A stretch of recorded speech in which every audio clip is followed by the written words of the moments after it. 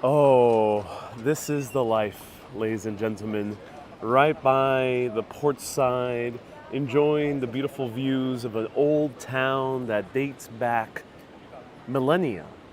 Right now, we are on the island of Crete, and Crete was known to be one of the oldest civilizations in history, in European history specifically. The Minoans were here more than 6,000 years ago. But Crete is a rather multicultural island. It's all the way in the south end of the Greek island chains here in Greece, in southern Europe, and it's been ruled and conquered and had influence by the Byzantines, the Arabs, the Venetians, and also the Ottomans, and of course modern Greek culture. All that mixed together in a place that is very, very interesting. Right now, we are in the old city of Hanya, and we are going to explore Hanya. I'm starting right now off with the Freddo espresso, 2 shots of espresso, whipped with ice and then served over ice in a beautiful cafe. Not sure the name of the cafe, it belongs to a hotel. Usually the food here is so ubiquitously good, and also the same thing applies to coffee and pastries and such, that sometimes it doesn't even really matter what restaurant you go to. Even in the super touristy city like Hanya, I'm super excited to show you around. But where are we right now? We are right now in the old Venetian port that has this big water break right here, breakwater.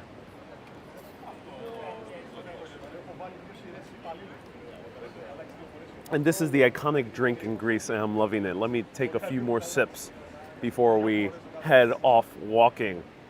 Now, Crete is located all the way in the south, and it is a huge island. Crete is just a little bit smaller than the island of Puerto Rico, so it kind of blows my mind. And right now, I do feel like I'm in old San Juan, Puerto Rico. It has very similar vibes. To think of it, actually, a lot of the architecture we're about to see today is almost the same age as Old San Juan, Puerto Rico. So that blows my mind even further. But there's even older architecture here, which we'll bump into as we're wandering around.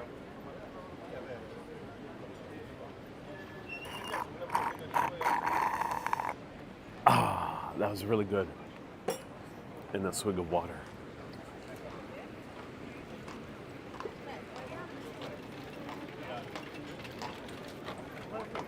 Oh yeah. Let me show you where Crete is located. Right here, ladies and gentlemen, Greece is in yellow. We've been to a few of the islands, right there in the center in the Cyclades, and now we are in Crete. And to be specific, we are in this area of Crete, Hanya.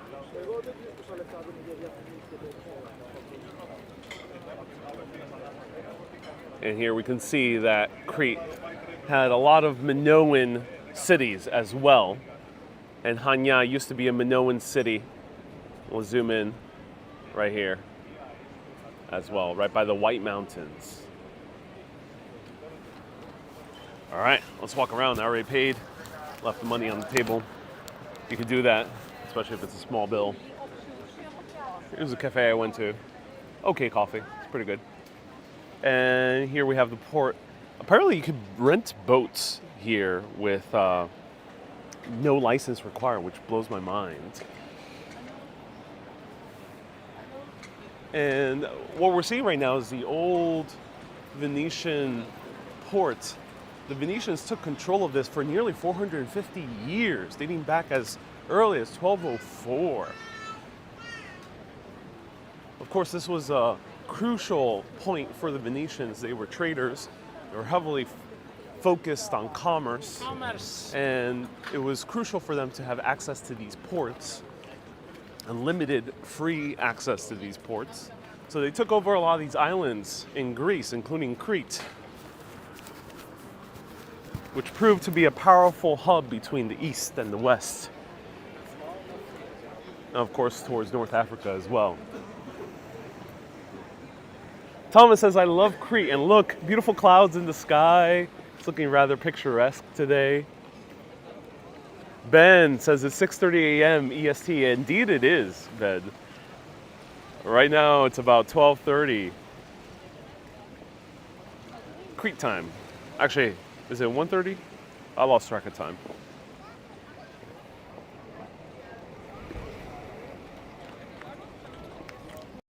Watch out. This kid is running on the side of the port. He almost tripped.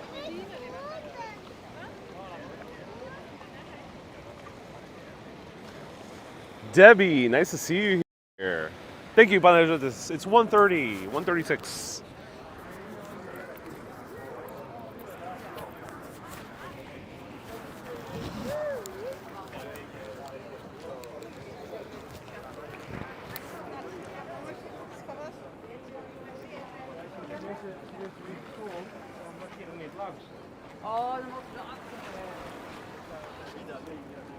Debbie says, I'm in another paradise. I am indeed in another paradise. It is gorgeous to be here in beautiful Crete. I'm happy to have spontaneously explored this area. I did not plan this. I actually was not intending to come to Crete. But due to me not being aware of the national holiday in Greece, which is August 15th, it's a massive celebration. I didn't realize how big it is. It's like July 4th in the US. And I didn't realize things would get so packed and so hard to book. I was planning to go to some other lesser known islands, but things were getting way too expensive. So on the whim, I decided to plan for Crete until that holiday passes and I can go elsewhere. The reason I did not plan Crete was I do realize its beauty, but I thought, oh my God, now we gotta rent a car, which I found out was not 100% necessary because the city of Hanya, which we're at right now, is gorgeous enough to visit without needing to rent a car. And then B, the island is big. As I mentioned, it's about the size of Puerto Rico. Huge. Another comparable island would be the size of Long Island in New York City or the size of Jamaica. So it's a huge island and I thought I would need like a month here, which I clearly do, but happy to be here just for a short time to see a little preview of this beautiful place. Debbie says 15th of August is also celebrated in Italy. Oh yeah, that's why the Italians have Ferro Agosto, which is their August celebrations. All right, let's go up here. Ooh.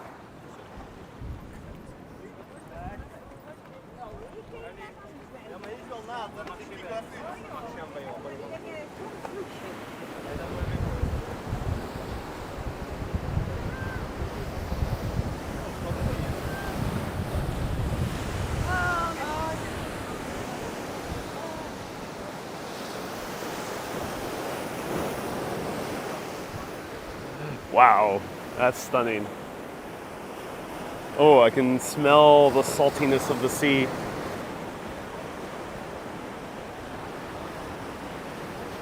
Herod says, what island would you recommend with less tourists? It's a bit tough because the islands that are packed with international tourists are the very well-known ones, Santorini, Mykonos, even Naxos and Paros. But then there's a lot of islands that are filled with Greek tourists, especially in August. So it is a tough month. You're going to find a lot of things very, very full. You can go really off the beaten path,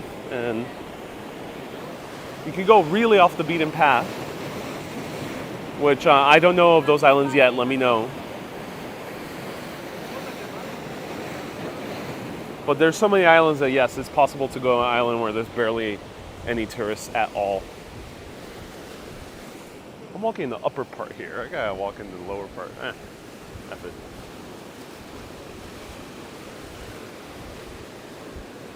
Hey, Colleen, nice to see you here. Welcome, everyone. The sound of the ocean, says Keenan. Yeah, it's gorgeous. Sound of the ocean. I'm loving it.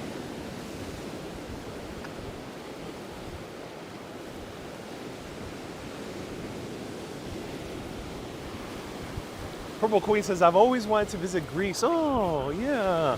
Well, I'm happy I can show you, virtually at least. Oh my God, it gets tight over here. What the hell? Oh, I didn't realize this.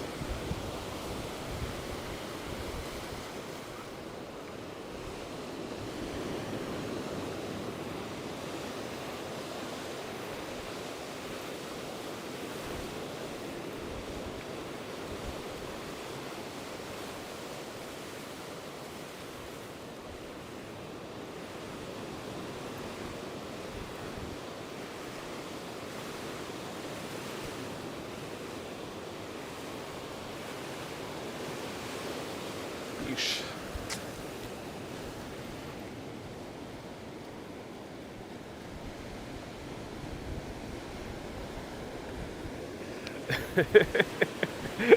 I didn't know that this pathway got so narrow. This is really reminding me of Puerto Rico right now. I do feel like I'm in Old San Juan. If you want to see my videos from Old San Juan, go back a month. I have both short videos and longer live streams. But Old San Juan also has a fort very similar to this. The architecture, a lot of the architecture we're seeing is Venetian style. There are similarities with Spanish colonial architecture. And again, some of these buildings are around that same era. Some of them are older, dating back to the 1200s. But some of these buildings are also from the 1500s. And as late as the 1700s with the Ottoman occupation. Debbie says, no way down. Yeah, when I'm walking back, I gotta go on the other side. How's the weather? It looks hot, says Keenan. So, cool thing about Crete is that it has a constant wind. I forgot the name of the wind. It also dates back to ancient Greek times. And they have a god named after that wind. But that wind constantly is pushing towards us. Right now I'm feeling it. It's pushing towards me from the ocean side. And that keeps Crete, and specifically Hanya, fairly cool. Hence, Hanya does not go through too many heat waves.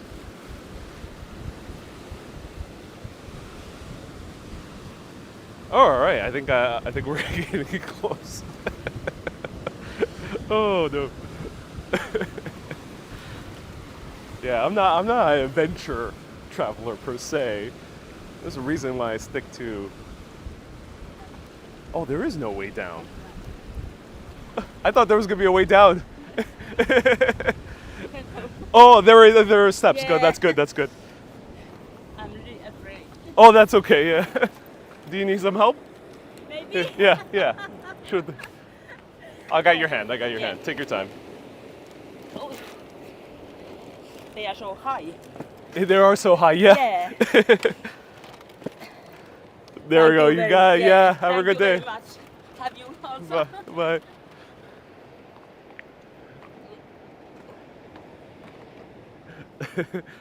Just help the woman come down. High steps. Emily says, "Be careful." No, I was helping the woman come down. Seems to also be a tourist visiting.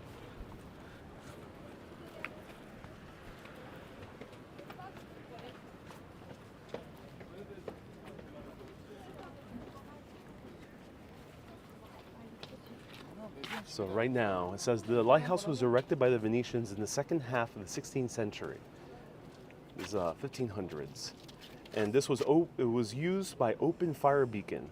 The present-day lighthouse was reconstructed under Egyptian rule. The steps on the east side, the surrounding parapet, and the octagonal guardhouse are Ottoman era. Oh, interesting. It was added to the lighthouse network following the union of Crete with Greece in 1913. This is the oldest surviving lighthouse in the Mediterranean and designed as a listed monument. So the name of this lighthouse is the Egyptian lighthouse. It's because it was partly constructed while the Egyptians had control over Crete. But no, it's not the ancient Egyptians. It's the Egyptians that were under the British rule, and the Brits delegated Egypt to take control of Hanya.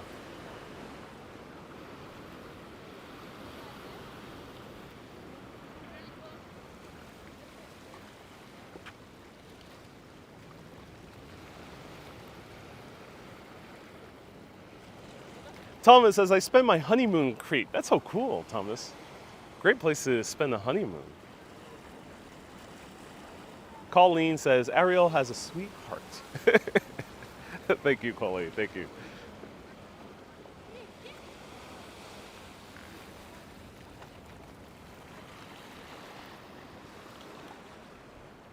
If I were a real YouTuber, I would put some sappy music, face the camera in the act of kindness.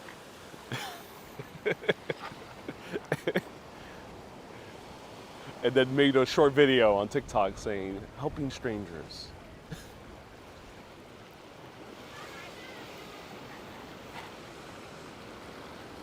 If people don't know what I'm referencing to, I'm unfortunately referencing the trend of TikTok videos and also on YouTube shorts of people, quote unquote, helping others on the street. Like Mr. Beast style, but now it's a little bit different. Ronnie says, nice place. Yeah, it is a nice place. Hello, Sebastian. Nice to see you here. Welcome. That's cool.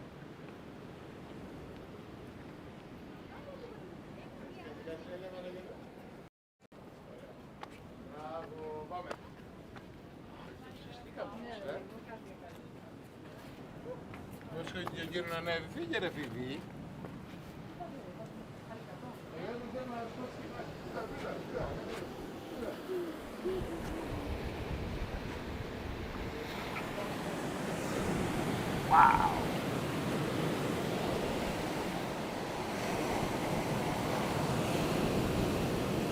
That is so cool.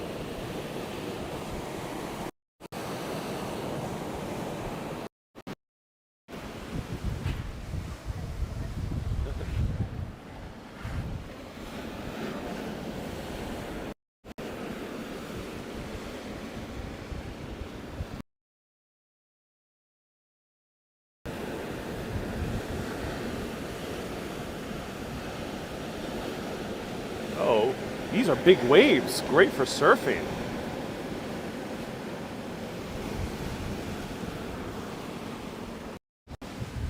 All right, who wants to go surfing? Let me know. These are like great waves for surfing. Though you must be careful with the rocks because they also look terribly dangerous.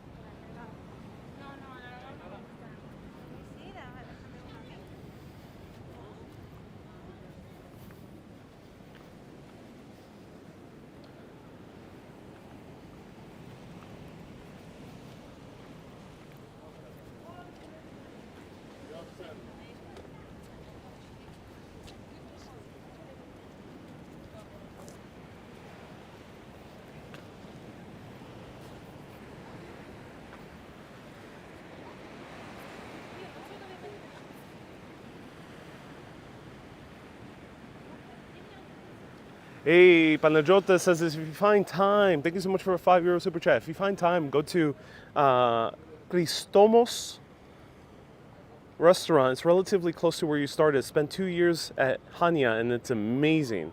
Christomos. Ooh, thank you. Yeah, I'll keep that in mind. Thank you so much, Panajotis, for the €5 super chat. Hanya has some great beers, so that is sponsoring a great Hanya beer. Maybe I'll feature one as we're walking around, and then later on, Christomos.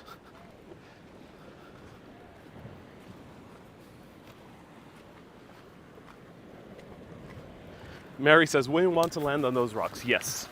It's great for surfing unless if you hit those rocks.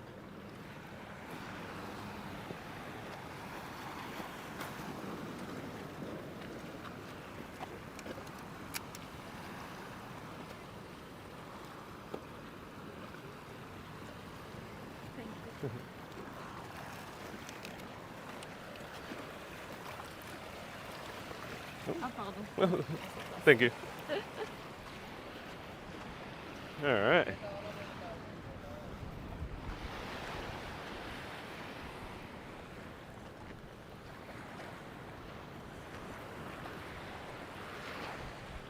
Hello, Colleen. Hello, Ray Annette. Hey. Ray, Annette, Mater, and Nader. Lovely pair of viewers from Texas. Thank you so much for tuning in. Hope you're doing well. I bet there's some areas in Texas that look like this. There's some Spanish colonial architecture, I think, in San Antonio.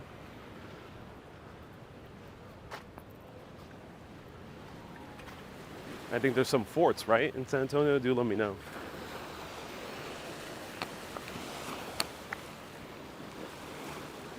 Ronnie says, can you swim there? No, there's signs everywhere that says you can't swim, but Hanya does have accessible beaches.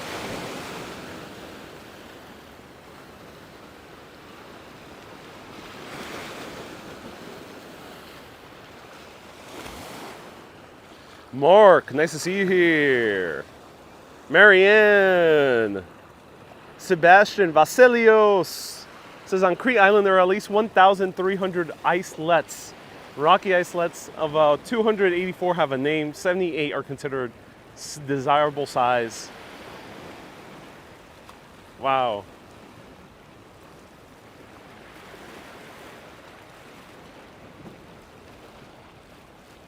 Even in this port, the waters are crystal clear blue. Look at that.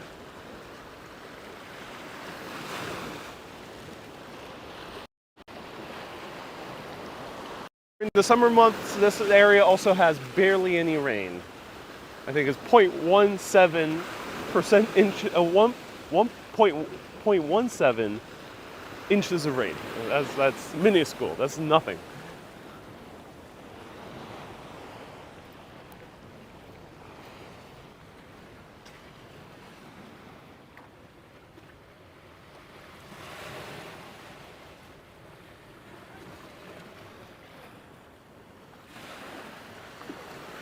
Pierre says, where is it? Is this Naxos? No, this is Crete. Hanya in Crete. Chania. Hanya. Ada says, beautiful place. It does look like Puerto Rico. I'm going there. I'm going today, Saturday, August 12th, to Greece for a wedding of my son. Opa, Ada. That is amazing. Is your son getting married to a Greek woman or man? Do let me know. That's awesome. That's very cool. Congratulations to your son, and I hope you do enjoy Greece. Yeah, a lot of places in Greece look a lot like Puerto Rico. I actually ran into a huge group of Puerto Ricans. It was about 9 of them. About 4 of the women and the guy saw my videos on Facebook, and they said hello when I was eating at a restaurant. It was awesome. Andy, nice to see you here.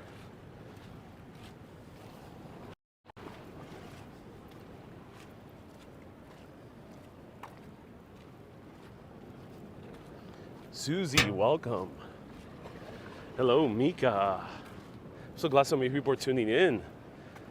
Slam that like button right now. There's probably a lot of people out there that would love to see these live walks. Aside from people who are planning their travels and love seeing these live walks because it helps them feel acquainted with the city or the place before they visit here. Also, I tend to provide tips and tricks of traveling, and we bump into history as well. But there's also people who can't travel for a myriad of reasons. May they be much elderly or mobility issues, or sometimes people are very far away, or sometimes it's just tough to get a visa to certain countries if you're from another country. So slam that like button right now, because if you do, people who would love to see this live probably will get the chance. It'll pop up on their algorithm, because the YouTube algorithm does not favor too much live videos, and then secondly, it does not favor too much live videos of places that are not major cities that people already search for, like New York, London, Miami, Los Angeles, Paris.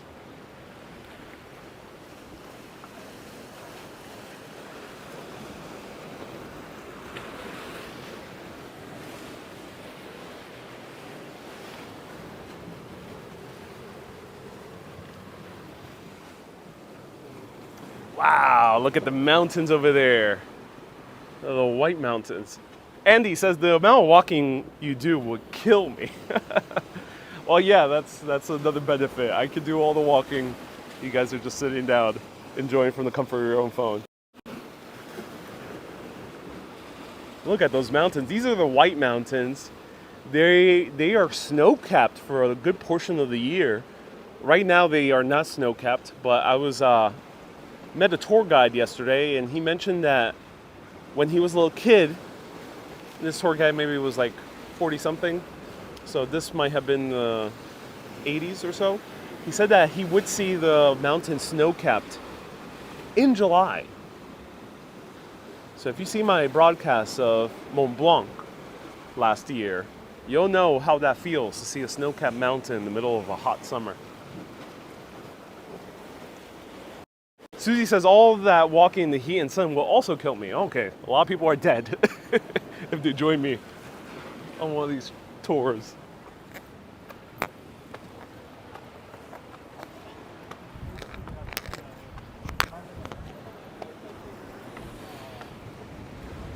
Whoa. All right.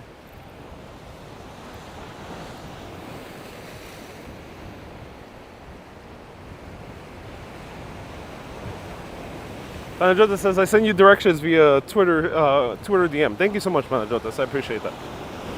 Whoa. Oh my God. I don't want to be here during the storm. That's for sure.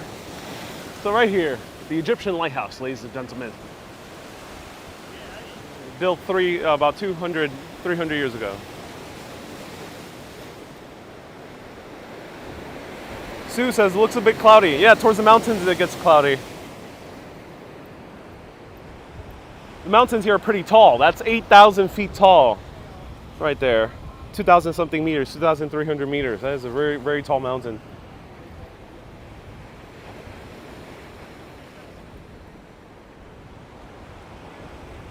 For Puerto Rican context, since this looks like Puerto Rico, that is about 3 El Yunques, 2.5 El Yunques, which is the tall rainforest in Puerto Rico.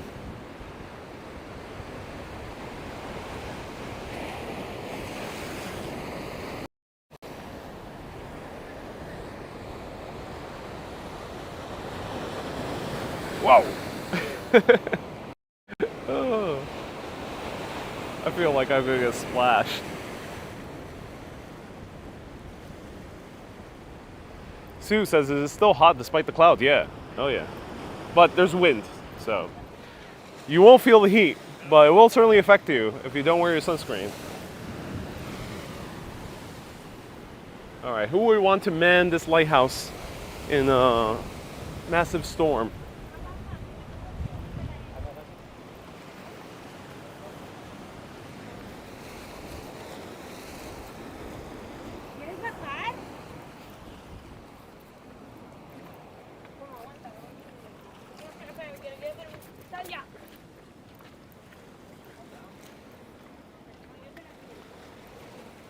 Susie says, did you have food with the Puerto Rican family? No, I didn't join them for dinner, though I was eating at the same location.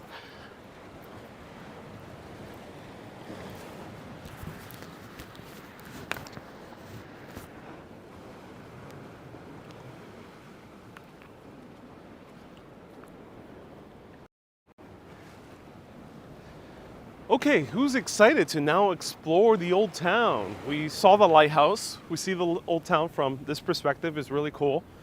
Let me know if you're now hyped to go and actually walk through the old town. We're gonna make our way back. It'll probably be another 10 minutes or so. And then we're gonna wander around and see more of the history here. Maybe bump into some ancient ruins, see a Byzantine wall, see the Venetian wall. Who knows what else we'll see.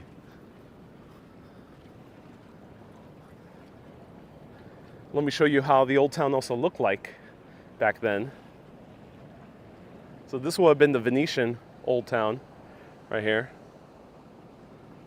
This is the view, that similar view where we're standing. And then the Ottoman rule, right here we can see more minarets, more pointy buildings. They really Ottomanized the city when they took control.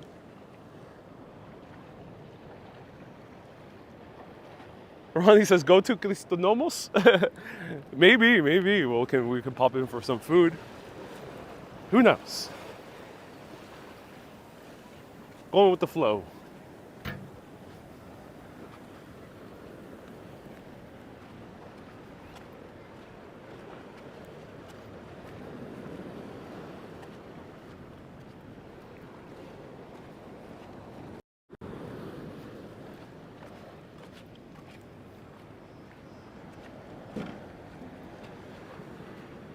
Are you staying in Greece or traveling somewhere else, says Mick? Nope, just Greece for this trip.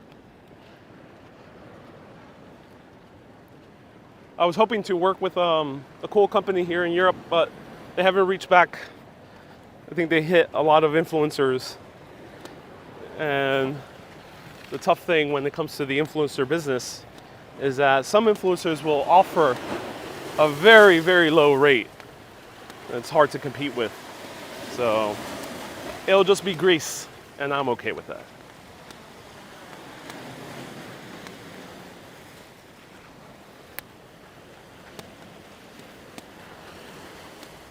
Thomas says, find the fountain. Oh yeah, we will find the fountain of youth, yes. It's somewhere nearby.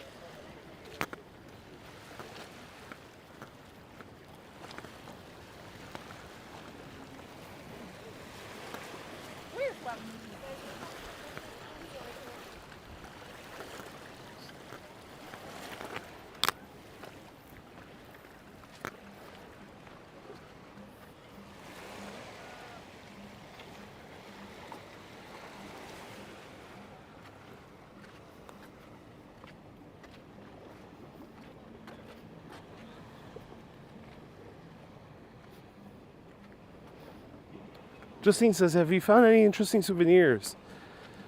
There's a lot of great souvenirs here. If I were to buy more, I would just be carrying too much luggage, unfortunately. But I did buy myself a nice marble coaster for drinks to bring back home, and a little marble bowl for like jewelry, also for myself. I got a little tiny Mykonos house for my mom, who really loves those tiny houses. And there's a lot of cool things here. The list goes on, but that's all I bought so far. And lots of postcards. There's some really cool postcards here. I'm sending more of the typical touristy ones to the people who are followers, mega urbanists. If you contribute $20 or more on patreon.com/urbanist, you end up getting access to the postcard club, where I send postcards regularly as I'm traveling around. Oh, look at these cannons. I'm not sure what the use for these were. I don't think they were meant for bollards.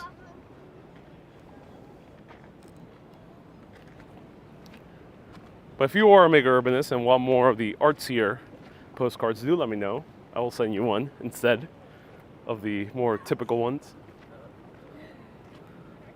Do you get another linen shirt? Not yet. I do appreciate the super chat I did get 2 days ago. I will be getting another linen shirt.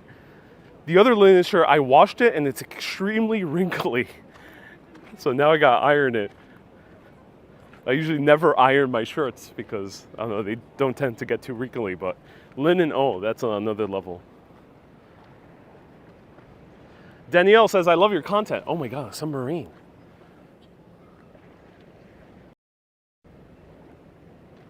Who would go on that submarine? Let me know. Would you get on a touristy submarine here in Hanya? Go to the depths of the Hanya port.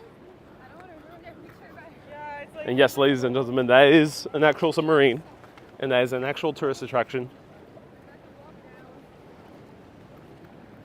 Ronnie says maybe the poles are for the boat. Maybe, yeah, maybe you're right, yeah. made for boats to stop here.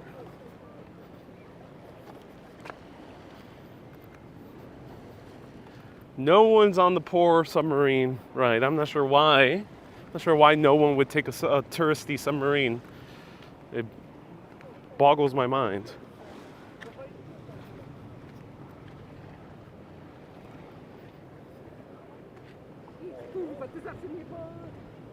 Are you going to Balos Beach? I am very tempted to go, but I heard I may need to rent a car, which kind of sucks.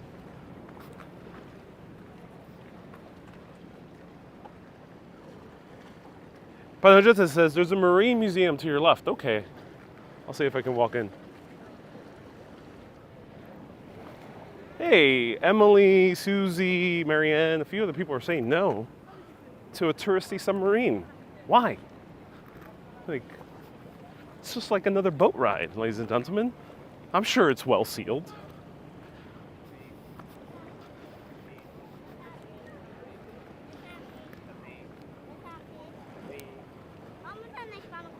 Elizabeth says you should be able to take a boat over to Balos Beach. Oh, okay, I will consider it. Thank you so much for the recommendation.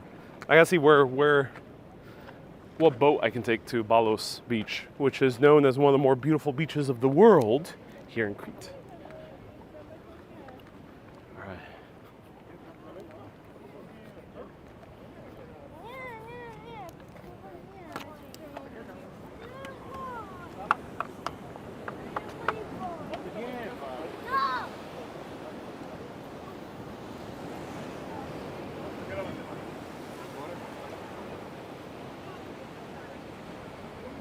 Susie says after you.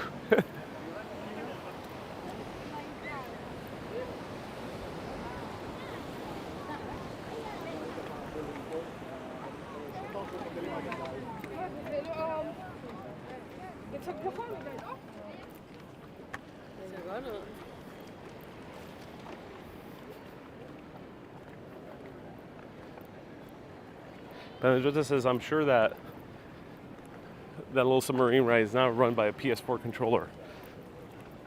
Well, that would just be unprofessional. Angela says, thank you so much for the lovely views. Hey, my pleasure, Angela. Thank you so much for tuning in. I appreciate you.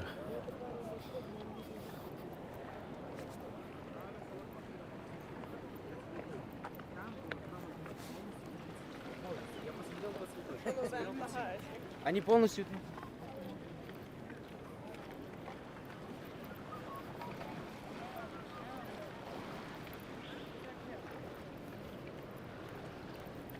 All right, we're getting now back to town. That was a long detour. Oh my God, 40 minutes? I did not expect to spend 40 minutes going to this lighthouse.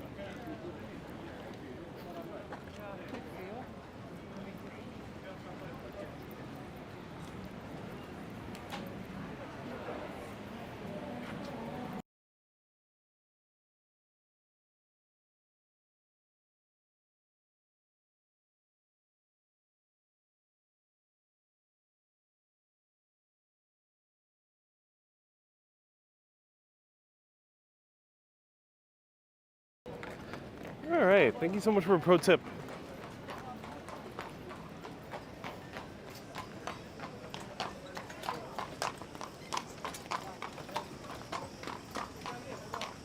So here's the Maritime Museum of Crete.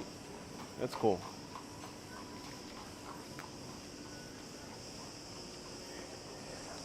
Though I think I'll go on another occasion.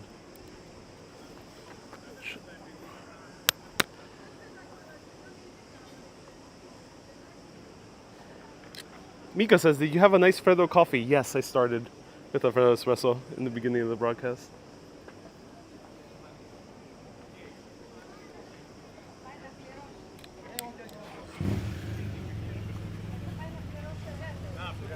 All right, let's explore.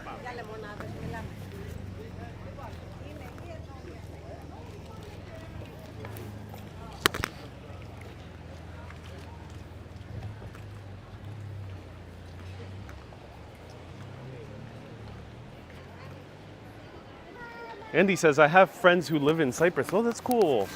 I think I have a follower who's based in Cyprus as well.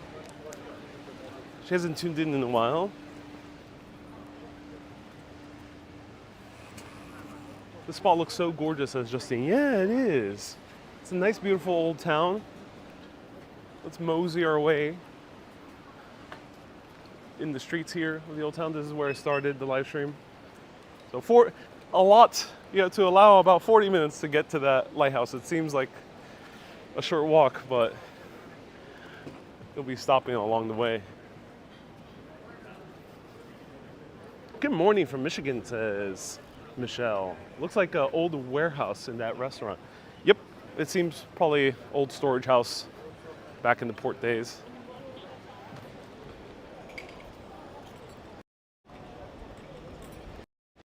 So who wants to rent a boat? €100.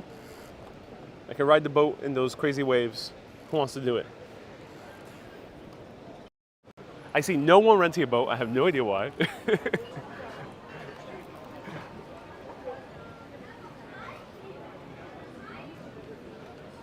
MZ says, I'm not sure why, but I didn't expect Crete to be so pretty.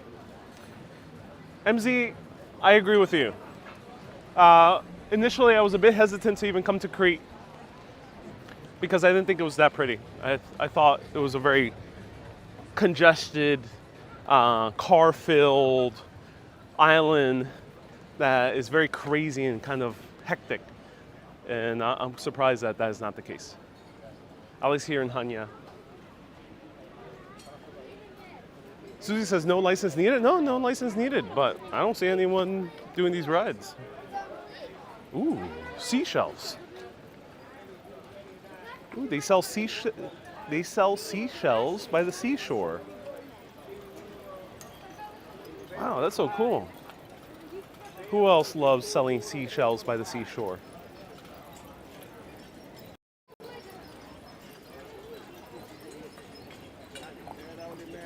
Will you shell out some money for these seashells?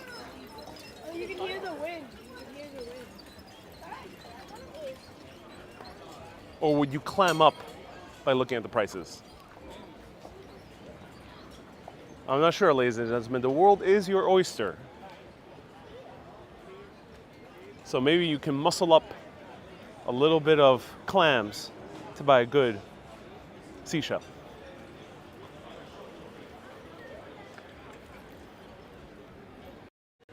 Okay, I'm done with the puns. That was all I could think about.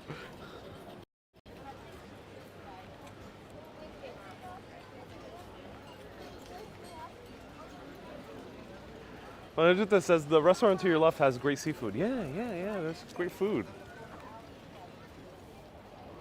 I'm not sure why you guys are recommending me food. Like, who eats?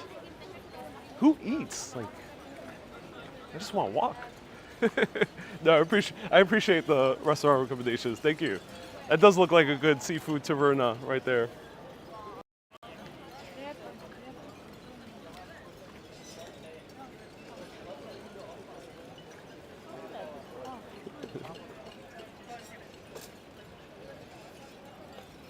Colleen says, I do live in Cyprus. Oh, Colleen, I never realized you're living in Cyprus. That's so cool, Colleen. So I have a few viewers that are from Cyprus. Esfiel says, we never eat on these live streams. It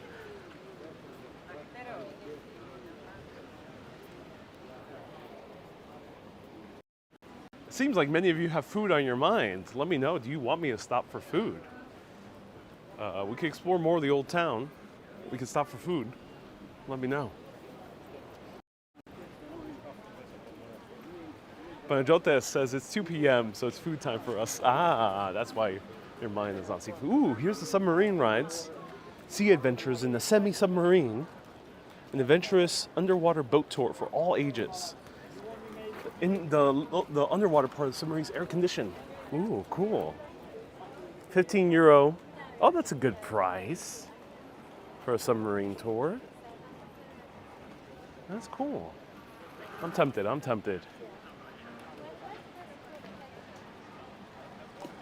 CB says it's lunchtime, so.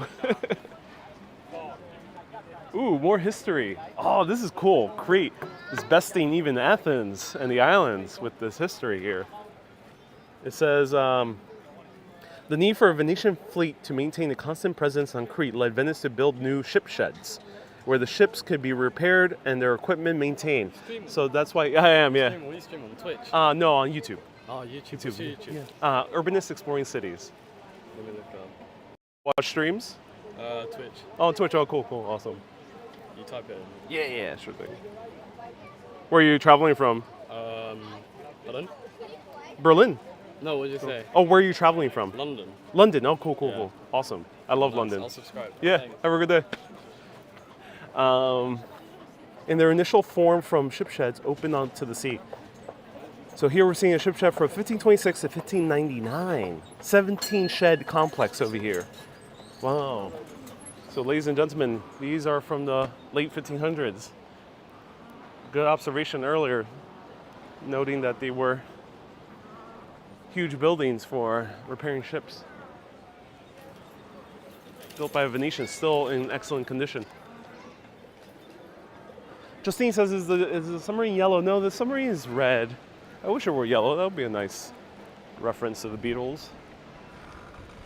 Or instead of the submarine, maybe I should just take this one. How much will it cost me to just rent this? With a guy to drive, let me know. Should I rent this? Just for myself. And for thousands of people who watch online. Ahmed says, bonjour, Ahmed. Or as they say here, kalimera. Or kalispera, it's close to the afternoon.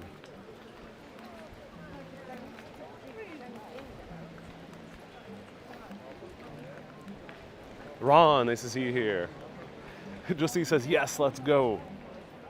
Ooh, this one looks cool, the Escape.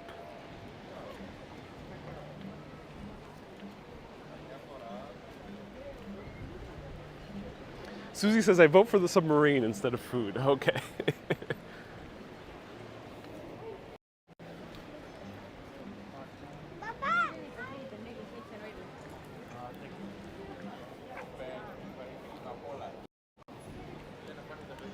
Uh-oh, I hear Zorba the Greek in the distance.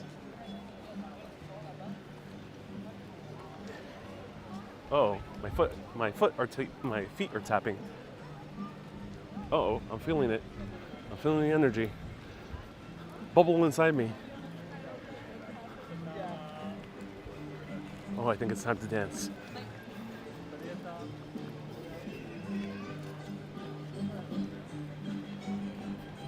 Oh yeah.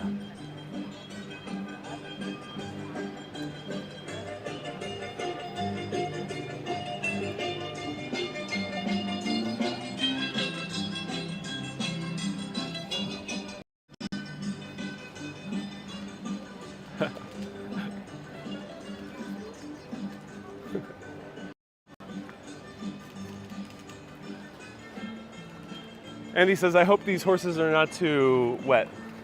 Yeah. I mean, too hot. Yeah, I can imagine. Yeah.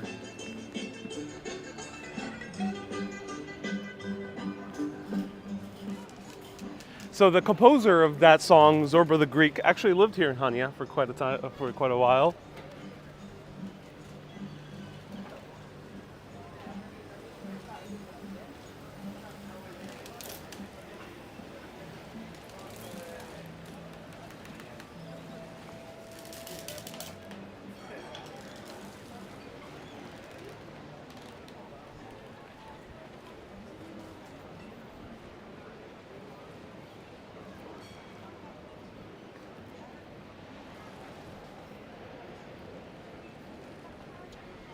CB says, I'm loving it. Let's dance.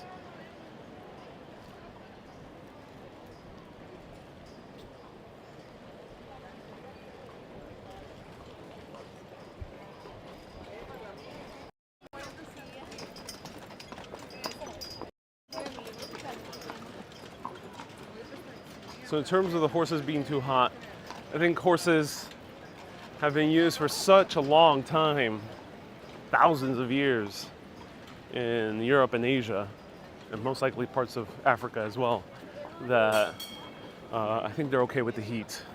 There's horses being used in Arabia, they were used in more drier parts of Greece. Some of the driest parts in Asia as well, the Gobi Desert.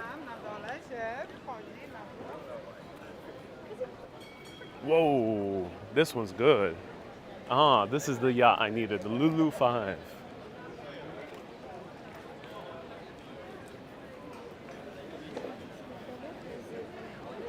Will you visit every Mediterranean island in the sea? Ronnie, that would be an impressive endeavor. That would take me a few years, minimum. There's too many islands. It's impossible for me to visit every one of them. But there's a few other major islands I want to visit, aside from Greece. There's Malta, I would love to show Malta. I'd love to go to Sardinia at least once. All right, a bench review.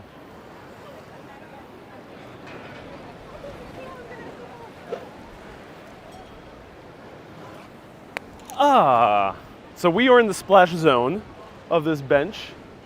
You'll get splashed, but at least you have views of the lighthouse, the red submarine, horses passing right through, right behind you, but luckily no horse poo anywhere, which is good. And this is very relaxing. Actually, a well-designed wooden bench too. Oh wow. The Venetians really knew how to bench. This is nice. Uh-oh. At least you can get your feet a little bit wet here as well. But look at what, imagine seeing the sunset from here. That must be amazing. With the liveliness of people walking through. Greece is relatively safe, so I feel chill out here. I can meditate here. So I would give this bench a very good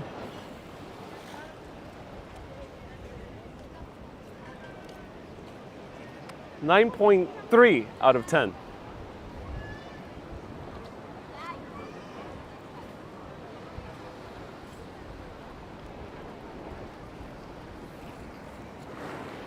It loses only points due to safety.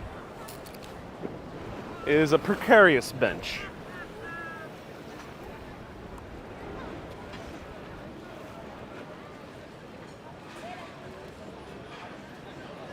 Emily says, bring the bench back with you as a souvenir. I wonder how doable that is. It seems pretty bolted shut to the sidewalk. I'll figure out a way. Just like when I have this hit BBC series and produce, direct a few major Hollywood films, make hundreds of millions of dollars, instead of like Jerry Seinfeld or George Lucas or those other major celebrities, Jay Leno is another one, that collect cars, I'm just gonna collect benches. So I'm just gonna have a big home in New York City with just like hundreds of benches from all around the world. And yes, you can sit at any of them. I'll build my own Palace of Versailles, but it'll just be benches.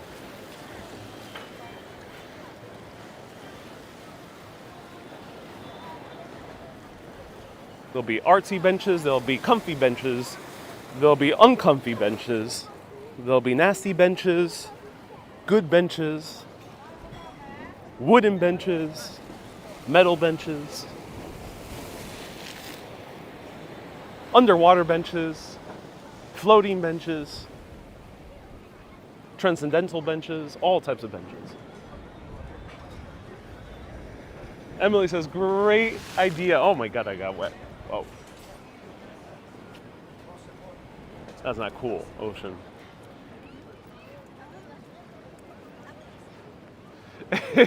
So he says benches with shade. Yeah, benches with shade as well. there'll be like a forbidden bench section. You don't want to see those benches. They're only for the people who have a very strong constitution.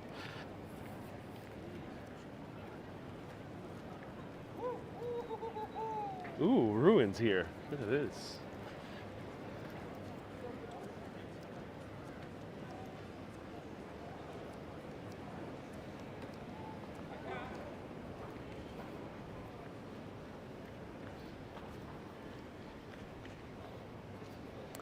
On May 20th, 1941, began the bombing of Western Crete by German airplanes. The intense aerial attack had major effects on the old town of Hanya, leaving behind numerous ruins and causing extensive destructions to the civil buildings and monuments. At this area, the three-storied building in the photograph, which we see right here, adherent to the Byzantine walls, that means it was built into the Byzantine walls. This is the old Byzantine fortification. Byzantines, more than a millennia ago, is one of the many that has been completely destroyed by the German bombs. Wow.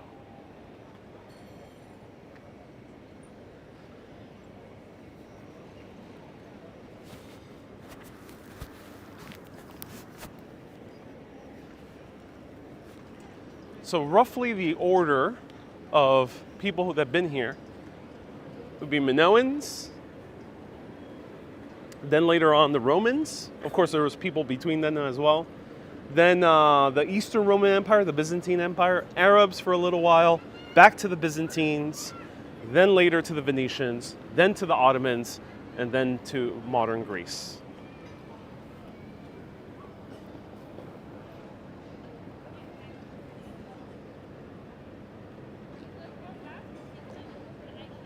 CB says, I remember this story from my old uncle. Oh. Mark says, where are we? We are in Hanya, Crete.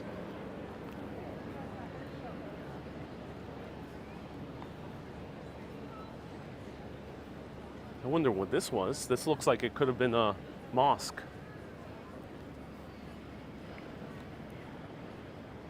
In a single chair up on this stage.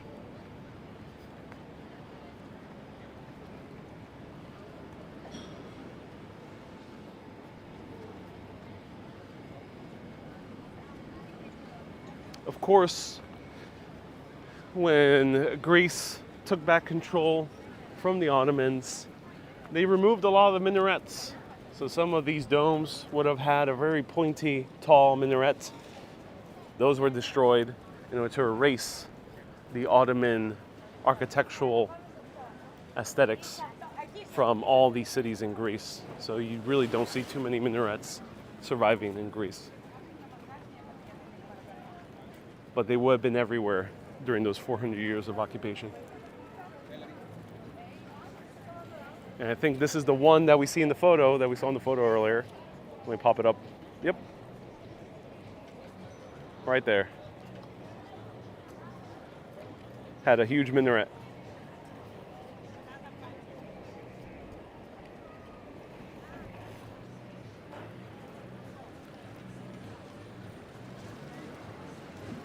Salty Elephant says, man, this is so great. Oh, I'm so glad you're loving it, Salty Elephant. Great name. But I prefer my elephants to be a bit more sweet.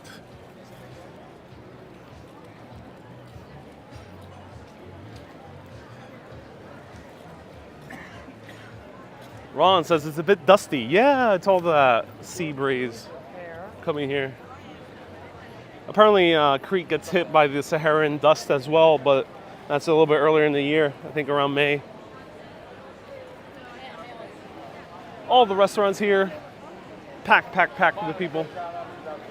Lots of tourists. Crete started getting very popular with the tourists back in the late 60s, first with hippies, early 70s with hippies coming here, really backpacking it, similar to what's happening in parts of Southeast Asia today. And then by the 1990s, it had a very rapid transformation. And then really, especially in the last 20 years or so, a little bit less, 10 years or so, there has been a massive uptick of tourists here.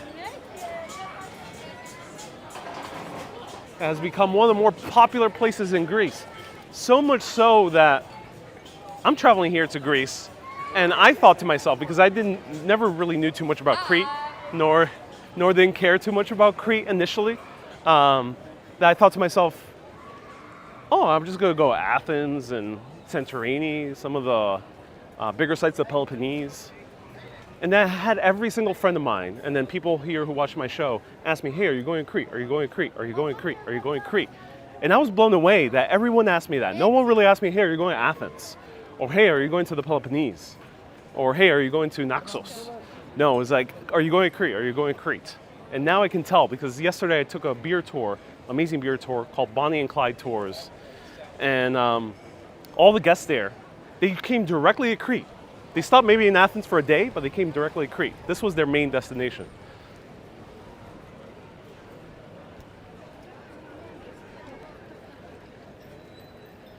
Soul Glory says, what does it smell here? You can smell the sea. It's a pretty clean smell. There's not much to it. It's hard. You know, I think Greece is, because it's so dry, there's not too much smells in the atmosphere. Unlike, say, more humid island like Puerto Rico, or a very big city like New York or Paris have a little bit more texture to their smells. Or New England, where it's definitely a very different atmosphere. All right, now let's wiggle our way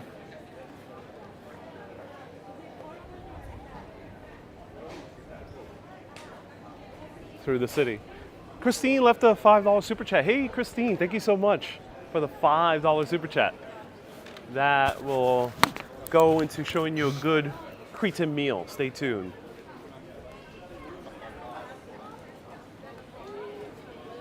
Stephanie says, oh my, you can't ever forget Crete. And Reminion, don't know how to pronounce that, is perhaps the most beautiful architecturally. That's what I heard too. All right, let me go through here. Let's go deep into the city. Ooh, a spa.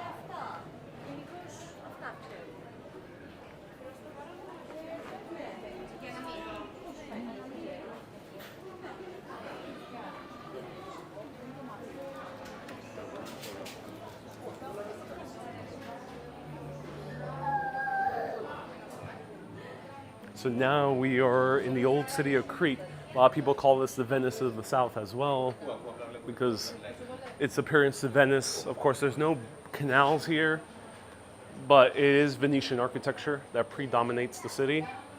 And then beyond that, the Venetian balconies as well. And then this looks a lot like the side streets of Venice, behind the canals that you can walk through. Susie says, this is where I would eat. Yes. There's cool vibes here.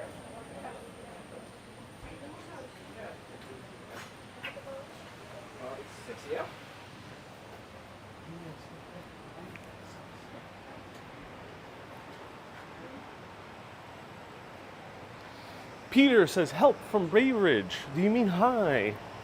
Because you're pretty far. I can't really help if you're in Bay Ridge. But thank you so much for tuning in. Marit says, I haven't been to Hanya, but my kids have been there for a few days. I've been to Malai, Radminion, Sitia, Heraklion, many other places. Oh, cool. Adorable and narrow, says S. Fields. Oh, yes. Peter, hello, Peter. Welcome, welcome, welcome. Oh, it's really full here.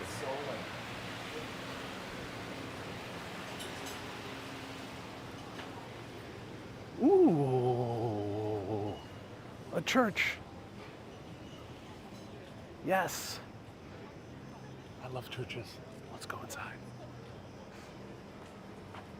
Here's St. Nicholas, the same saint that the Greek Orthodox Church is dedicating in the World Trade Center. The saint of seafarers. All right, let me try to get inside.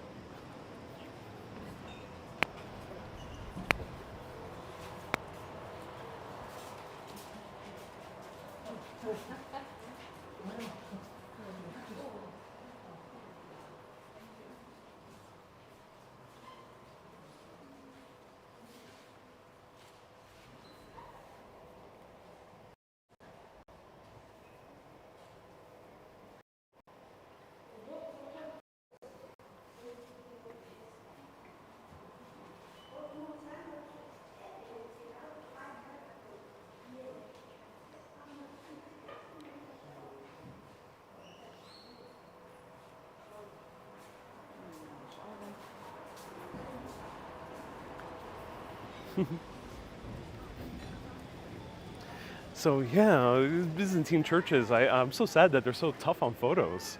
They shouldn't be. Like, such gorgeous churches, they should be photographed, I think. I think spirituality today should not be limited to the actual physical location. If someone is inspired and in awe of such a beautiful place, especially in the major touristy area, of course you don't want to interrupt people who are worshiping. But generally, these tourist areas, there's not too many people worshiping. So I think it is nice that someone would take a photo or take a video and share it with their friends, family, or in my case, with the world. I think it's wonderful. So it's a bit of a shame that they're so tough on photo and video. The woman wasn't saying anything to me, but she was saying something to another tourist behind me. So yeah, guys, Greek Orthodox Church, reconsider this policy. Reconsider it. It's beautiful to share a wondrous piece of architecture, interior design, and a holy place like this with people around the world. Yeah, maybe sometimes it is gawking. I get that. Sometimes it's ogling in this kind of touristy way that's very superficial. I get that. But sometimes people do come in with a beautiful intention. Sometimes it starts as a gawking and then kind of leads to a deeper appreciation of beauty, like this.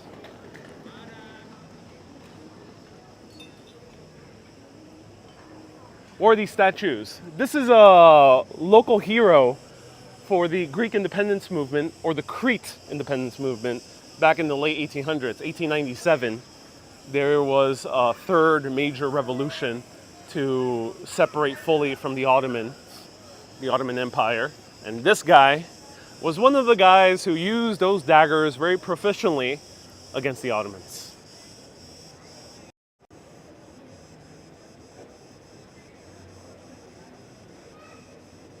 Peter says, will you consider going to Poros from Athens? It's only an hour away. Maybe. Thank you so much for the recommendation. I'll look into Poros.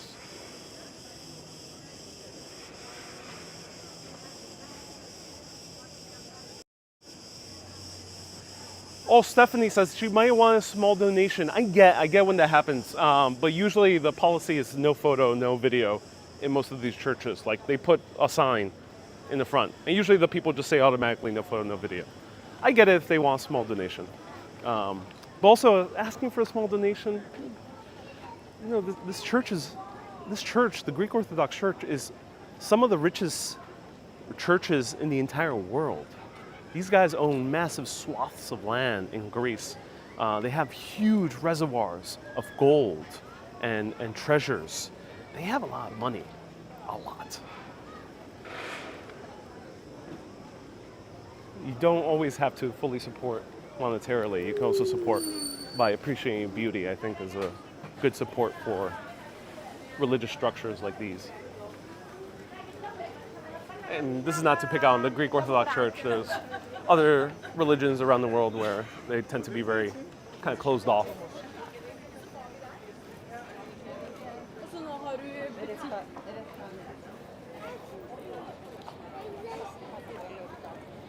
We'll love to see the old men fishing in the water. I only saw one, and I showed him briefly. So this is like one of the main streets. Shaladin Street.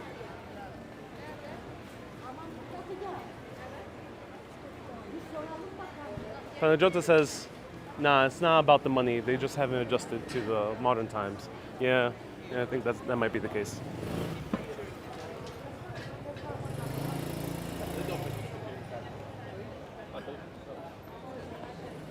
MZ says, how do you budget your travels? I have a very simple budgeting philosophy. I travel until I run out of money. I won't go broke. I've done that before, so I've traveled to the point where I have gone broke. And luckily I've been okay. Of course, don't be reckless with your money if you're traveling. But I have like a bare minimum of money that I need to continue living and working in New York City. But if when I reach that bare minimum, then I know, oh, I gotta go. That's the main budgeting concern I have. Otherwise, I really don't budget too strictly. Obviously, I'd rather go to more places than less places. So that's why you don't see me going like a week to Norway. Because unfortunately, Norway would be too prohibitively expensive for me at the moment. Or going to, say, Denmark for like 3 weeks also would be too prohibitively expensive, or Japan as well. So I tend to focus on places that I can continue hopping around. And also with good infrastructure to hop around where I'm not spending a lot of money on renting a car or expensive flights. So Greece is a good one because there's buses and ferries. Italy had trains. France also has trains and buses. So it is a good bet to travel within these areas. Unfortunately, in the US, you have to take a flight or a very expensive train that's very slow. So US tends to be a bit prohibitively expensive to travel around a lot.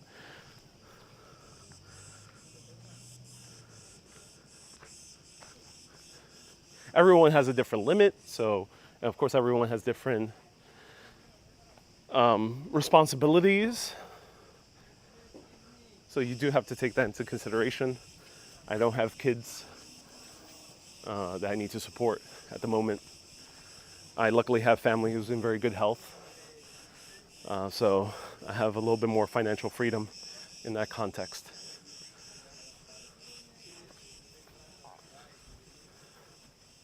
Met says Norway's cheap now due to the weak currency. Oh no.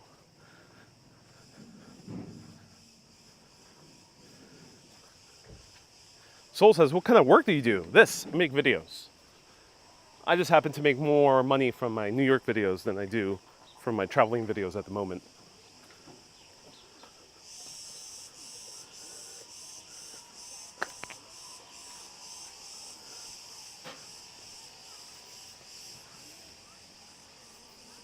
Thomas says, are you going to visit Knossos? I'm not sure. When people ask me, are you going to visit this place or that place? You know, I usually don't plan. I don't plan too far ahead. Once I get to a city, I really don't plan too much. I don't need to, luckily, plan too much here in Hanya or Crete because I can do things fairly spontaneously. So I don't know. I may go, I may not go. Who knows? So here are the walls, the Venetian fortification. It used to encompass the entire city, which is in the walls, which we're going to go back to. But here we can see what used to be the moat, the defensive structure to prevent attackers from coming in. There was constant attacks. The Ottomans and the Venetians were at each other's throats. There were Barbary pirates. The British also wanted Crete. There was constant warring here.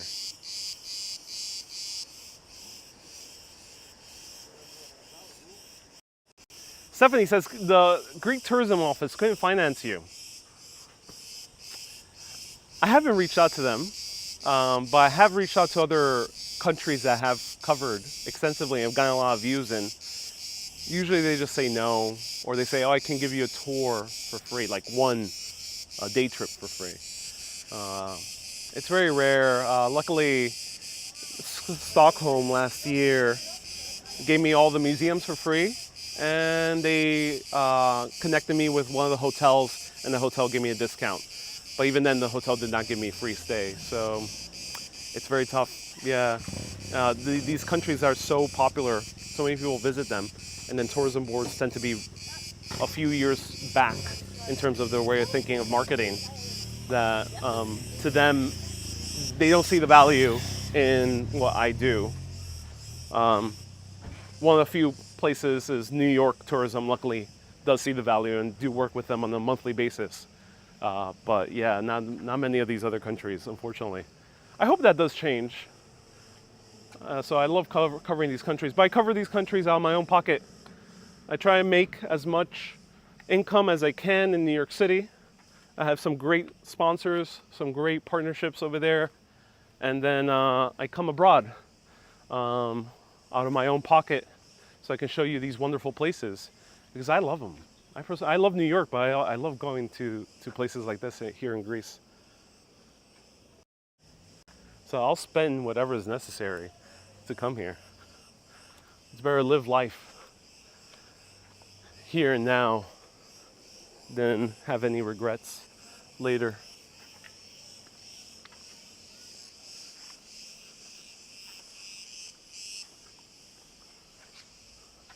Try Cretan bugatsa, says Peter. Ooh, I didn't know Crete had its own bugatsa.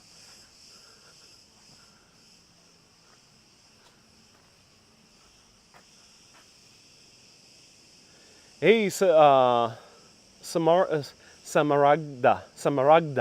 says, hello to you from Athens. Our homeland is yours. I am thrilled that you are here. Hanya is a wonderful city. Enjoy its aura. Your accent in Greek is amazing. Oh, Efaristopoli. Thank you so much. Do you have any sponsors, Rodney? Not here in Europe. Susie says it's best to stay single. Yeah, costs do go up with the family. Yes, indeed. Margaret, thank you so much for the stars. Emily says, no regrets. MZ says you have to find a rich wife abroad. Oh, yes, indeed. It would be very nice to have a rich European wife. EU citizenship, add a sugar mama? Oh my God.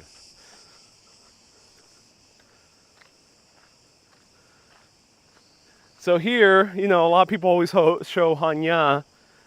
My friend here, Bar, covered this place. A lot of people have covered this place. I think Brett Conti has been here.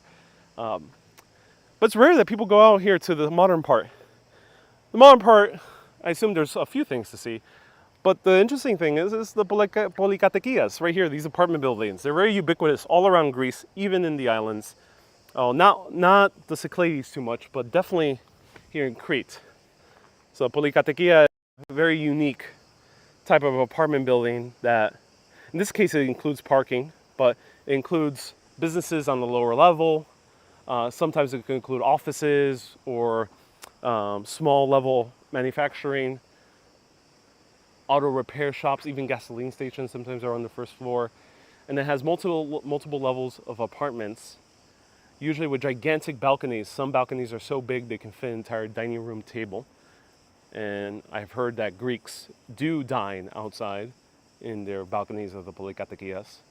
Polikatekias translates directly into apartment building, but it's a bit more than that. It has developed its own architectural style, similar to the row house in the UK or to the brownstone in New York City.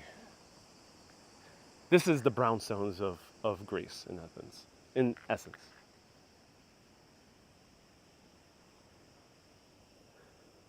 Susie says, I love when you say that word. Polikatekia. Yeah, polikatekia. Yeah. That's really cool. Yeah, I'm so glad. So glad you enjoy it.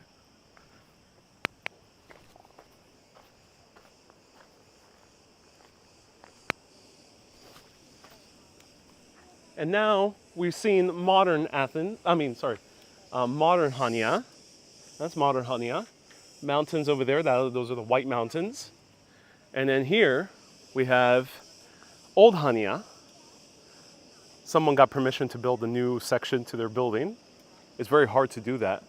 You spend years because these buildings are heavily regulated by the National Archaeological Office. And they oversee every step of construction. First, you have to get permission to even construct, and that can take years because they have to verify that the building does not have any archaeological importance. If it does, then it has to be preserved. And then beyond that, you do have to maintain the unique character of the city. So then the architectural office will keep coming, the archaeological office will keep coming and making sure that you're using the same type of stones that the original building used, same type of tiling. Inside you can do anything you want, but the outside has to be very strictly controlled.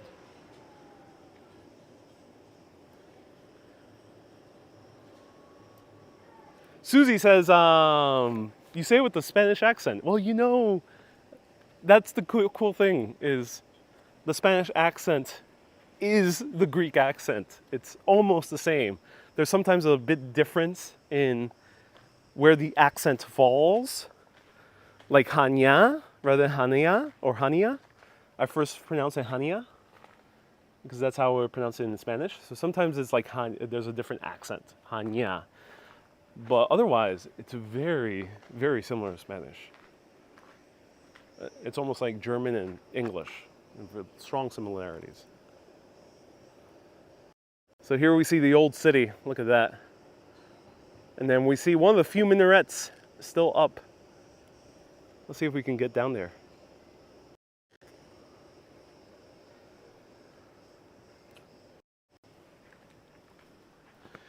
Okay, it's getting really hot.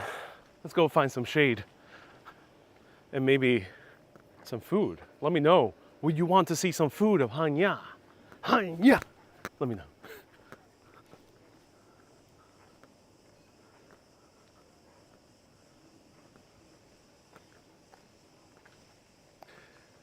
MZ says Hanya sounds like the name of a Japanese. It sounds like the name for the.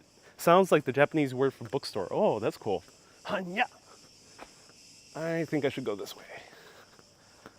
Seems like a longer way into the town.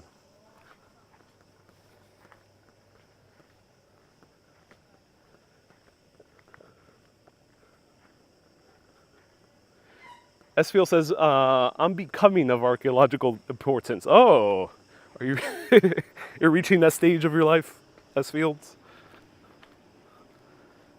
It looks very lovely, Mediterranean island. Yeah, it is.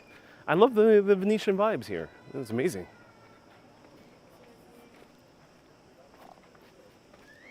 Oh, look at the cats. Beautiful cats, wow. Usually friendly.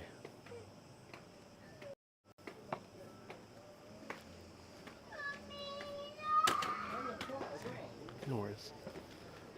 I'm We coming. got traffic.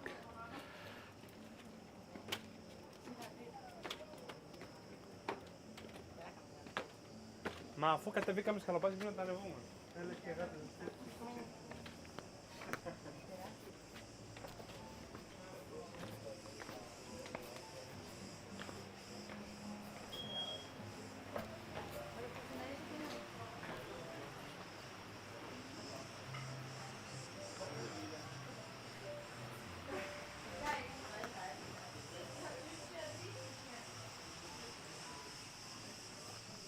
Susie says the obligatory child screaming. We saw that family earlier on the old Egyptian lighthouse. I think unfortunately they're dragging this poor child up and down in this heat. And unfortunately he seems to be wearing heavy clothing. So poor kid.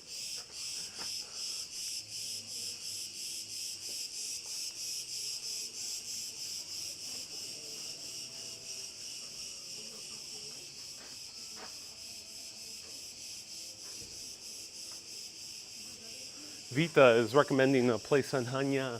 Oh, cool. Awesome, Vita. Thank you so much.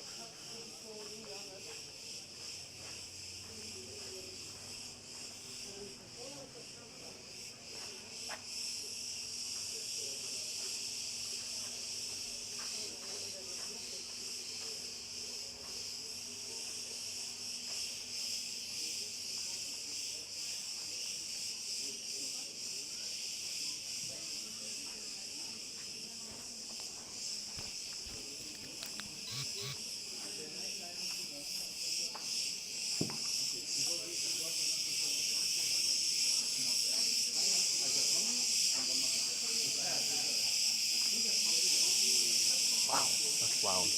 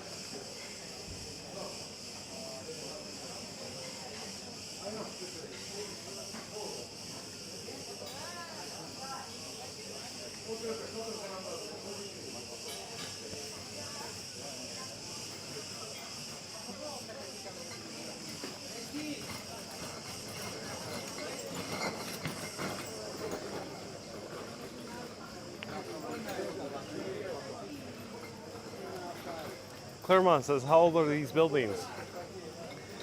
We're seeing layers and layers of history. Underneath our feet is ancient ruins of the Minoans up to 6,000 years ago. Above that, we have Byzantine. So some of these buildings might have Byzantine foundations, which could be 1,500 years ago, 1,800 years ago, more. And then we have the Venetian architecture, so it could be as old as 1200s. But I'm assuming a lot of the buildings we're seeing here is 1400s, 1500s, 1600s. And then the Ottomans in the building upon a lot of the older Venetian buildings. So the second stories, the wooden like sections outside, those would be from 1700s onwards. So quite a long while.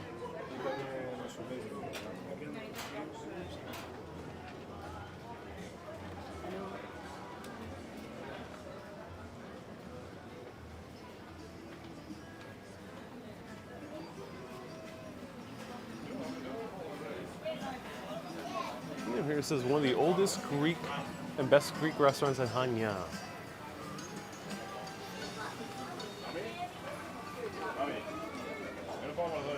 That's when Mary had a Because what it called? That's when Mary had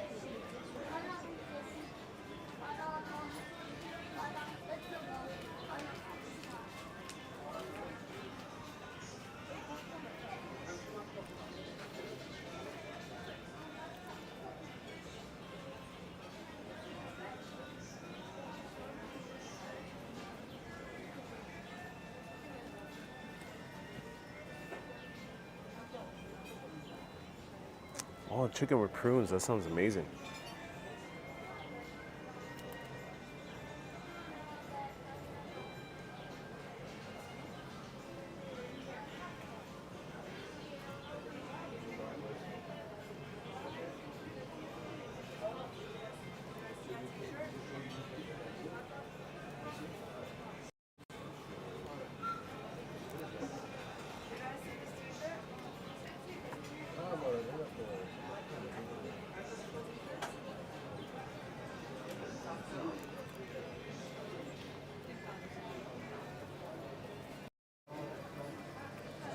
Susie, yeah, you heard right. Chicken with prunes. I love prunes.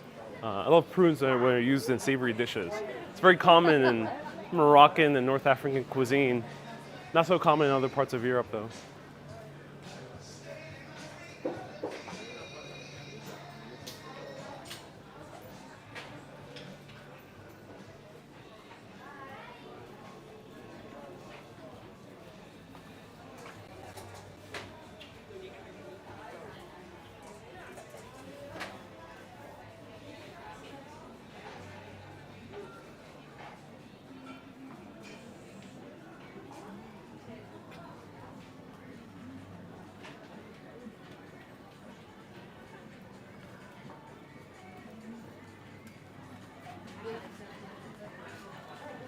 Mick says, have you tried Green Mountain tea? I tried it in 2021 when I visited Olympia. It was really good. It has no caffeine in it. The taste is very mild.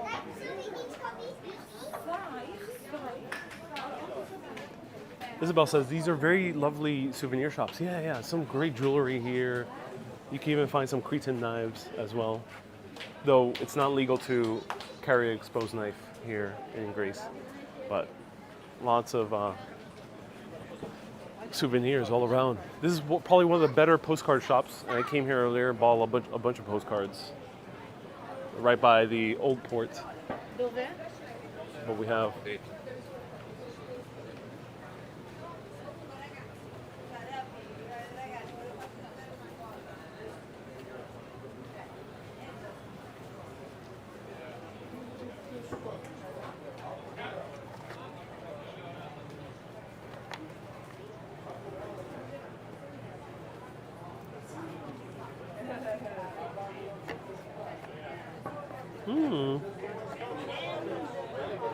and great quality paper that these postcards use. Very nice, firm, matte. Uh-oh, this is erotic.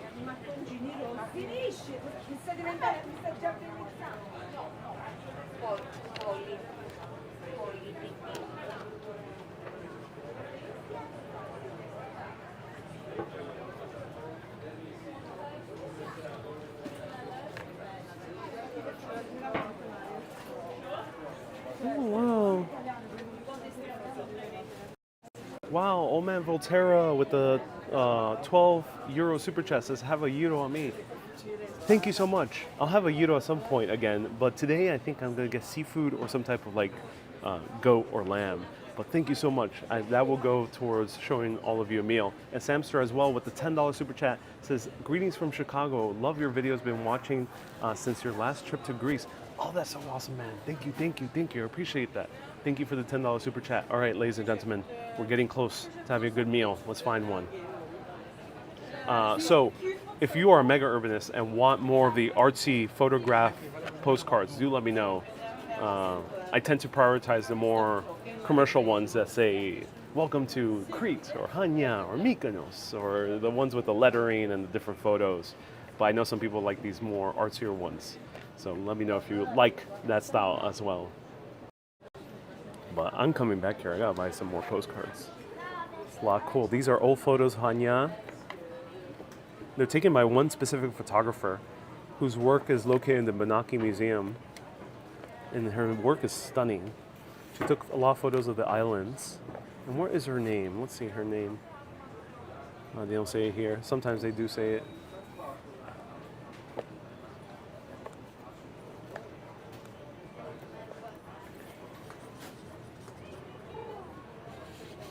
Janet says, yes, please. Okay, Janet says artsier. Susie is wanting magnets. Miss says, don't drink the water here. Why not? The water is supposed to be drinkable. Here, I have drank it. I feel fairly good.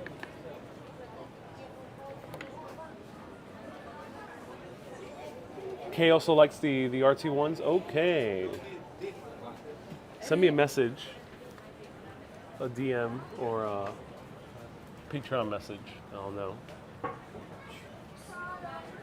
Wow. Old Cretan clothing.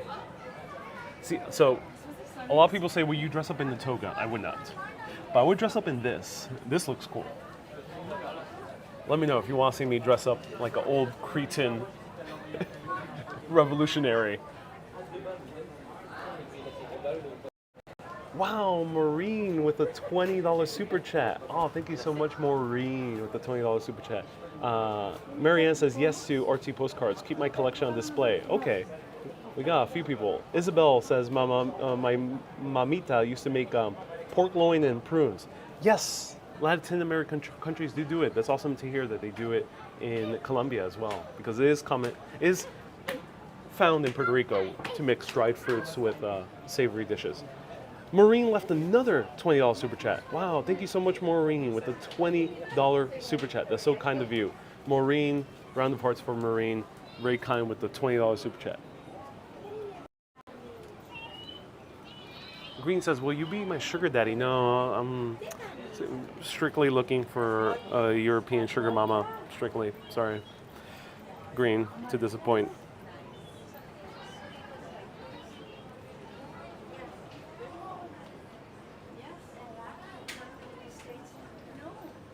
Susie likes the touristy ones. Okay, Susie, yeah, noted. Yeah. That's why I like some new touristy ones priority. I know most people look forward to those ones. I can imagine like if you're like waiting for a postcard from Greece, out of all places, and then you get a black and white photo. Some people might be disappointed. Clearly, many of you who are tuning in right now that are mega urbanists had just commented saying, yeah, I do like the artsy ones. But I can imagine for other people, they were like, oh, what's this photo of just random yayas, grandmothers in the port?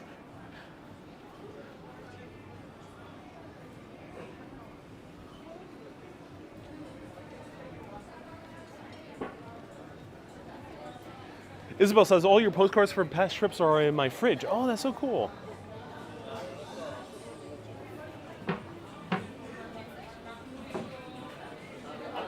Okay, Panagiotis, the restaurant you recommended, is it in...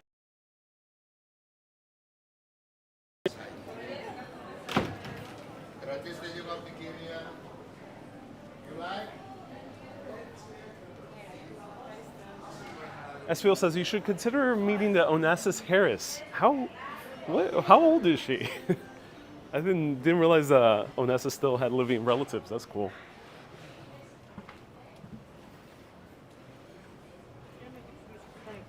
monter en premier.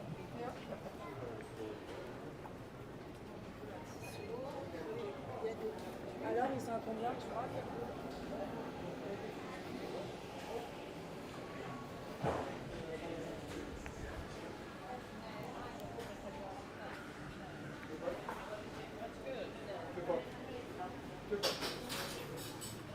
The Tanagani before or both at the same time?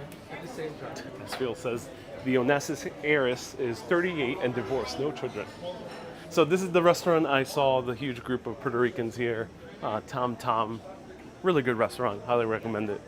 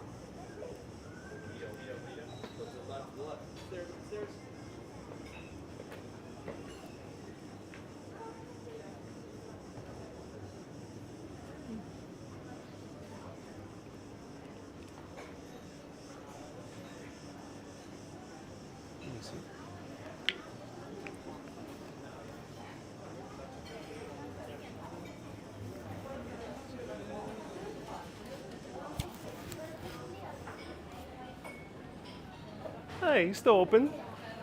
Yeah, for one, yeah. Can I sit around the corner? Yeah, that'd be great. Thank you.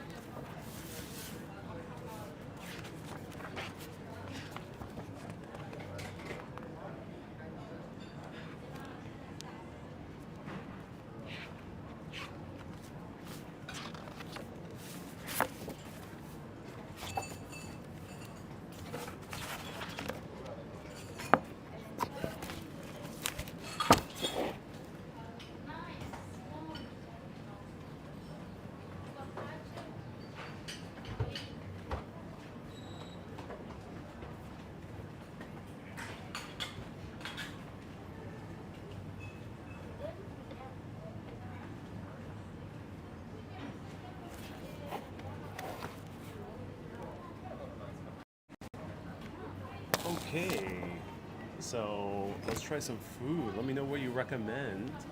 There seems to be a nice variety of different foods here. I wonder what their local draft beer is.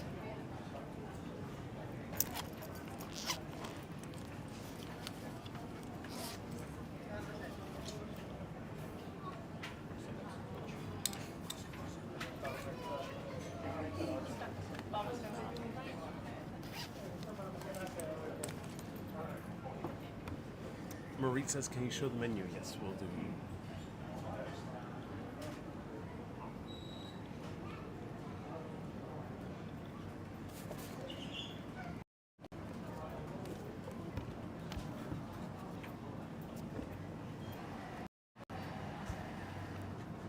Claremont.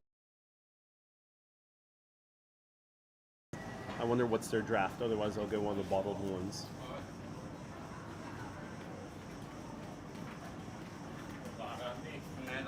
Ooh, they have Cretan salad. That's cool.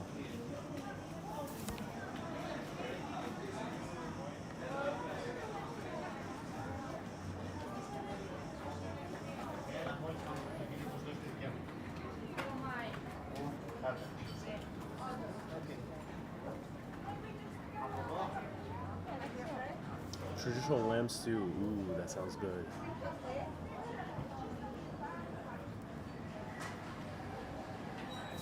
Grilled octopus. Expensive prices for Greece, because in New York this would be $28.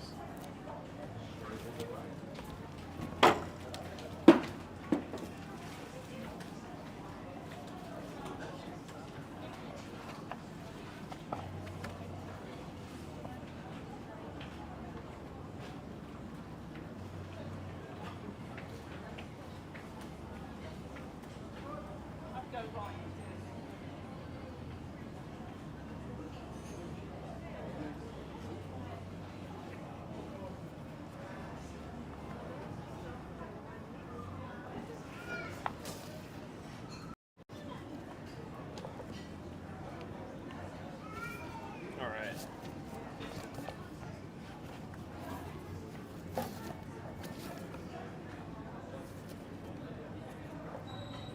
Enjoy the views as I order.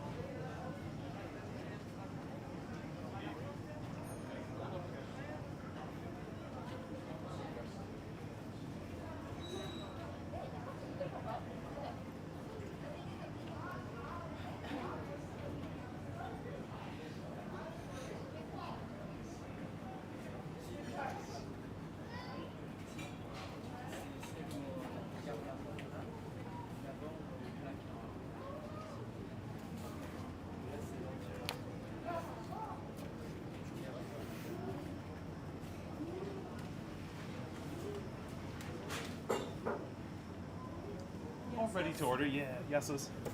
What's your draft beer? Meters. Actually, I'll have the lira, please, and then I'll have a Cretan salad Yes. and the traditional lamb stew, Okay. and then a large water as well. Still.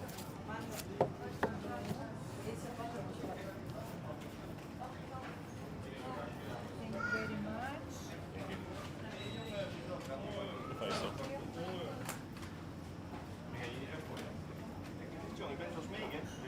Nee, ik bedoel gewoon dit en de zatje ga je niet weggooien. Die moet daar. De natuur was zoiets. Hij komt op één keer plastic gemaakt. Okay, so I just ordered. I'm so excited to try some traditional food. Cretan salad is my favorite type of salad in Greece. So I'm so excited to show it to you. Chris asked, did you get a haircut in here in Crete? I did. And it's a very long story. Greece has been a very easy country to just hang out, be spontaneous, do whatever you want to do. Usually in restaurants, sit whatever you want. You don't need to make reservations. You can chill out. You can order whatever you want. I'm ordering a crazy amount of food. They don't care. In Italy, they would probably say no to the amount of food I'm ordering. So it's very chill, very chill. But I found the one thing that is hard to do in Greece. I did not expect that this one thing would be really difficult. And ladies and gentlemen, it's getting a haircut. I went to about 8 different barbershops, and each of them told me either no, like straight up just said no, or we're booked for a few weeks, which blew me away. I was like, how can you be booked for weeks? And then those were the two things. 8 different barbershops, one after the other. I went to Naxos and then here in Crete as well, in Hanya. Same thing, one after the other. Oh, nope, no availability, sorry. Nope, we can't help. Oh no, it's a few weeks out. Only one guy was helpful. He had like a QR code, he had an online booking system, and it was a few weeks. Hey, no worries. Don't mind me, I'm recording a video. Thank you so much.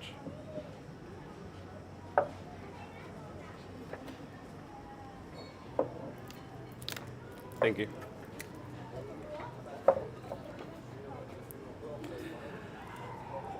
So I was getting really frustrated.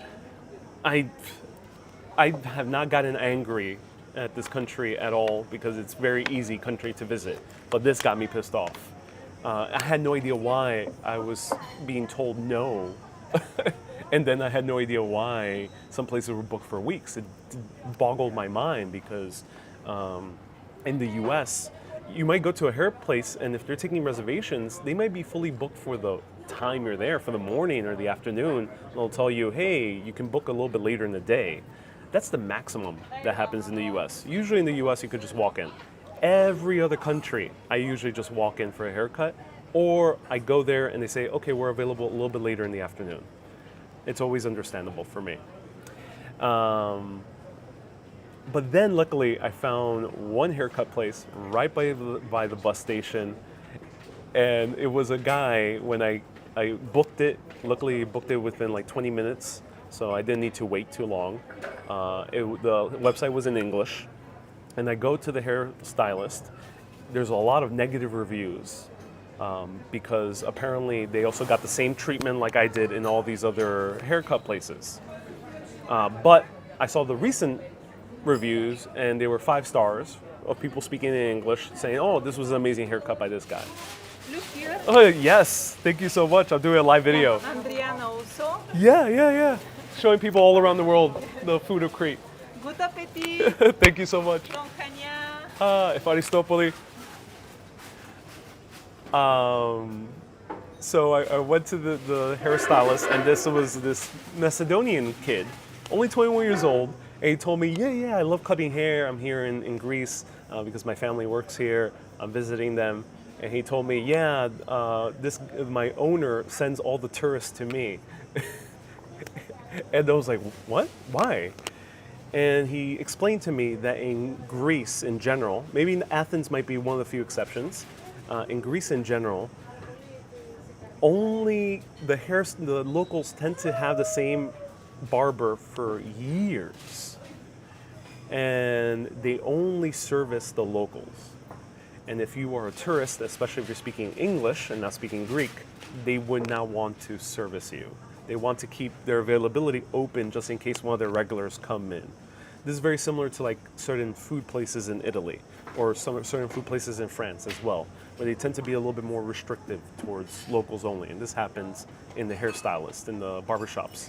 So I luckily found the one kid who's not Greek, Macedonian. Fortunately, Macedonians are not, it's a complicated relationship between Macedonians and Greeks, former Republic of Macedonia. And this kid told me, yeah, it's because you're a tourist and it's because you're speaking English. No one wants to give you a haircut. You could try getting an appointment weeks from now, and then maybe they'll give you a haircut. But this kid, was one of the better barbers I encountered. He was truly passionate about barbering, and he said that he wants to open up a barbershop in his own little tiny town in the middle of Macedonia, former Republic of Macedonia, to cut hair for the rest of his life.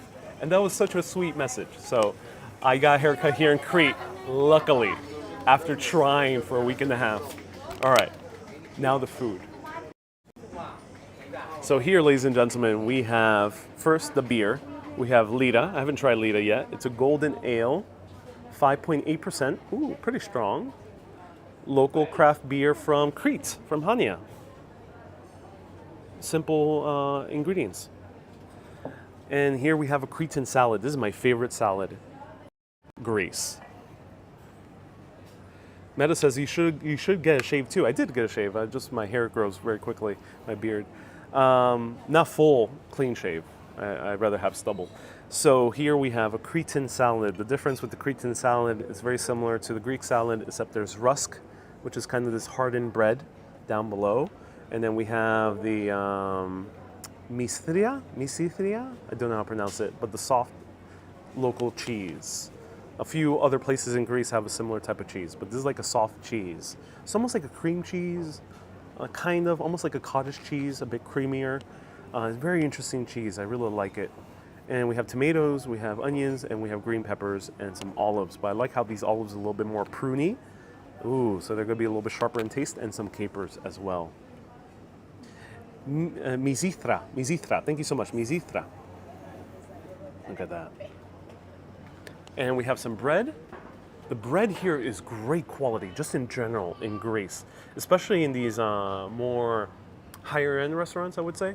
They have great bread, usually homemade, and usually wholemeal bread, which is great. And then it's usually not served with butter, but served with olive oil paste, or olive paste mixed with olive oil. So let's dig in.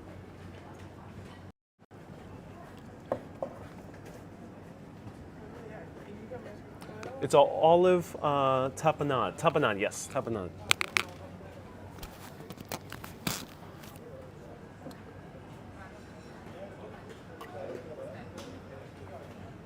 Oh, wow. Oh, I need to get some water.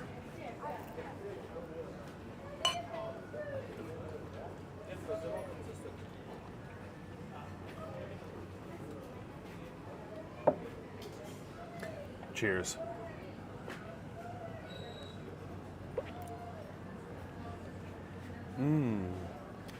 It's hoppy, has a little bit of a bitter aftertaste, but it's very nice. Wow. Smooth, has a crispness to it, but the kind of hoppy funk.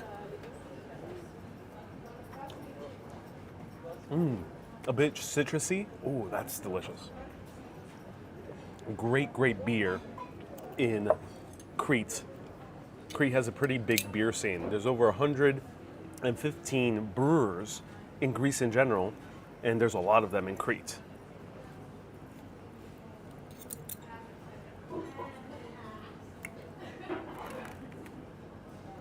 Ooh, and some cucumbers as well. They were hidden in the bottom. So it's similar to a Greek salad.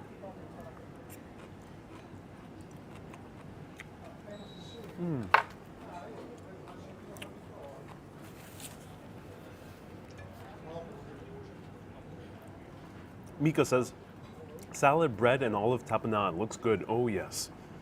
Oh, that's good. What I love about this cheese, it's nice and soft. I love feta, too. Feta is quite amazing, but sometimes I get a little bit fed up with feta, and I just want some nice, soft cheese. And this is like a fresh cheese, too.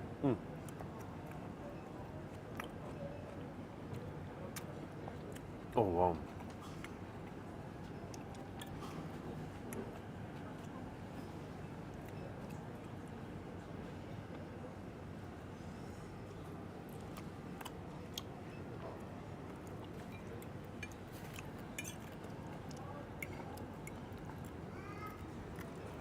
I love the rusk.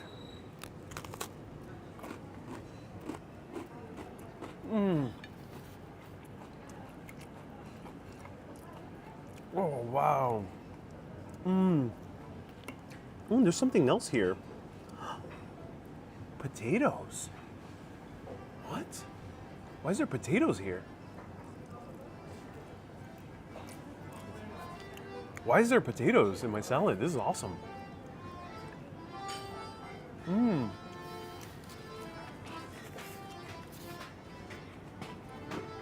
Oh, wow.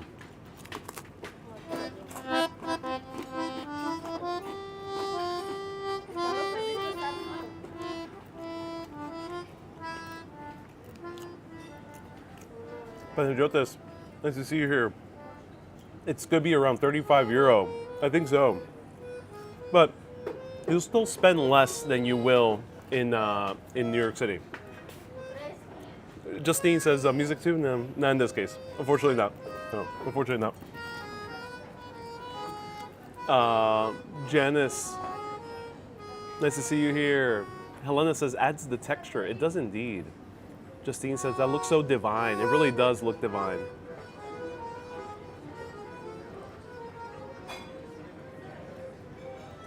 No, you know, there's some honest musicians in Greece, which is awesome.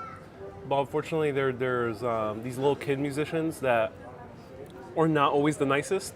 I'm generalizing, but I wouldn't be too trusting, unfortunately, with these little kid musicians. Some of them are a little bit pranksters, and I wouldn't be too confident with my belongings if music is being played, especially if it's a larger group of these younger kids.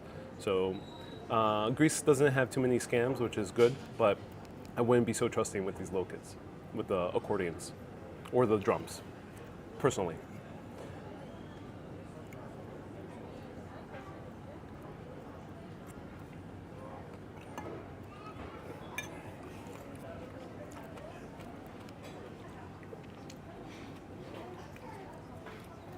Panajota says, a Cretan salad does not have potatoes, but oh well. Yeah, they did like a spin on their own Cretan salad. Maybe they just tossed some potatoes with it. They were like, oh, just put it in there. Eileen says, helpful hint. Yeah, it's the same type of families that also tried to give you the roses. So it's very kind of aggressive type of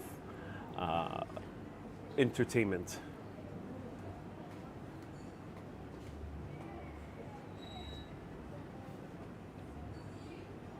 Helena says it adds texture. It does indeed, the potatoes. Will you be checking out any olive mills in Crete? I may need to require a car. I don't want to rent a car. I don't like renting a car. So yeah, it might require a car. Luckily, if you enjoy a vlogger that explores with a car, then I would recommend Gabriel's Travels. He has explored a lot of places I am going to. I'm in right now and have visited in the past month. He's explored Greece extensively, and he does a lot of car. Unlike me, I tend to stick to the city.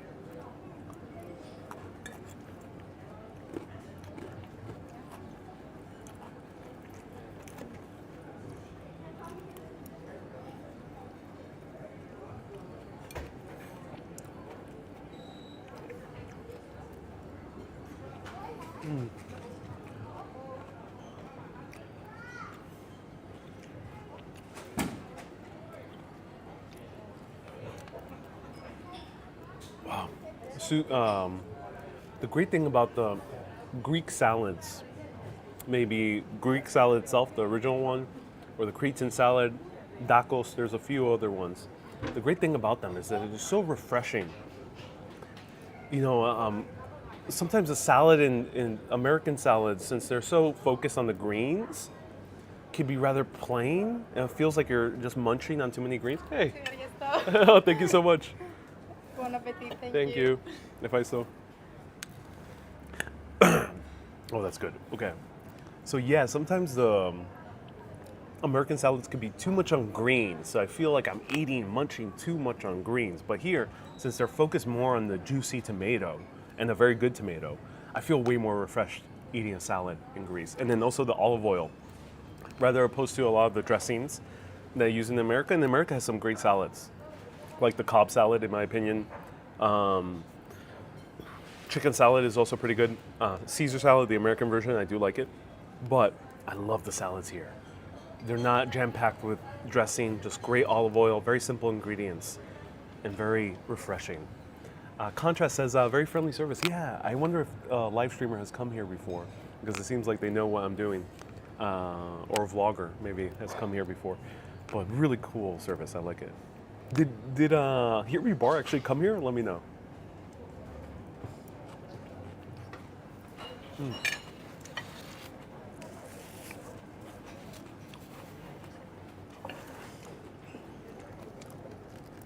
Okay, this lamb is looking amazing.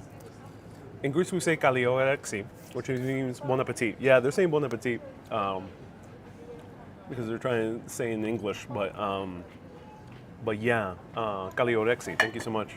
Means good meal. Let's try some of this olive tapenade. With some bread.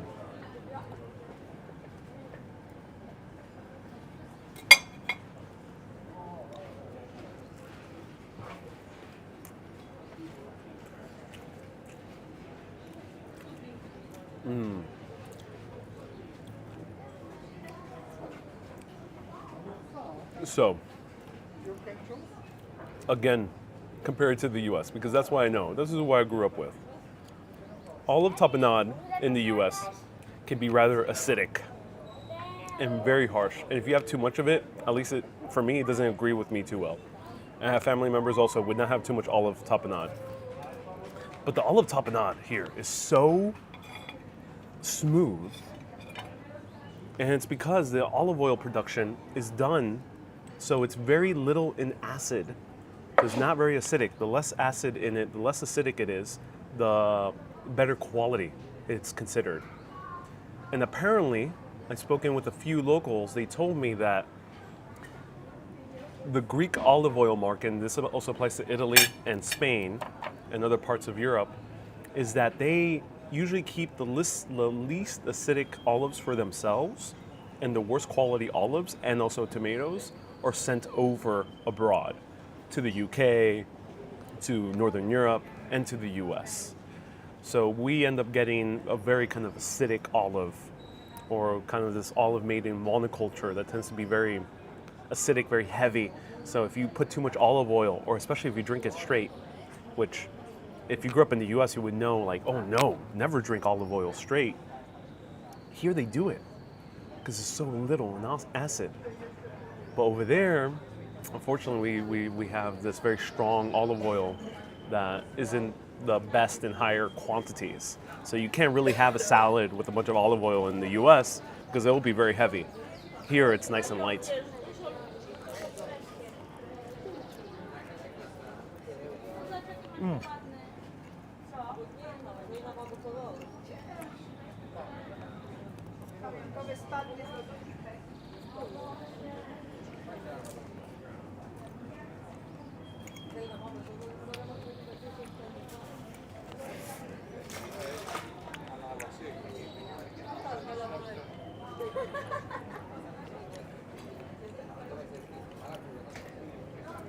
$5 super chat. Thank you so much.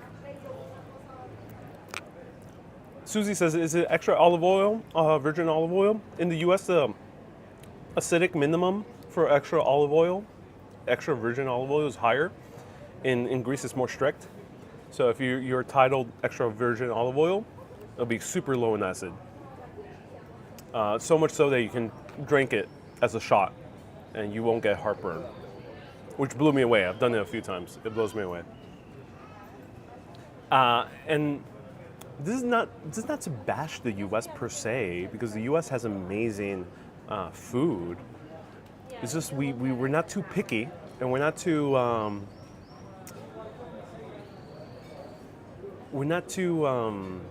picky. There's a better word than picky, but we're not too discerning with the quality of the ingredients as Europeans tend to be discerning.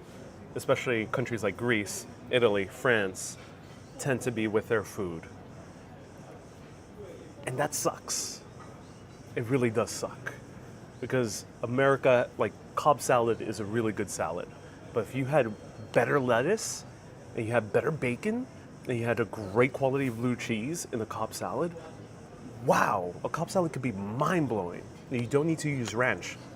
You could use the original, I forgot what they used for a Cobb salad. They used something else that wasn't like a heavy cream sauce.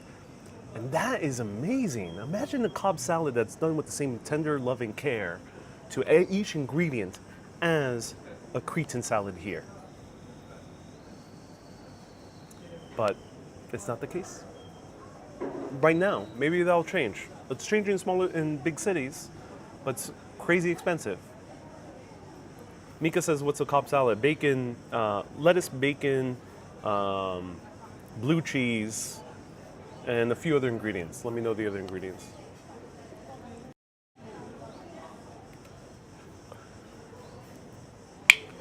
All right, so here we have Uzi's from Hanya. Hey, Uzi, that's awesome. So here we have a lamb stew with some fresh fries.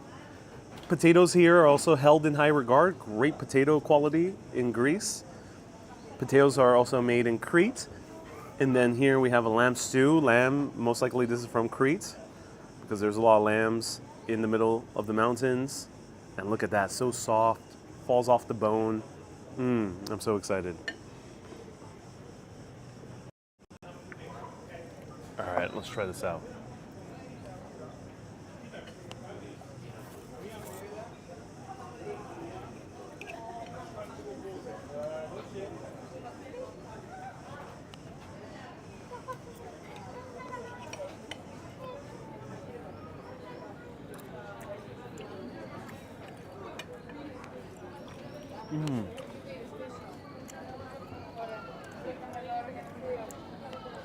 Wow. Great tender lamb, nice and soft, juicy as well. It's prepared as a stew, so it's nice and slow cooked. Great fatty parts as well. Wow.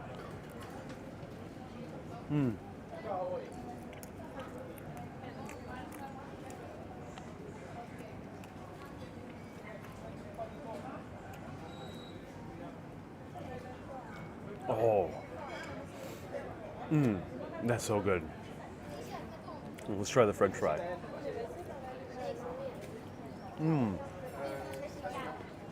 If only America had French fries like these. For some reason in America, we insist on freezing our French fries. I get it, it's for the crispiness. And also we tend to do it with a very long potato that has been genetically modified, so it can be super long and you can cut these nice long French fries. Problem is these potatoes, if you even attempt to eat a little bit of this long potato raw, that's used in most of the major fast food chains, and also some top restaurants might use the same potato. If you eat this very long potato raw in America, you will get poisoned. You will die if you eat like 2 or 3 of them. It is that poisonous. It's so poisonous that when they have these potatoes in huge stacks in the middle of Idaho or wherever other state that they're growing them in, they have to contain it in like a storage facility that's built for holding in the noxious gases of this potato, because if you don't, it could be rather poisonous to even breathe it in. This potato, you can probably eat a little bit raw, you'll be okay. And you don't need to store it in the storage facility to hold noxious gases. Sure, it's not long and crispy like a McDonald's French fry, but it doesn't need to be that way if that's the cost. So, oh my God.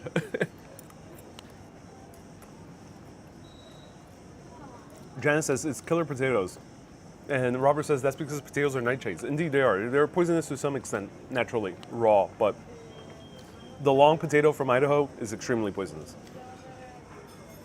And for a long time. So they have to store the potato for a long time so the poison kind of runs off.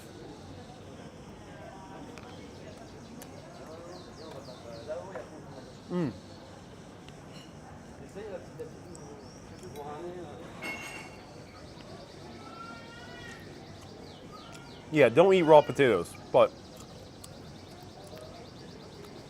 my point is the long potato from Idaho that they use for fries in the U.S.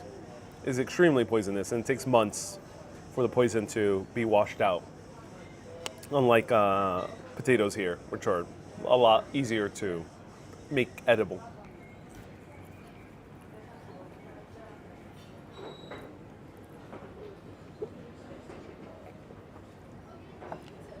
Okay, as I'm eating, feel free to ask me any questions.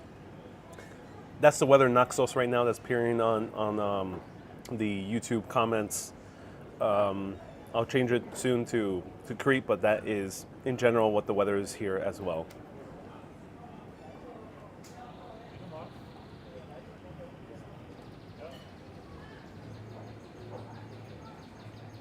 Susie says, my mom is a good cook, but she could not make a good lamb chop. Wait, did I misread that? She could not make a good lamb chop. Yeah, it's a bit hard to make a good lamb chop. You have to sear it at such a high heat, or do some type of slow cooking, like a stew, because lamb chops, you can't cook it like chicken, otherwise you'll get a very gummy lamb chop, which is no good.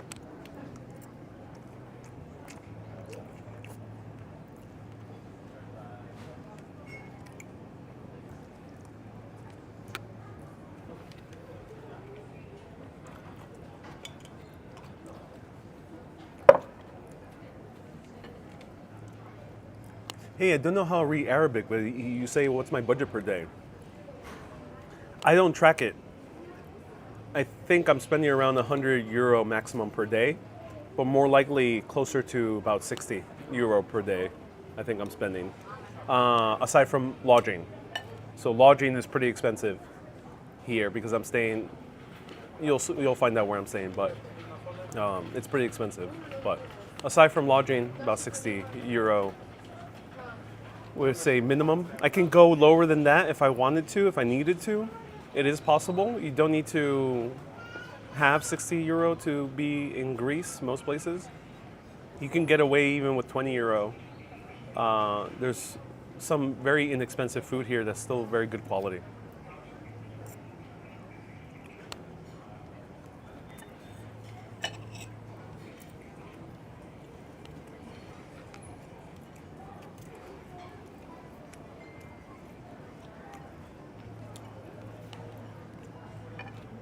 Helena says, is the bread a yeast or a scone? Bread is just normal bread, so it's not a scone. It's not biscuit mix.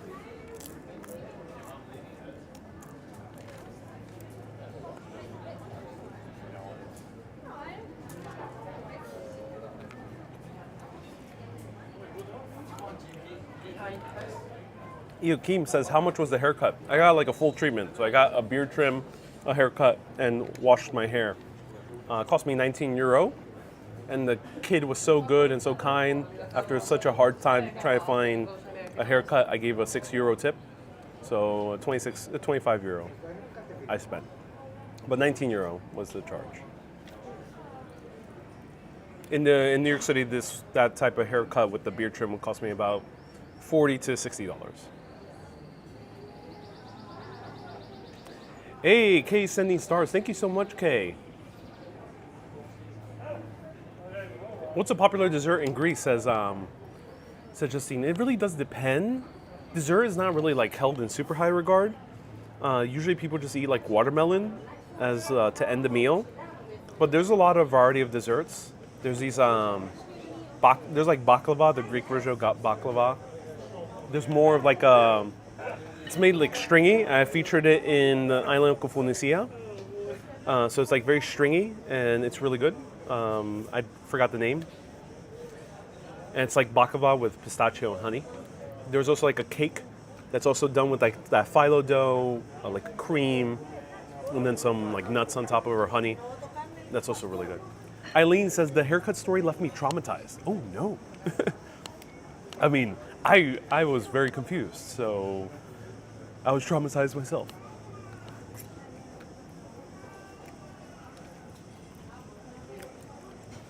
usually haircuts are the easiest thing to do in most countries. It's the coolest thing to do. You go to you go to the local barbershop, you get your haircut. You might have a good conversation with the barber and learn a little bit about the culture. That's not doable here.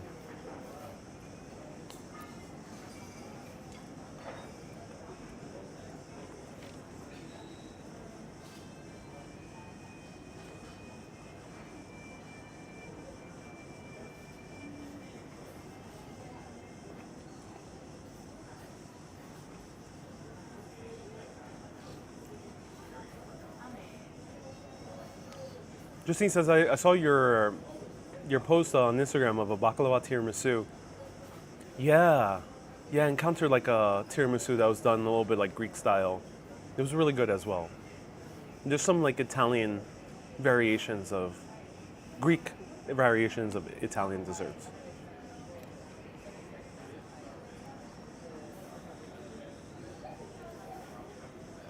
Vita says also orange cake is a very popular one. Yes, it is.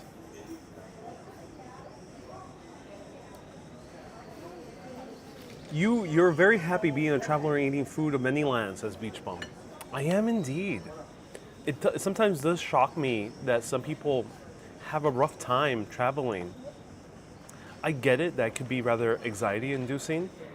Practice makes perfect. The more you do it, the easier it'll get. But it still boggles my mind. You know, I was hanging out with a friend of mine who has 2 kids, and I was shocked how these 2 kids, we were going through these beautiful sights, and they weren't looking around, they were just stuck to their phones. And we were eating this food, and they didn't want any of the food. They wanted something a little bit more, what they're used to, like a burger or some chicken. And I was shocked that they weren't amazed by the food either. They were kind of struggling to eat the food, and for the sights, they were just mostly just staring at their phone. And we were seeing these spectacular places, and I couldn't wrap my head around that at all. Because when I was a little kid, I would look around. I would be amazed by the food. I might not always want the food, but I would be curious about it to some extent. Or at least I would want a good local burger, which I've always felt very happy if I had like a very good local burger. So yeah, it blows my mind that this is not the only time I've encountered this. I've encountered this a few times, and I've seen it traveling around. You see sometimes people kind of just in this dread. They're like in this beautiful country, and you see either a look of dread or a look of boredom. And I don't know why that happens. I don't know. Not everyone's built for travel, but if you enjoy it, and if you're feeling anxious, that's okay. If you're feeling anxious and you enjoy it, that's okay. That's a good indicator that you should continue doing it, because it'll be worth going again.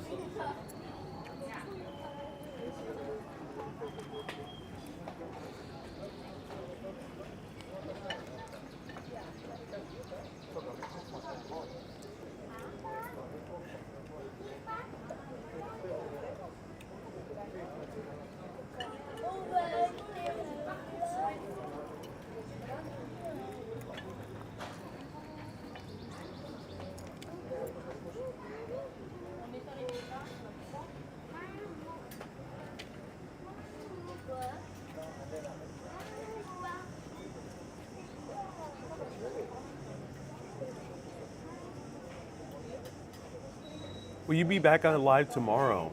Says Marie. I would need to tell my boss I'm busy. Yeah, there's a good chance I'm going to go live tomorrow. I don't know where, but you'll see something tomorrow. I can't tell you what time though. You're definitely made for travel. You do a phenomenal job, says Gigi. Much appreciated. Oh, thank you so much, Gigi. I appreciate that. I see it at concerts. Board and leave ASAP, says Janice. Yes, it happens in concerts.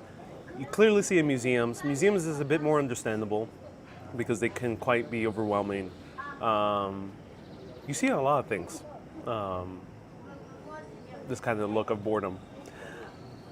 Meta says, I'm having yogurt with oatmeal. Ooh, that's a good combination. Common to find yogurt here with oats or some type of like granola.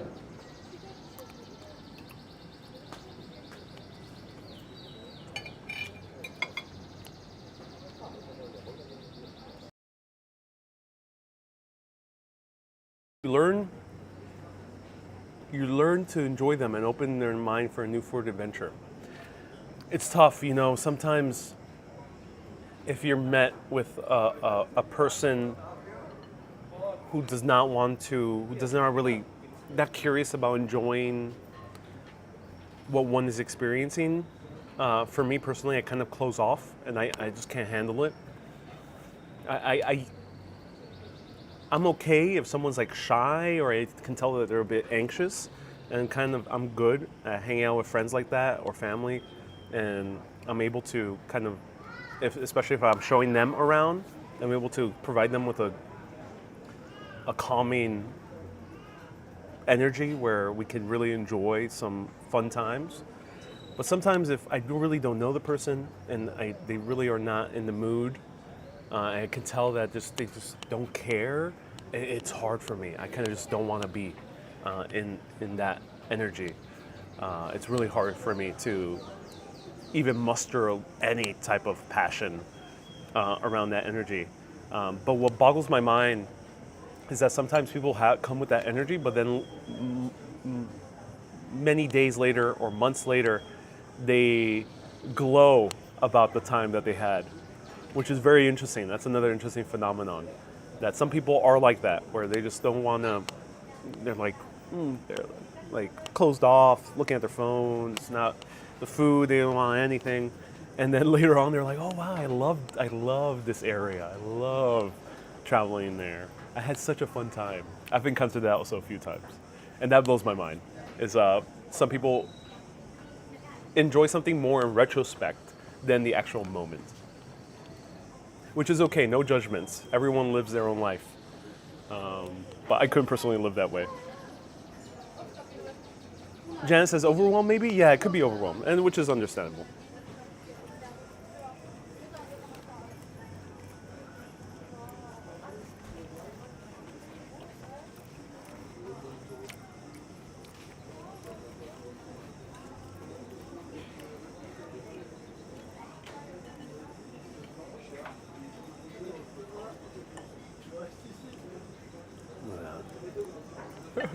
Hey.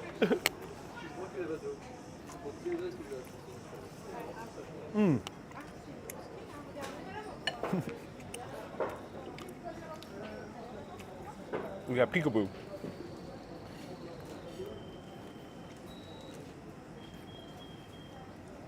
Susie says, I haven't traveled a lot, but I usually don't get bored.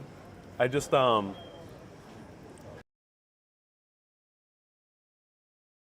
stay out late. That's understandable. If you're traveling, this is why I'm a fan of slow travel. You don't need to cram a lot of stuff in your itinerary. You don't need to plan. If you don't like planning, I don't like planning. I don't mind if someone else plans, then I'll follow their lead. I hung out with my friend Evan. He was awesome. He's a tour guide. I'm partnering up with him to make some tours, so stay tuned. There'll be Urbanist approved tours with him. But he planned, so I was fine following his lead. I was more than cool with it. And I had a blast. But I don't like to plan. If someone's counting on me to plan, I'm like, I just want to wander around. I don't want to really think too much about exactly where we're going to go for food later tonight or exactly what museum we're going to visit. I just want to go with the flow. And most people tend to be cool with it. But know yourself, and travel the way you like traveling. If you're with a friend, you'll meet, or a significant other or family, you'll find the middle ground. But especially if you're on your own, travel the way you want to. If you don't want to plan, don't plan. If you like planning, plan everything. If you want to just eat, don't care about going to the ruins or going to the beach maybe, or going to the museums. Don't do that. Just go eat. Go to all the cafes. Sit down, relax. Or if you just want to go to the beach, just go to the beach. Don't stress yourself out because you didn't go to the ruins. Or if you're a person like me who loves going to the ruins, go to the ruins. Don't worry about not going to the beach or not doing something else, not going to some show or something.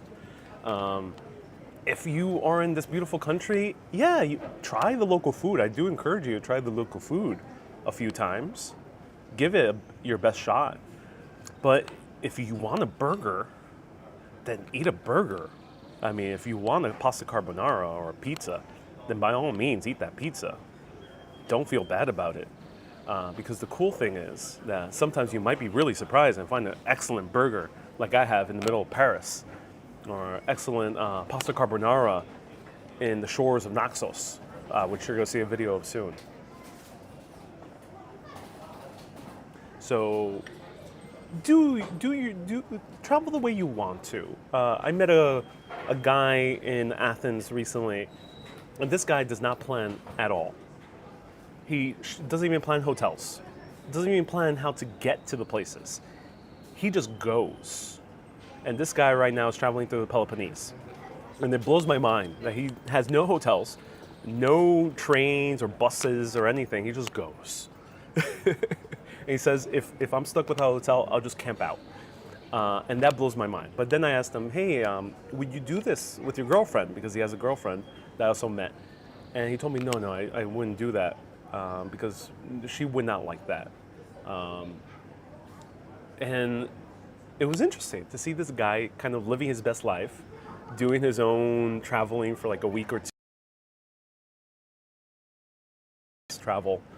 And then later on he goes traveling with his girlfriend and they do something a little bit more structured. And they both have fun, which is great.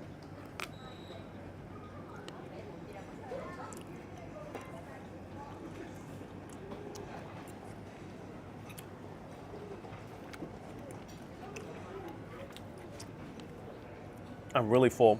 Usually this is something you share with multiple people. I want to have some space to eat some desserts. So let me know if you want to see a good dessert from Greece.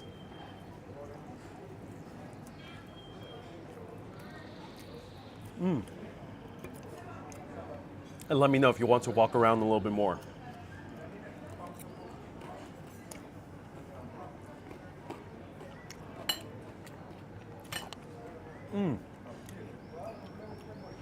Honestly, the salad will just filled me up. I really didn't need all the extra food. The salad was just suffices. Wow. Oh, that's a good salad. I'm in love with the salad. Can one marry a salad? Let me know.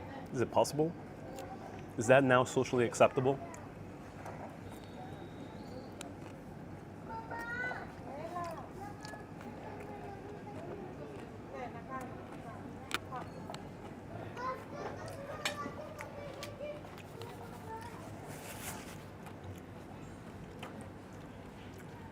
Oh yeah.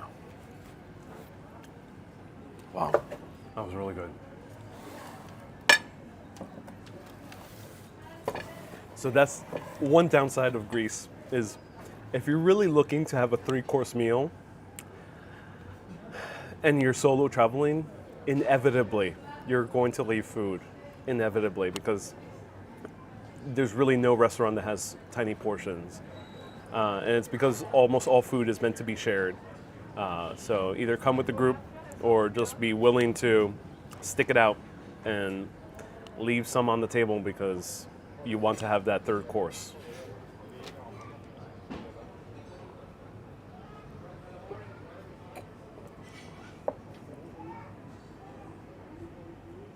Justine says, you marry a salad, I will marry chocolate. Stephanie says, I respect your ability to eat on camera. I can never.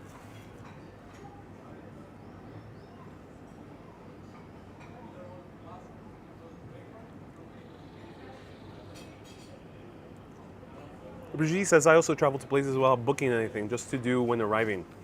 It's very impressive. I wouldn't feel that calm doing that, but that is very impressive. I admire your gall in doing that. What dessert would you recommend? We have a kmek, cheesecake, banoffee, sfaken pie, baklavas. What's the traditional from Crete? Sfaken pie. Okay, I'll have one of those, please. Okay. Yeah, thank you. Very excellent food.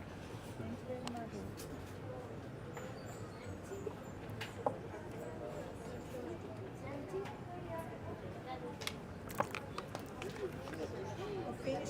Yeah, finish it.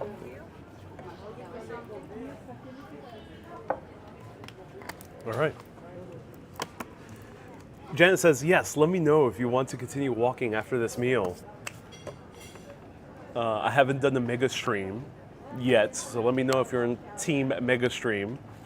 And I will continue walking. Nathan left a 9-pound super chat. Oh man, thank you so much. 9-pound super chat. Hey, I mean 10-pound super chat. Thank you so much.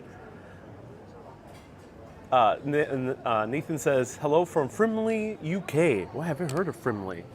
Where is Frimley? That's so interesting. Thanks for your amazing and informative channel. Enjoy a drink on me with your next meal. Salad marriage? Stay curious, my friends. Thank you so much, Nathan. I appreciate that. Okay, so I will show you a little bit more of beautiful Hanya, the old town. There's a lot more side streets we could explore. And we've gotten a lot of super chats, so maybe we'll bump into another coffee, another dessert, another beer, who knows. But let me charge right now as I'm eating dessert, because I want to be able to show you around unencumbered by wires. So this is my super massive mega battery pack. This can last 6-7 charges, and they charge fast. This could charge like 2 laptops. Removing my mic. There we go.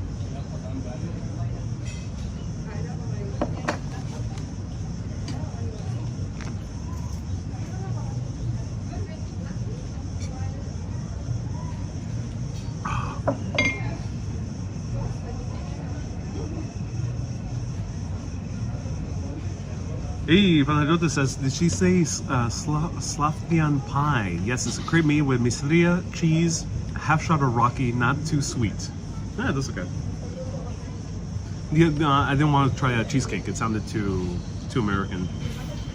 Though I can imagine the cheesecake would probably be pretty good. Susie says, I need a charger like that. Yes, get this mega charger. It'll make your life easier.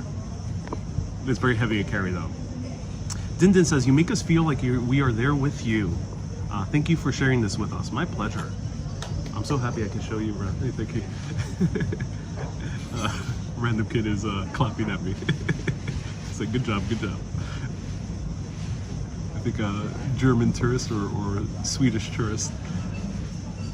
So apparently Hanya, you've probably seen people walking by.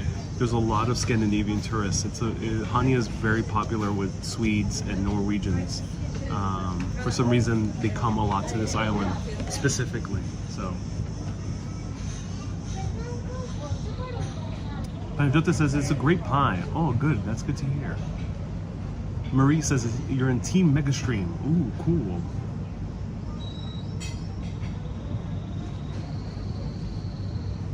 Susie says, I did make an itinerary for my friends visiting New York City from the limited time that they had, and we had a lot of fun. Oh, that's great.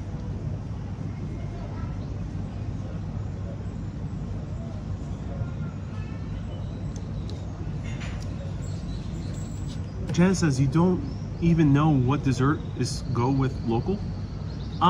Yeah, I had no idea what the local dessert is. We'll find out. Cheesecake might be too heavy, says Dennis. Sometimes, it depends. I've tried cheesecake only once in this Greek trip. I think it was in Athens. Yes, it was in Athens. And I made a video on it in the bar called Clumsy's. That was not heavy. That was probably one of the better cheesecakes I've had. Really great cheesecake. Emily says, good morning from Good morning, Emily. I think you've been tuning in for a while. Oh, you're saying good morning to Genevieve. Genevieve, good morning. Kalimera. Big Man says the street looks so quaint. It does. It really does look quaint. Ricotta cheesecake I make at home is very light, says Justine. Yeah.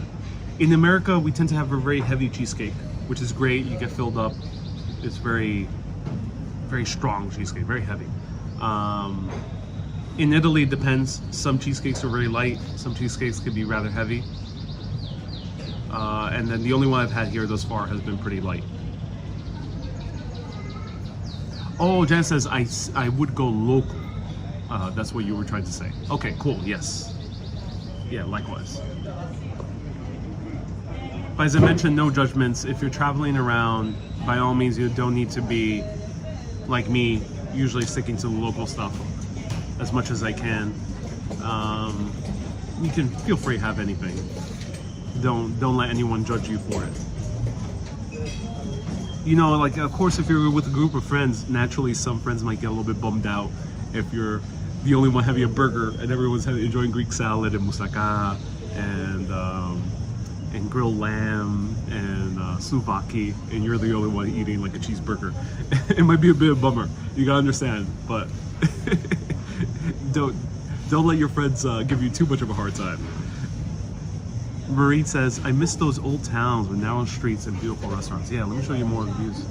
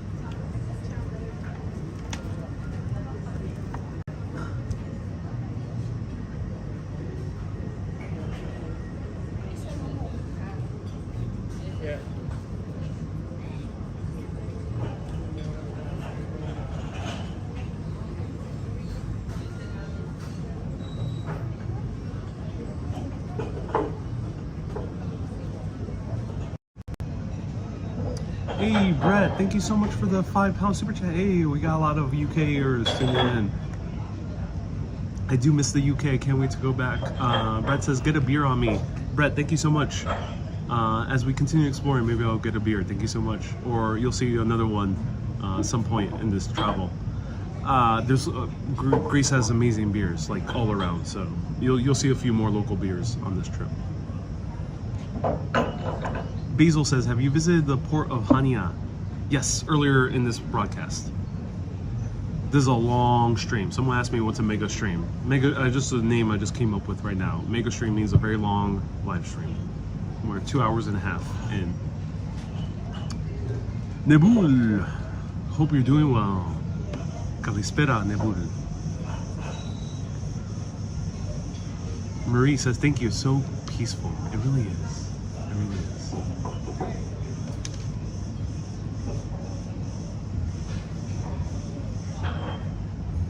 Pretty hot.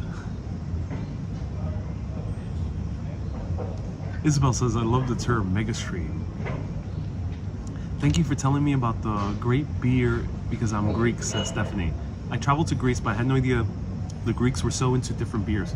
Yep, 115 different breweries, and a lot of them are great. Almost all the beers that I had, aside from the big brands are okay. I think they're better than the big brands of America, definitely. Better than Coors Light or Miller or something like that. Budweiser, I would not have those. But the craft beers here are excellent. I would say some of the best I've had in the world. If I still... All right, here we have a pie. It's like a crepe with Rocky. Oh, this is like the the flaming crepe from Belgium. This is like the Greek version of that flaming crepe. I forgot the name. I made a live video on it. It was awesome.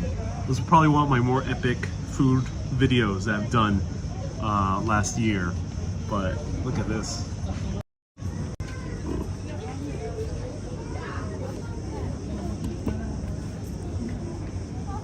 So it's a crepe made with mistra cheese and rocky on top.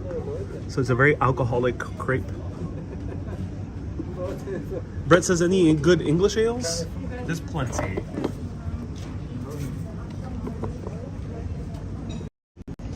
So a lot of the Greek breweries are emulating American style beers, but I think I've seen 2 or 3 English style ales. I think this one that I'm having is more English style, Lyra, which is a golden ale, but don't quote me on that. Not 100% sure. Is there a cask ale? There's not really cask ale like there is in England. There are some ales that taste like cask ale, and there's some stouts as well. All right, more cheese. Might as well.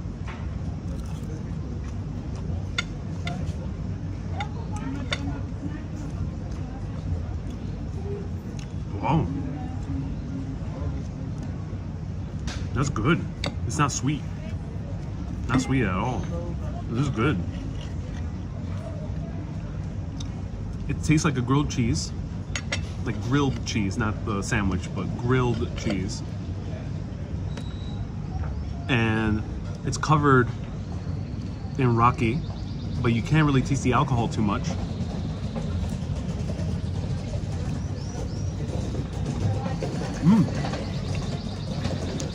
Wow. It's pretty good. I like it. This definitely won't satisfy a sweet tooth. But if you don't like sweets at all and still want dessert, this is a good bet.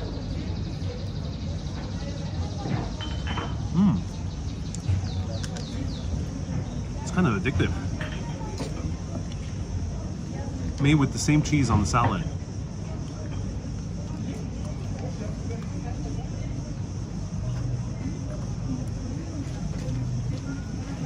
Wow. It's so weird.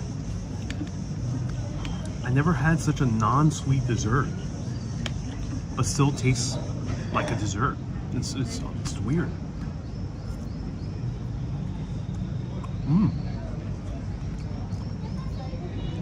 My brain is confused. Is this an appetizer? Or is this a dessert? Or is this just cheese? Or this is like a Greek grilled cheese that kind of tastes like a dessert because it has some alcohol in it? I don't know. I don't know what to make of it. But it is good.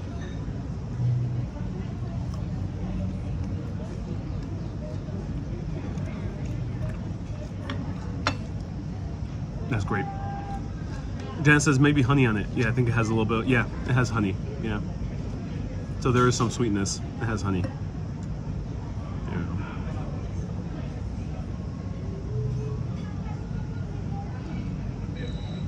Yeah. Jota says it's the same cheese. Yeah, it's the same cheese on the salad.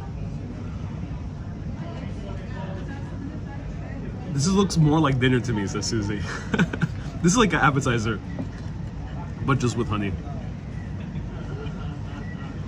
This is good, like late night food. Like if you were drinking on a night of drinking, this would be great. But if you were drinking wine, this is not like a good. This is not a good combination of beer. This is like a wine dessert. Pretty stand out, yeah. Contrast says fried cheese is amazing. I'm so glad you think so. Susie says that's just more dinner to me. Check please. By card. By card. Oh, very good. Yeah, excellent.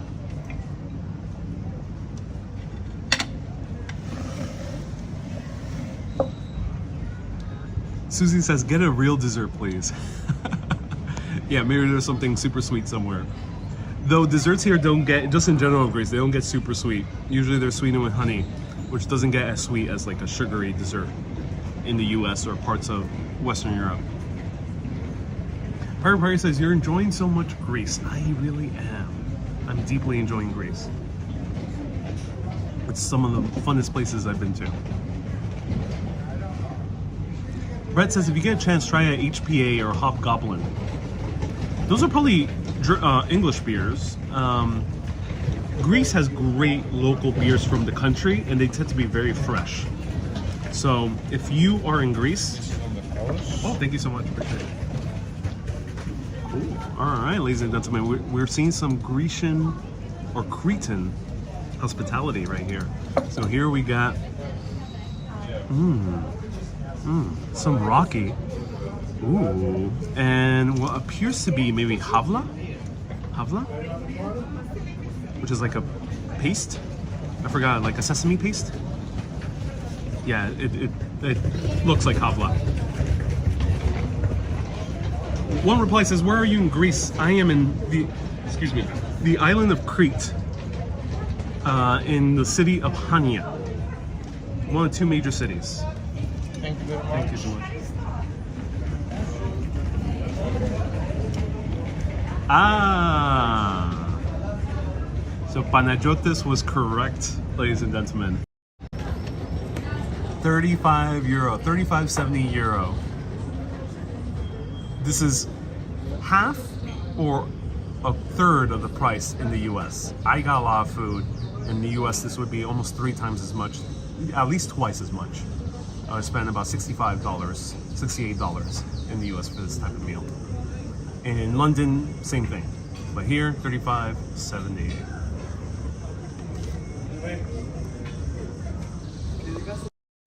And note, I did not eat all of it. It is a lot of food. I cannot eat all of it. This is for sharing. And I ate more food than normal just to show you the 3 courses, and luckily now a 4th. But generally I would just go for 1 course, maybe just the salad and maybe just the dessert. I wouldn't really do 3 courses. So just note that if you're eating out, you're not gonna spend that much. I would spend probably more, closer to 15 euro if I were eating just normally, casually, if it weren't a video. So take that into account. This is literally a food for 2. So you can think of this as 16 euro per person, which is a great deal. And then tip usually is a few euro, 10%. So maybe 3 euro, 4 euro. They gave me excellent service. I might give a little bit more, but that's usually the tip.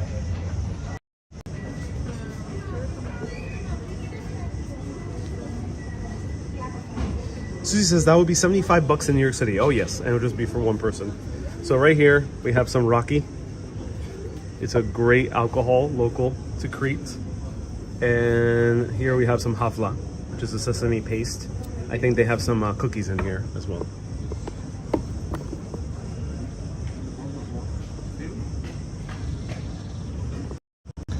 Nibu says they charge for the bread. They do.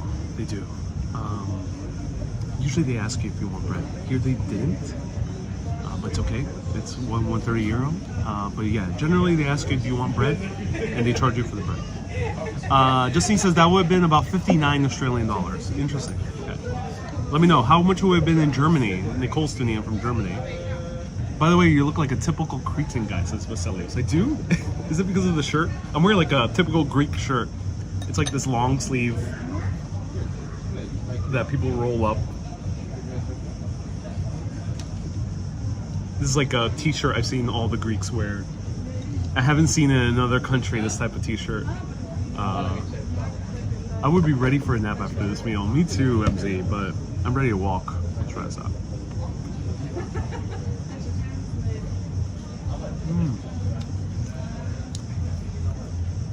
Oh wow. This is not havla. I'm mistaken, this is not havla. This is some type of marble cake. And it's really good. Wow. Ooh, this is super sweet. This is a proper dessert. Wow, super sweet. Ah, nice, a good cake.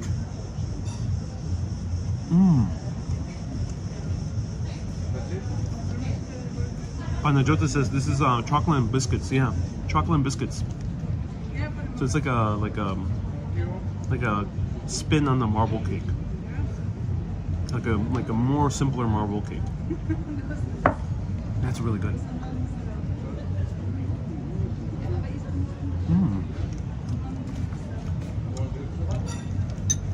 Oh, I'm in love. Cheers. Now, you usually don't take this as a shot. You can. I would recommend against it. I haven't experienced this yet, but I've heard from many other people, especially if you're dining out late night, especially if you're out with a few people. If you already drank this and quickly, they'll serve you another one. Or especially if you're a household, if you drink it too quickly, they'll just serve you another one. So you may get drunk very quickly by having too many of these.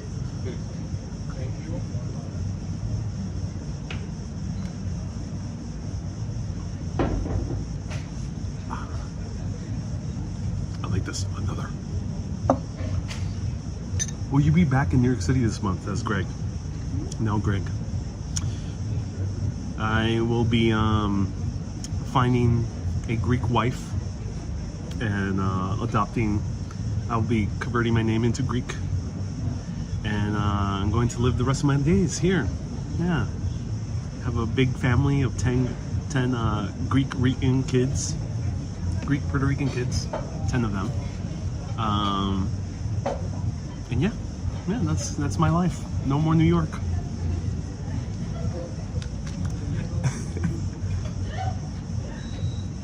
All Things Train says, it's interesting you said marble cake. Some people call this a mosaico, which means mosaic. Ah, interesting. Yeah. So I don't think it's a coincidence. CB says, sounds like a good plan. It is. Yeah, by card, please. Inside.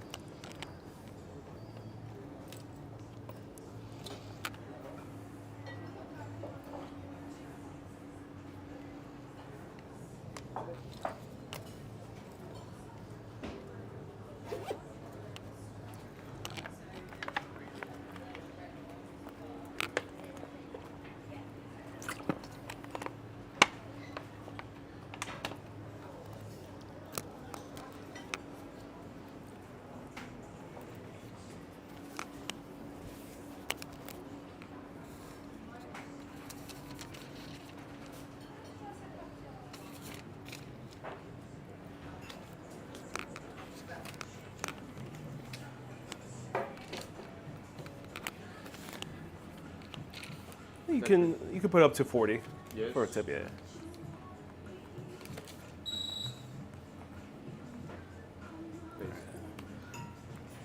Was everything good? Oh, it was amazing. Great food.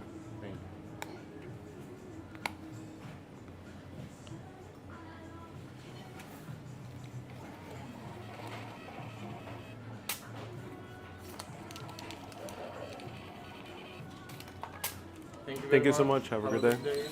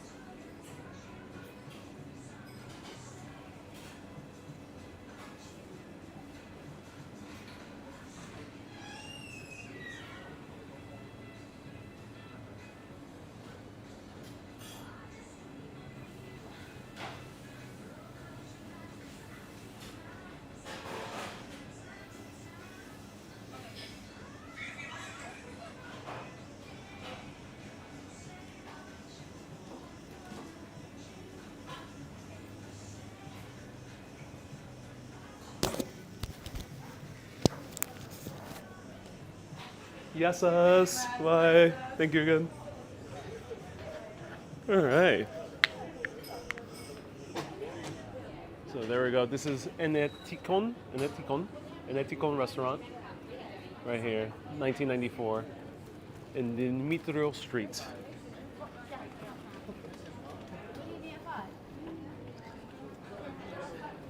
Vasilios proposes that my name should be converted to Vasilios. Oh no, it should be converted to Arielis. Vierakakakis. Vierakakakis. It could also be Vierakis. That rolls off the tongue a little bit. So no, I took a bathroom break and a hand washing break. The girl in the restaurant was so kind enough to watch my camera for a few seconds.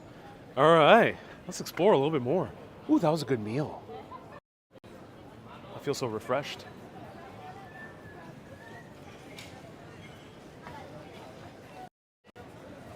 We're back to the port.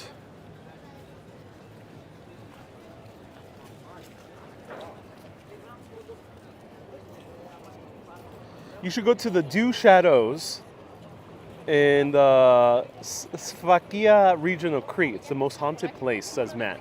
Oh, Matt. I will look into this. Thank you so much. Almo says, it seems like I missed a whopping 2 hours. 2 hours and 50 minutes, Almo, actually. Almo, you are late.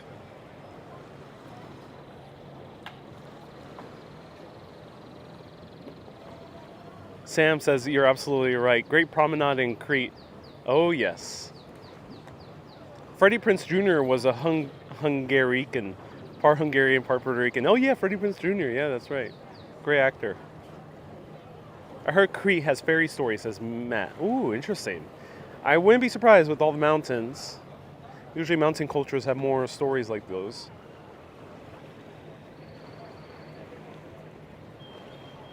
Janet says 3 hours. Wow. Ariel looks like Venice a little bit, Brett. Brett, yes, good observation. Yeah, this is known as the Venice of Greece. It is literally Venetian in its construction. Everything you're seeing here is mostly Venetian, with some Ottoman additions. But yep, literally Venice. The port actually used to extend a little bit further out into the sea. So it looked even more like Venice before. Basil says, excellent choice. He would love Greece. Excellent choice that I'm now adopting Greece as my homeland.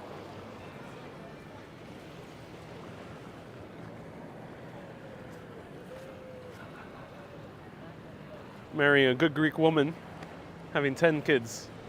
The Viriakis family. Meta says, I hope to see this scene at nighttime. Oh, yes, Meta. It is gorgeous at nighttime. Pete says, no hurricanes? As far as I know, no. There's no hurricanes, really, in the Greek islands, as far as I know. But let me know. Is there any big storms that happens?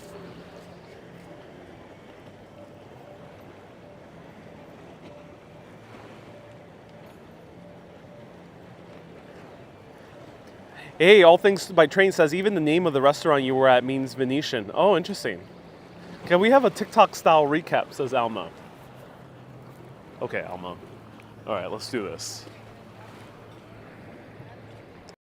Okay, Alma was asking for a TikTok-style recap. All right. Whew. All right. I can do this. I can do this. This is the old Venetian city of Hanya.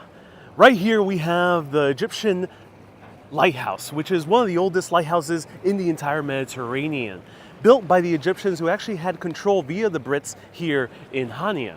But Hanya is actually a mix of multi-cultures. We have the Ottomans right over there that used to have a huge minaret, and we have Venetian-style buildings all around with Ottoman additions. This city actually dates back, most of these buildings, all the way to the 1200s. But Crete was actually devastated by World War II.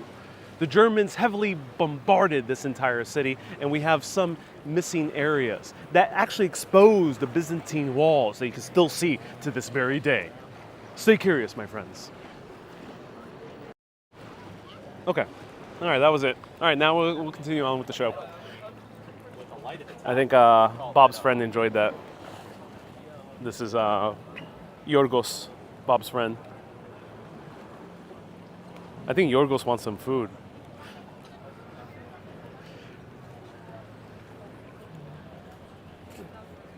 Ron says, when will you start giving away PS5s? Sometime soon. Ronnie says, will you visit Egypt? Janice says 10 out of 10. Benjota says storms happen, but not hurricanes. Yeah, I think you would need much more warmer water for hurricanes.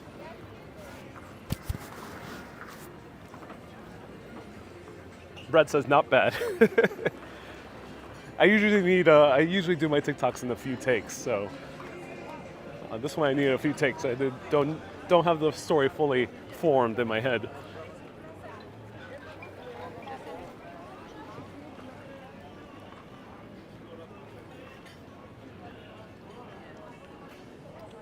Marie says, will you visit other places while you're in Crete? Yes, you'll see more. I won't tell you where, but you'll see more.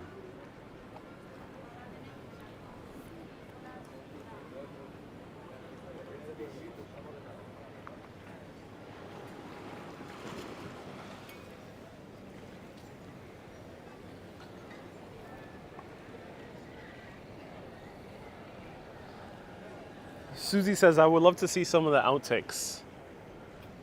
Oh, you mean you want me to see me scream profanities at the camera out of sheer frustration? Oh, I mean, I don't do that. I clearly laugh it off and do another take, yes.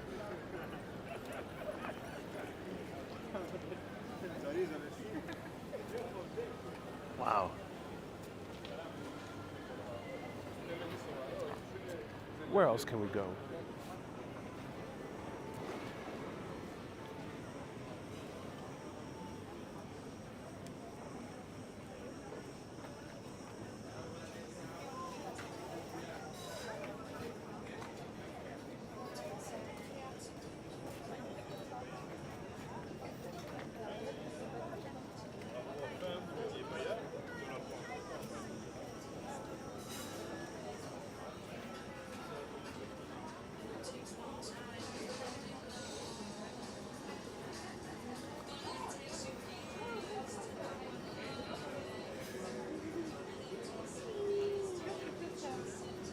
Nina says, are there more tourists or locals?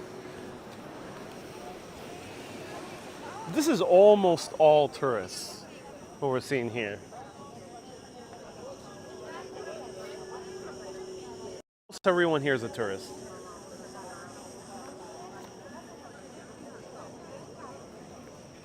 Once one gets into the new town, then it's more locals. But here in the old town, yesterday I took a tour, and the guide was telling me that locals rarely now venture into the old town. It's like Old San Juan, Puerto Rico. Not that many tourists go to. I mean, not that many locals go to Old San Juan. Not that much. Or like Times Square in New York.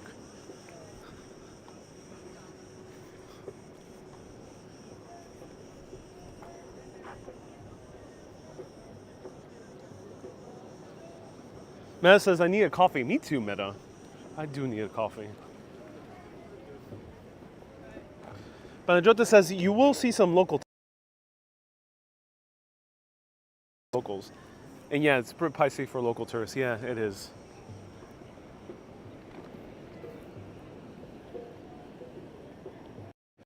So yeah, if you are visiting, especially if you're like a vlogger or cover travel or like a blogger or a travel writer, and you're really excited that things here are less expensive to what you're used to in your home country, maybe you be from the UK or the US or Canada or Australia, keep in mind that that is not the case for people of the country.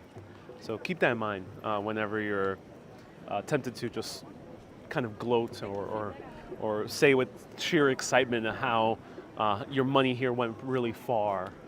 I get it how it could be a nice feeling because some places, especially in our home places like New York myself, I don't even eat out anymore because it's just so prohibitively expensive. I don't want to spend $40 on some fish or lamb chops. $40 is crazy expensive.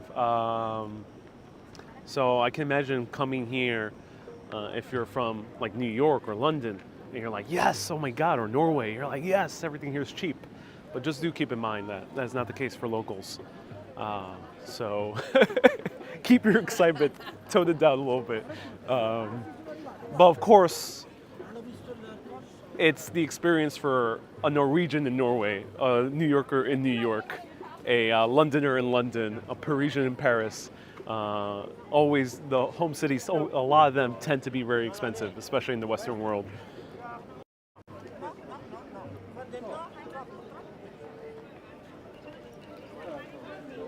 Look at that sea, it's beautiful. Yes, it is.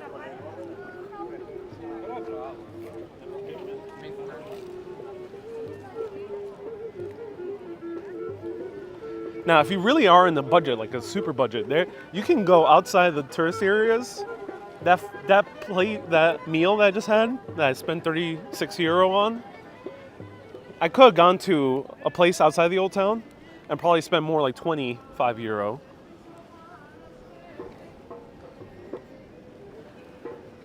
Helena says, yeah, let's not be vulgar about it. That's a good way of putting it. Yes, don't be too vulgar about it.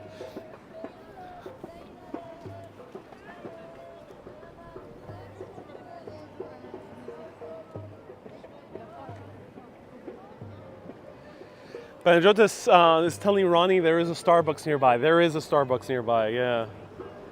I would, the coffee here is such great quality. The milk is also great quality. Have a coffee in one of the cafes. They're all good. Coffee here is as ubiquitously good as Italy.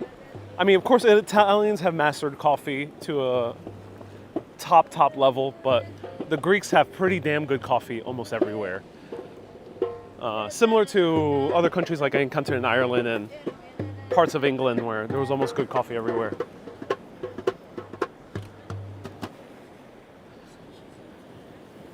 Are boats not allowed to dock in the harbor? No, not in this part of the harbor. There's a marina, so yeah, there's a marina down there, but not this part of the harbor anymore.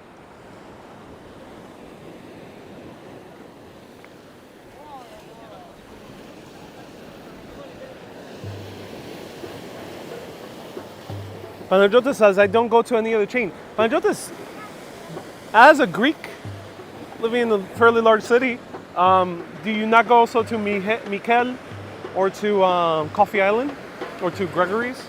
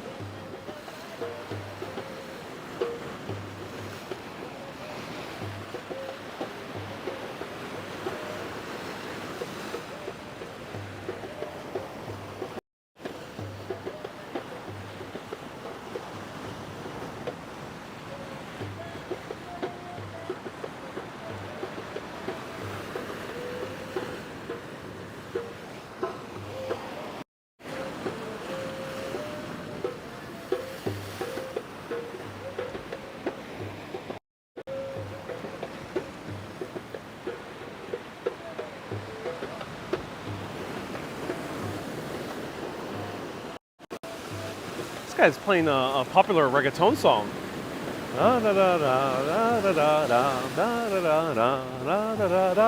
What song is this?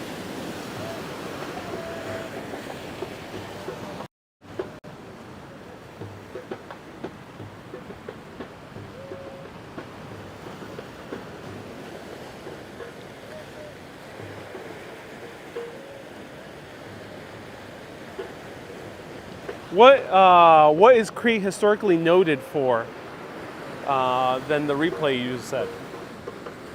Crete has always had a very particular culture that's somewhat unique from the rest of Greece.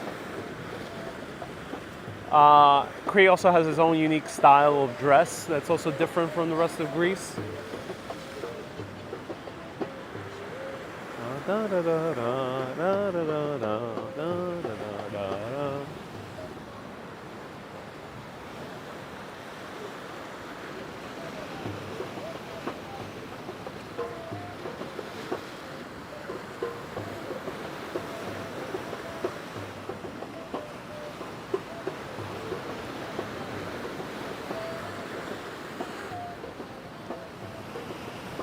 this guy is good. This kid is playing a famous Puerto Rican song. I just can't think of the name.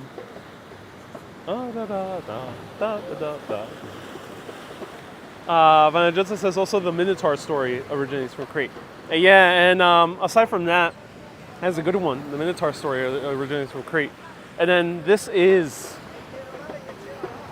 could be argued as the very first European civilization, the Minoans, who were devastated by a massive tsunami that came rushing in from the volcanic explosion of Santorini, which I came from via ferry.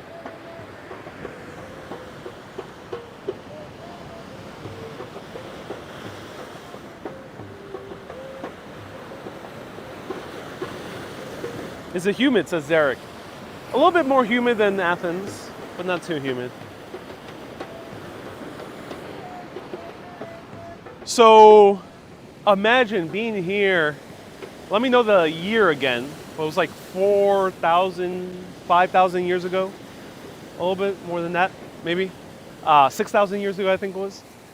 Imagine here, you suddenly hear a massive roar, plume of smoke there in the distance because that direction is Santorini. A massive thunderous clap that I'm not sure if we're within the distance, but if I were to speculate, it could burst your eardrum. It would be that loud. And then the beach starts receding. Almost receding for a mile. I'm not sure how long it would have been, but almost a mile. Hi, how's it going? What? Can I ask you, do you Yeah. have like a YouTube channel? I do, yes. Yeah, can you tell me? Yeah. Oh, sure, yeah, it's Urbanist Exploring Cities. I'm doing a live video. Oh, live. Yeah. Where are you coming from? Czech Republic. Czech Republic, oh, wonderful. Stay here. Yeah, I'll write it down, yeah. These. There we go, the first one. Okay. Thank you so much. Yeah, no problem. Enjoy your trip. Have a good day.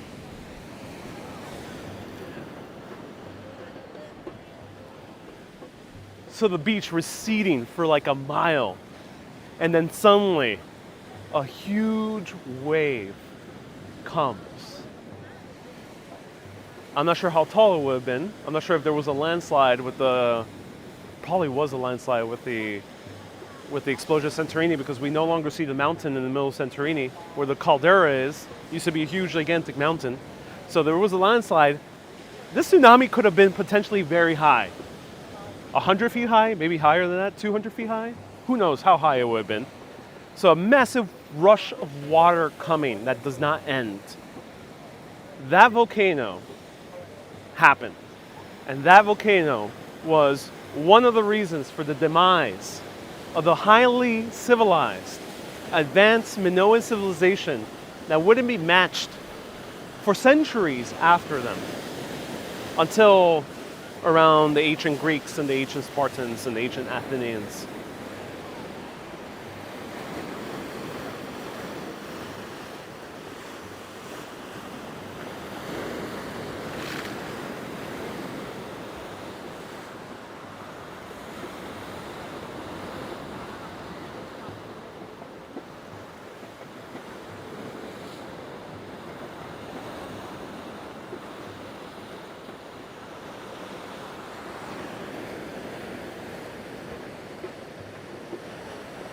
MZ says, does Crete have awesome beaches? Yeah, it does.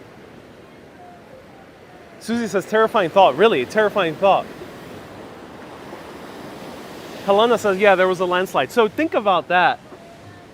I think this is very important to learn about that type of history, that type of catastrophic part of history, because we tend to really take a lot of things for granted, and this is very evident in modern day America, modern day parts of Western Europe.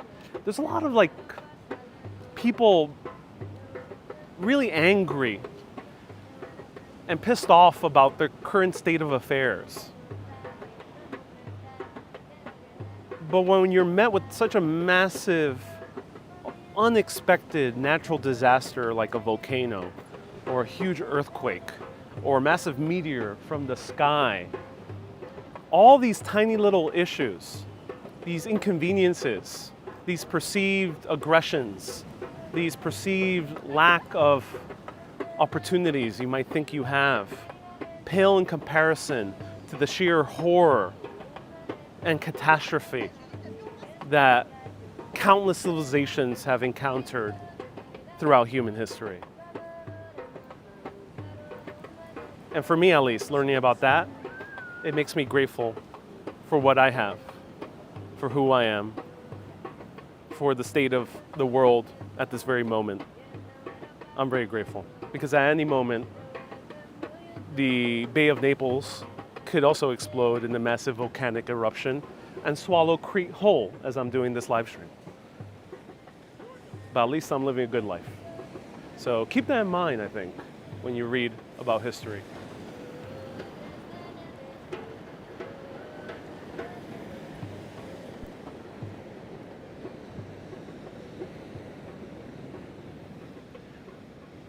All right, so now this is like a gigantic parking lot.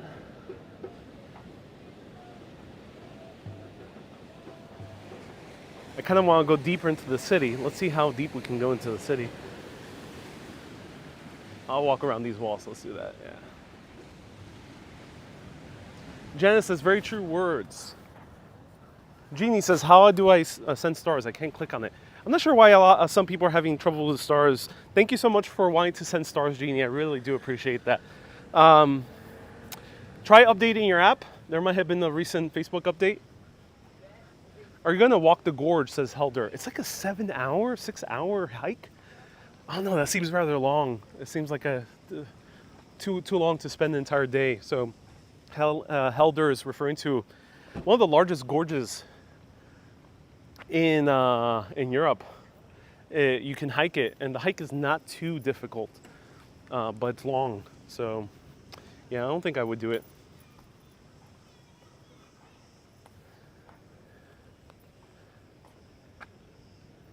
So a lot of people are asking about contributing. I know it might be tough to send stars. Stars are the super chats of Facebook. Consider watching on YouTube. You can send a super chat, Urbanist Exploring Cities, or paypal.me/ArielOlivera if you're really enjoying this and want to contribute to the show. As I mentioned, a lot of these videos I do out of pocket. So I spend my own money to come over here and show you these places.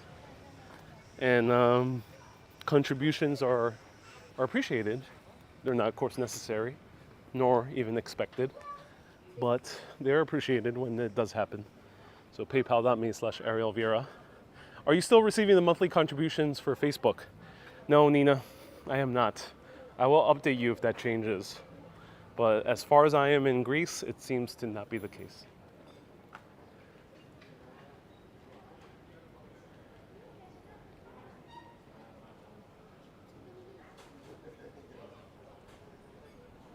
Patreon.com is a monthly subscription.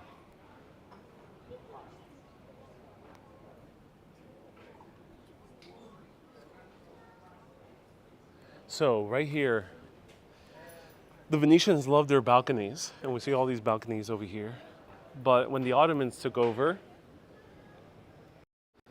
the Ottomans were mostly Muslim. And in the Islamic religion, there's a lot more modesty, especially when it came to women. So the Venetians, especially women in that society, in those two societies, would spend a lot of time in the home.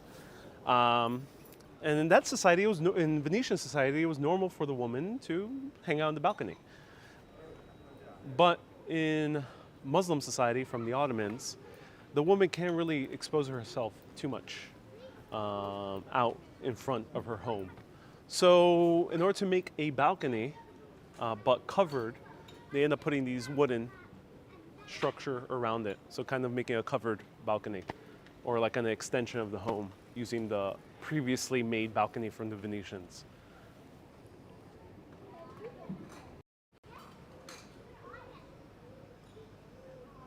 Nina says, so who's been getting my money? You know, Nina, I don't know, unfortunately, about Facebook contributions. It does suck. They disabled it a week after I came into Greece, so like third week of July. So I'm not sure. They did charge. I know that for sure. But I'm not sure where if they're taking that money, if they'll give it to me at some point. I'm not sure. Don't know. I wish I knew. There's no one to talk to in Facebook. I'm part of a Facebook group for travel content creators, and I asked for help. And you know what the Facebook person said? Oh, just ask. Can you ask another content creator? Because unfortunately, we can't help. They basically told me to, like, you figure it out. All right, what is this?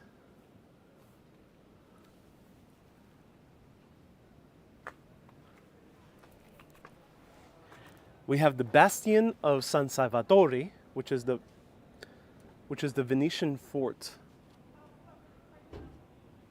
dating back to 1538. Wow.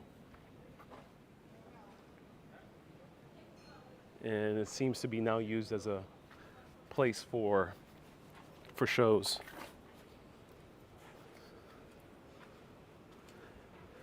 Diaz says, almost 3 hours? I missed a good one. Oh yes, Diaz, some crazy stuff happened. Crazy stuff. I'm joking, not too much crazy stuff, but it has been a fun stream.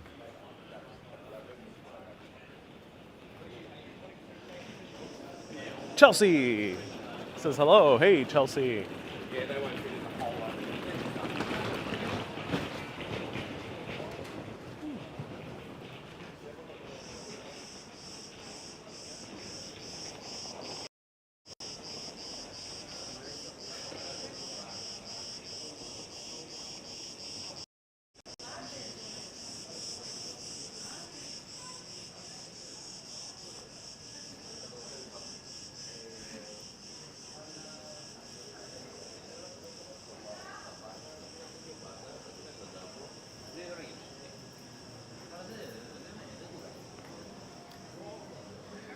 Julie says, are you close to Taki's shelter? He is well known in Crete and has a YouTube channel. Don't know. Haven't seen him yet. Taki's shelter. I'll look into him. Taki's shelter. Thank you. Take a screenshot.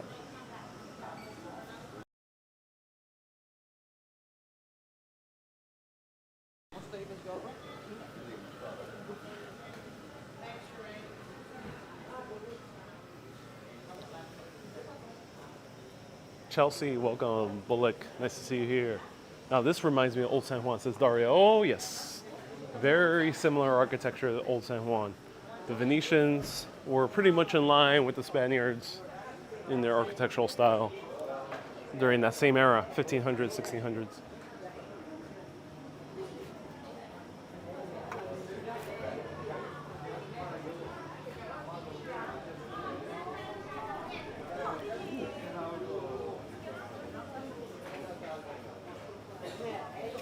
Panjota says, if you want good handmade leather goods, I can send you the address. Ooh, I would appreciate that.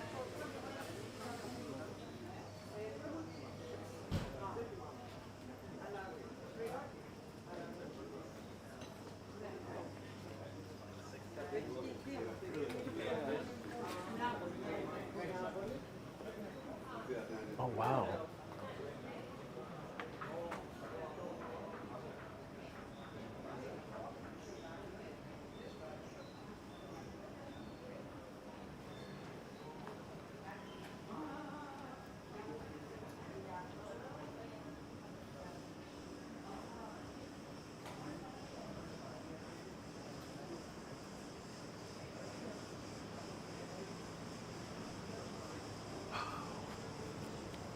Bananas.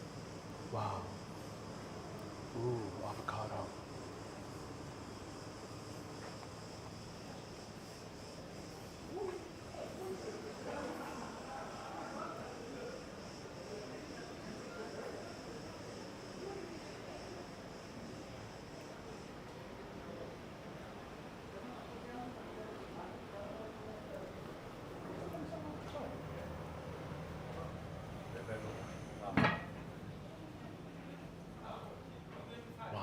So beautiful.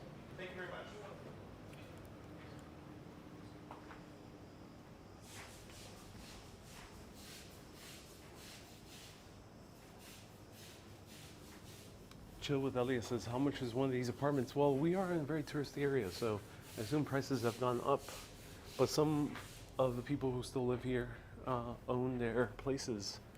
So they're probably not spending much money, at least for rent. I mean, for maintenance, probably a lot. But.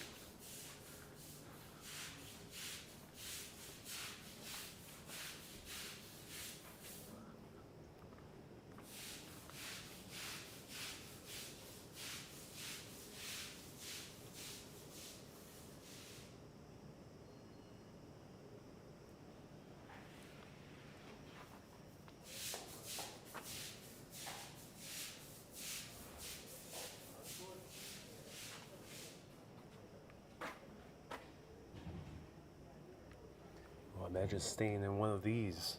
Wow. Venetian style interiors.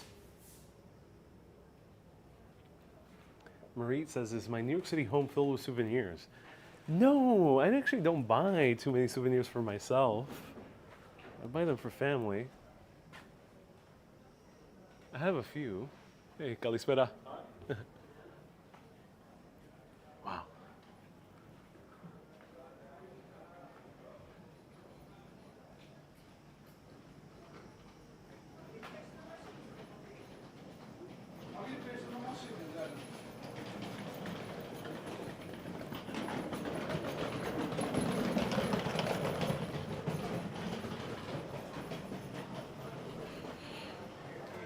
Diaz says, what part of Greece would I move to? Athens. I really like it. But if I had a lot of money, then one of the Greek islands. Naxos, Koufounisia. Probably buy something in Naxos.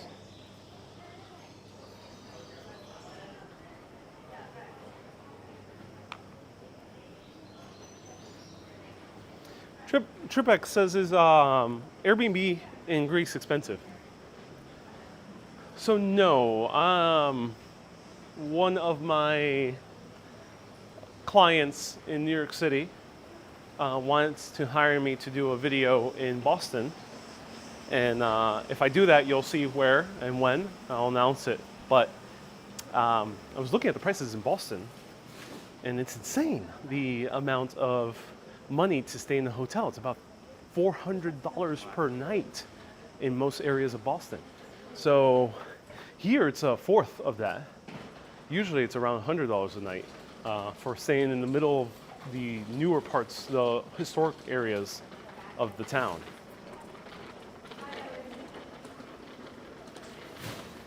Dr. Tesla says, next time definitely visit Syros. Or Susie says, just have your own Greek island like Aristotle and Onassis. Oh, that's a smart idea. 53 euro for that dress.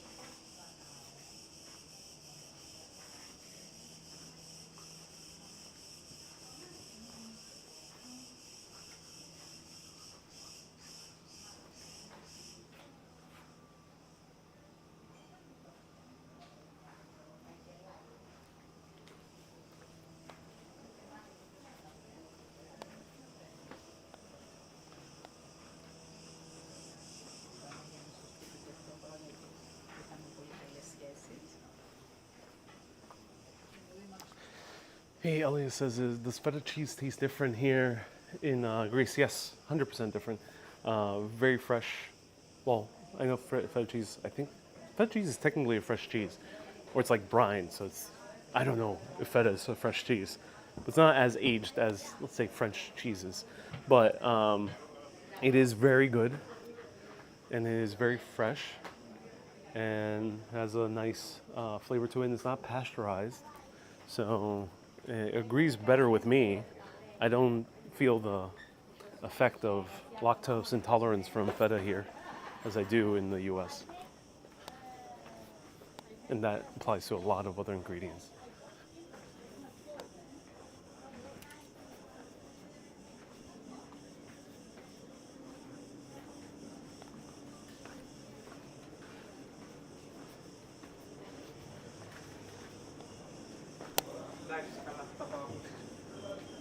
Oh wow, an Etikon restaurant, or back here, but they also have their own rooms. That's cool.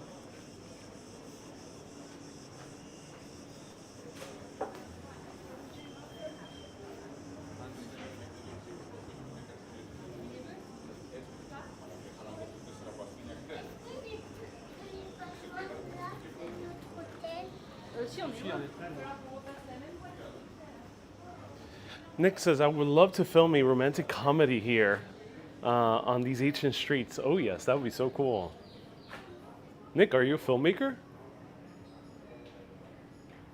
Matt says, Hanya has 88,000 people. Oh yeah. Kay says, hotel prices have gone mad everywhere. Yeah. Yeah, they've risen also for Greece, but nowhere near as high as Ireland, London, Boston, New York.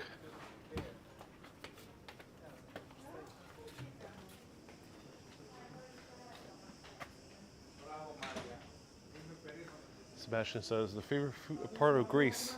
How casual thing is the lack of protocol of too much pomp and circumstance when it comes to food and dining and coffee. I kind of like that you could just sit anywhere. And then the Greek people are very friendly, kind of respectful, and also it's very safe.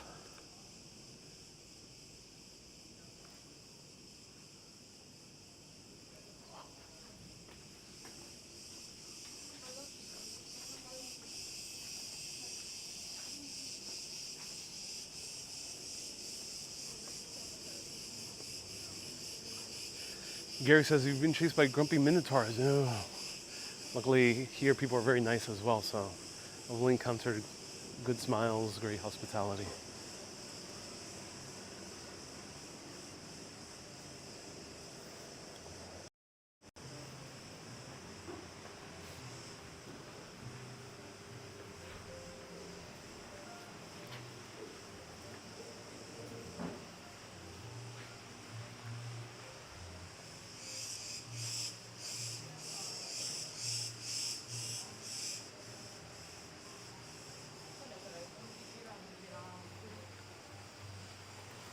MZ says, where are you going to grab coffee? Marcella says, am I lost? I kind of know where I'm at. I'm just trying to I'm trying to get to the deeper side on the other side of the town. I'm trying to find the old monasteries. But people have asked about coffee. Do you want me to show you coffee? And yeah, I kind of walked in a circle again, so.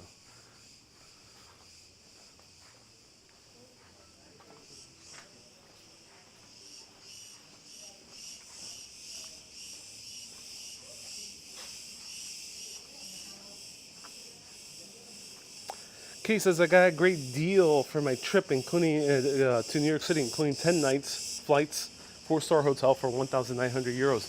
Ah, that's good that you got a great deal. Is it in the off season, Kay? Congratulations. It's pretty tough to get that deal.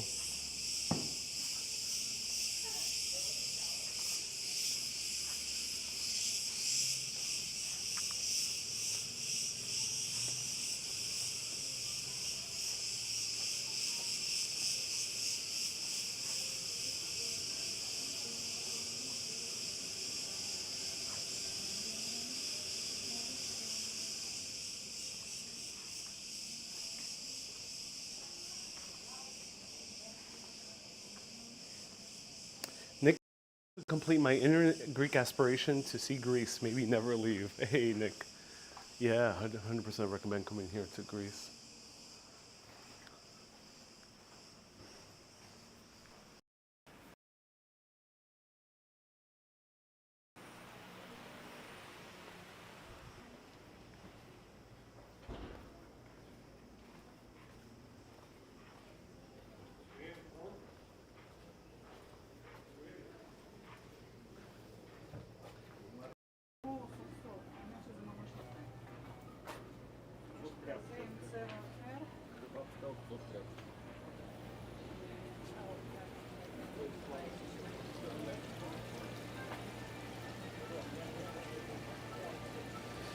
Tripex says, can you own property in Greece? I think technically you could buy property in Greece if you're not Greek citizen or not EU.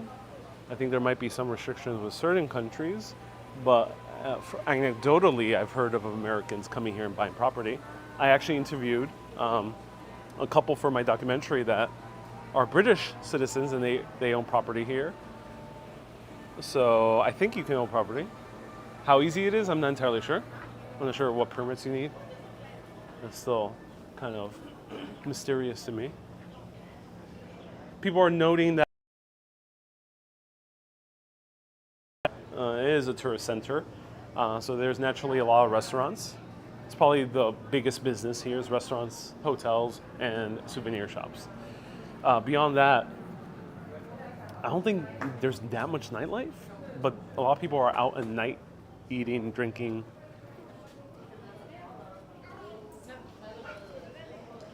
Susie says, let's stop for a cold beer and coffee. Yeah, I think this place is called the Temple, and it could be because this used to be a temple. Who knows? But this looks old.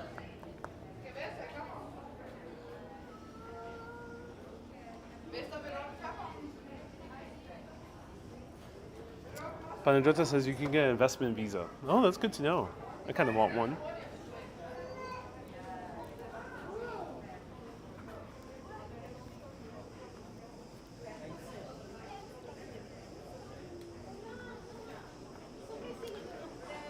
Basil says, if you can retire anywhere in Greece, where would you go?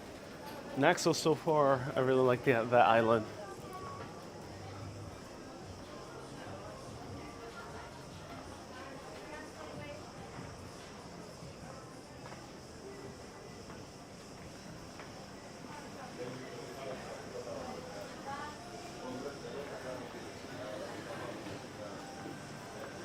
That's it.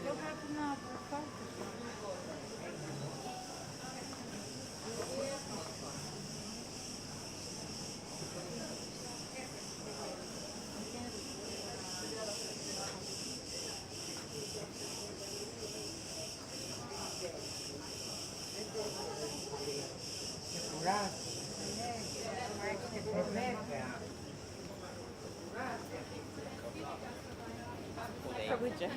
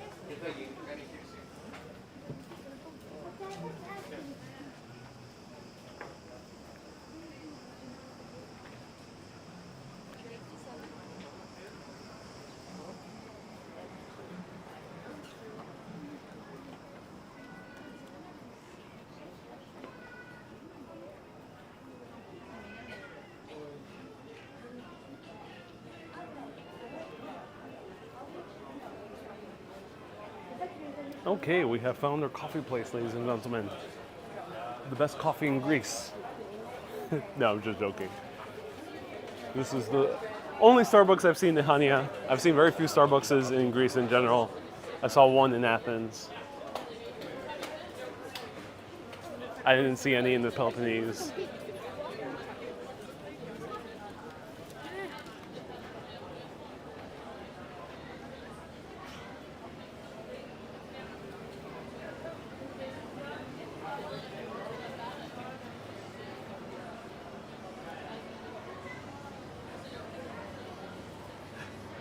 Marie says, have you listened to any ancient renderings of ancient music?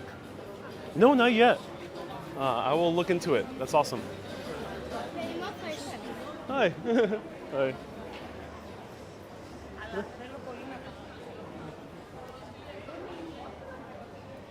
That family was very stunned. I was walking around with the camera. Stunned in the very like happy way. Not sure why. Maybe they follow another live streamer or something.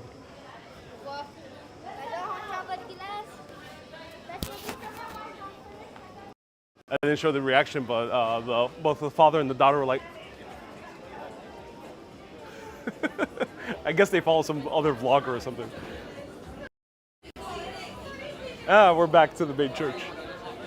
Yeah, I've walked in circles like 3 times already. It's been nice. It's a good workout.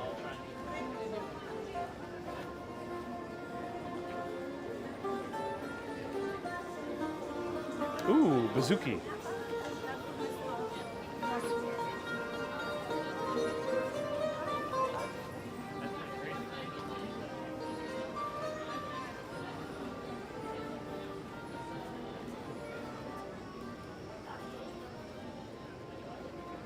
Beers there.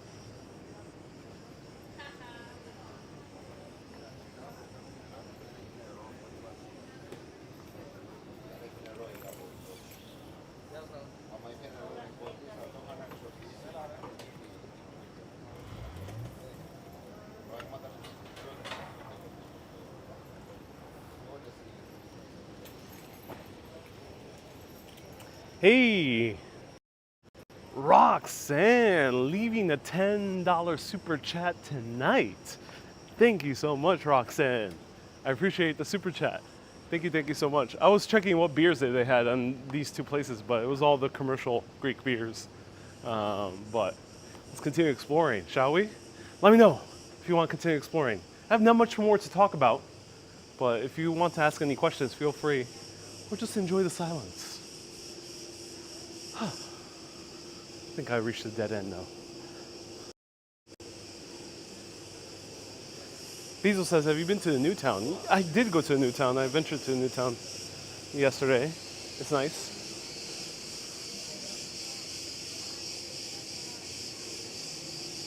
Meta says, do you get copyright with street music? Depends. If it's a very popular song, then yeah. If it's not so popular, then sometimes no. Can you understand people who speak Greek, says Sebastian? No, I wish I could. I can, I have an easier way of kind of pronouncing things, but no, it's a bit hard for me to still understand what anyone's saying.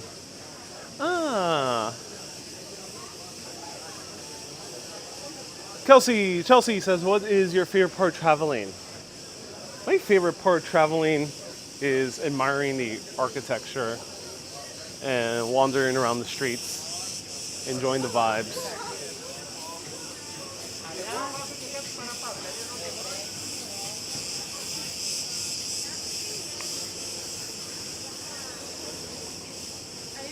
C says that's so good for at least 2 mythos. Yes, but I want more craft beer.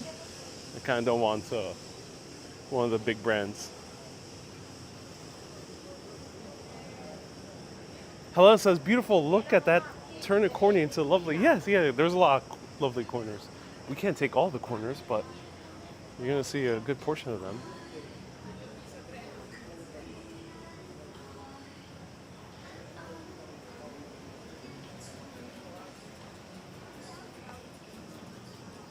Marie says one of the best places to be lost. I highly agree.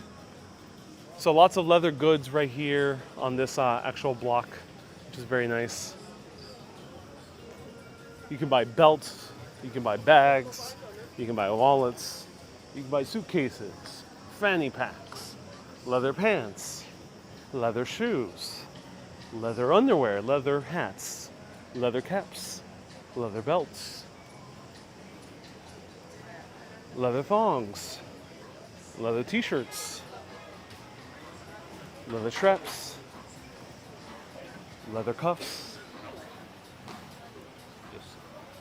leather.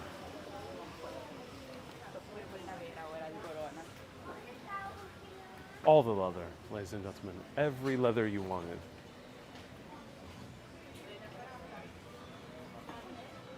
Leather booties.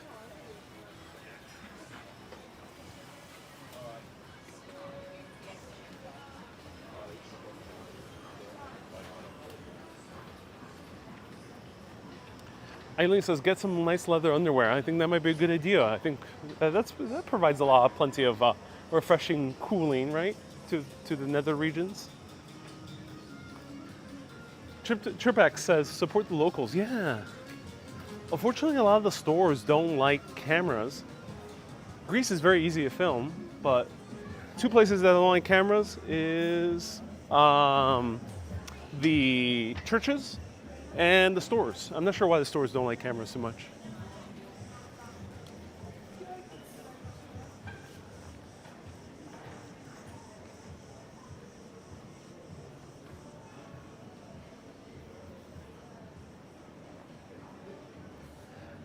Basil says, I think the sun got to you.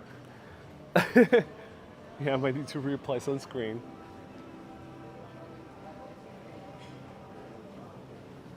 Basil recommends a nice cool beer. Oh yeah. And a gigantic water. Ooh, I see beer here.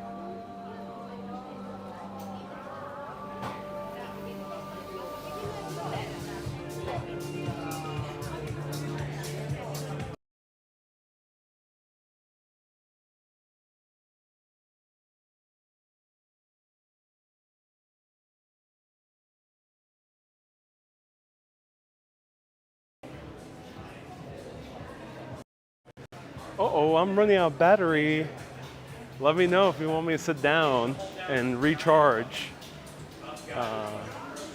This is a big issue. I got 10% battery.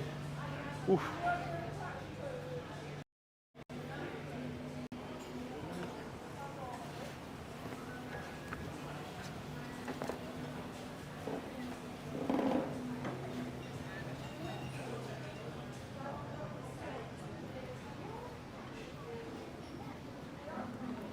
Isabel says, have a beer and relax. You know, all these places have such commercial beers.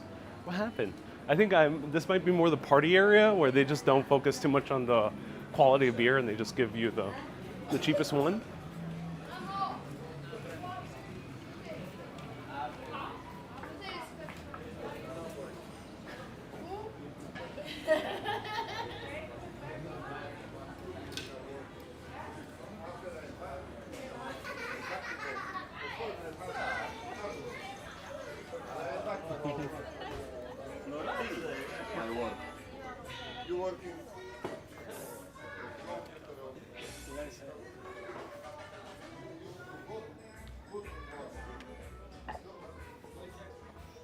Oh, wow.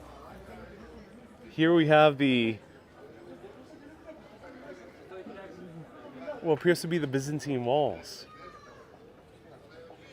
That's cool.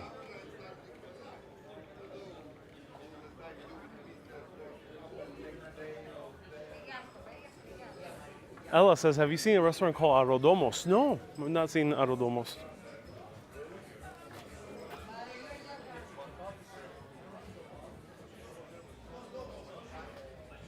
Wow.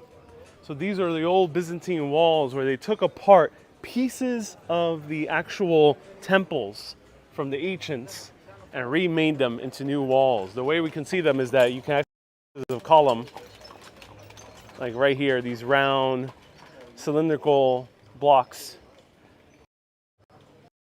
They were columns from those ancient temples.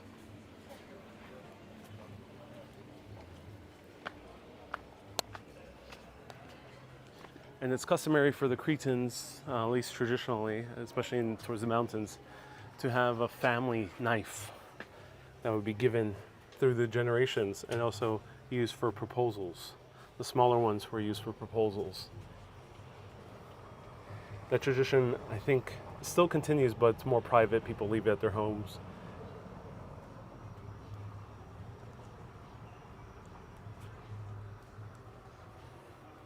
Hey, yeses, yeah.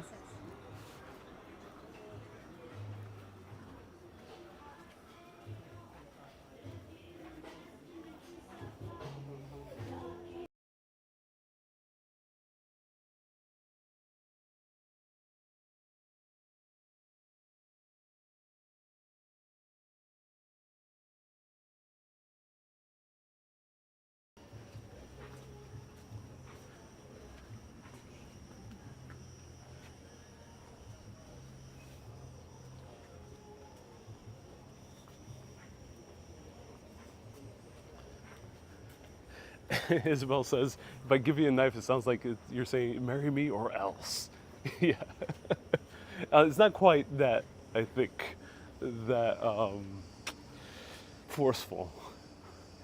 Ooh, so you can see that later on in the centuries, people were building their houses into the Byzantine walls.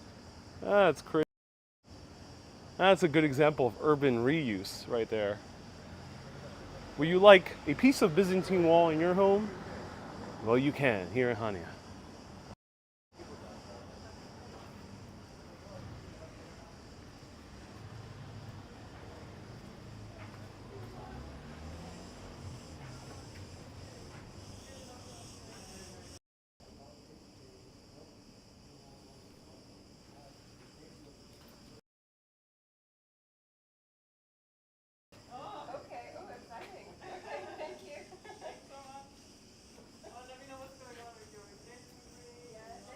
Yes, it's, no, Angliki. Anglos. This is the Venetian castle, and this is the Byzantine castle. Oh, wow. And now you are at this point. That's one, In and that's the center. wall right there. Exactly. Oh, wow. And here Yeah. you can find some Greek words which exist in English. Oh, wonderful. Okay. Oh, that's great. Thank you. Oh, that's cool. Academy, air, airplane, anatomy, symbol, sarcasm, phase, philosophy. Wow. There are a lot of, Yeah. because as the people who travel, the Yeah. thing happens with the words. Oh, that's right. Yeah. From ancient Greek to Latin, and from Latin to other languages. They have traveled. Yeah, yeah. One could almost speak English and just using Greek words. Yeah. Yes. Yeah, that's right. And these are all different languages, right? Saying, Exactly. For this reason, English is a a language very easy for us. oh, yeah, yeah, exactly. Oh, that's why. Oh, that's interesting. Yes, yes. Oh, interesting. I wish it were the reverse, but it's not. Exactly. Oh, wow.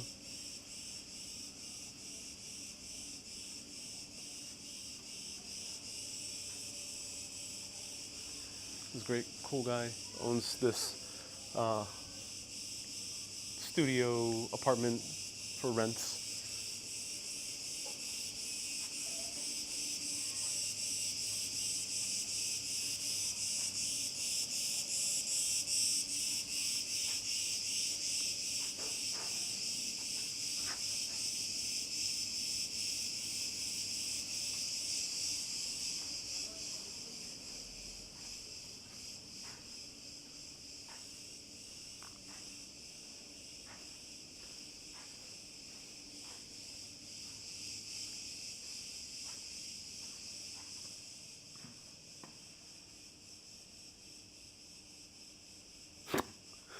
Sorry, as Field says, nature's going crazy over here.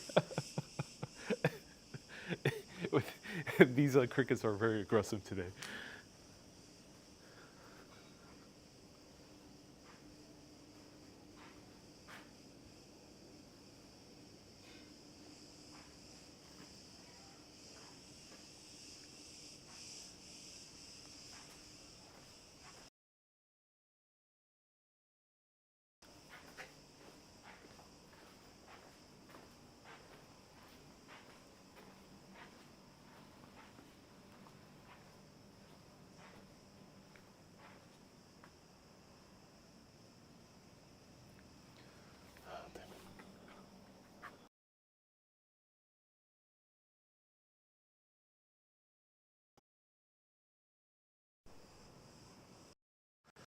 Oh, I gotta charge my phone.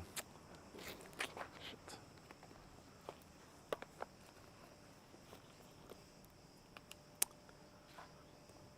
Will you get beer, coffee, or both? Says Ronnie. I want to get beer, but a lot of the places were either playing music or they didn't have good beer, or the beer that I want to try, which is local Cretan beer.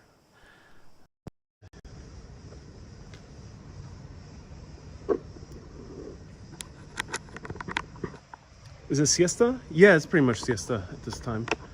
Though we're still in a very touristy area, so you can find a lot of stuff open still. All right, there you go. I am plugged in into the matrix.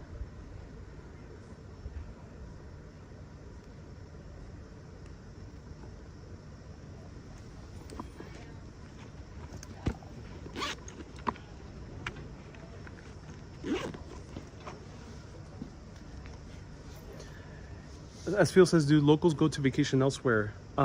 Crete is pretty big as an island, so you could go to vacation in a lot of places, I assume, even within the island. Crete is just slightly smaller than Puerto Rico. So yeah, I think Cretans might go to other parts of the island. But Greeks, especially in Athens, a lot of them go to like other islands that are not the popular tourist islands. So let me know what those islands are.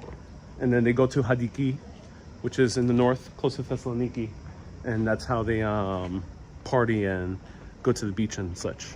It's the most popular, I think, Greek destination. Most popular Greek destination. Hey, new haircut to keep you cool. Indeed. This is Matt. Probably 5th largest island in Greece. Probably not in the world.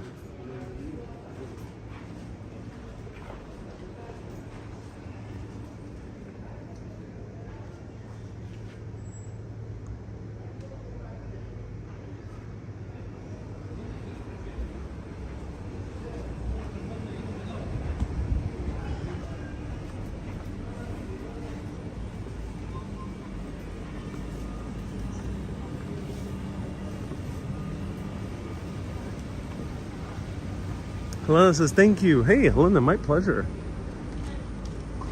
Thank you for tuning in.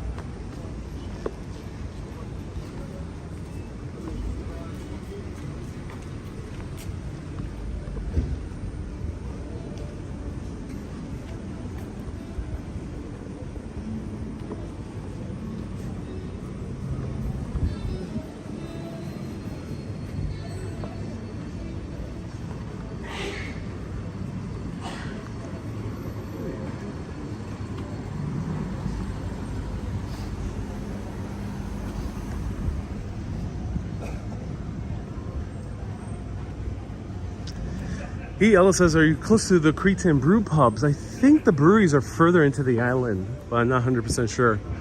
As far as I know, there's no breweries within Hanya itself, or at least within the city of Hanya.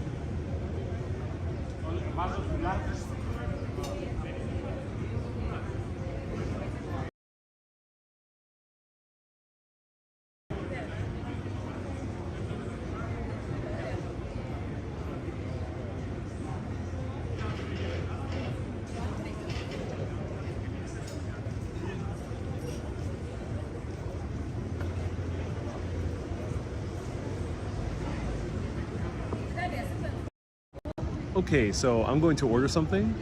Stay tuned. I'll wait to order, then we'll continue chatting.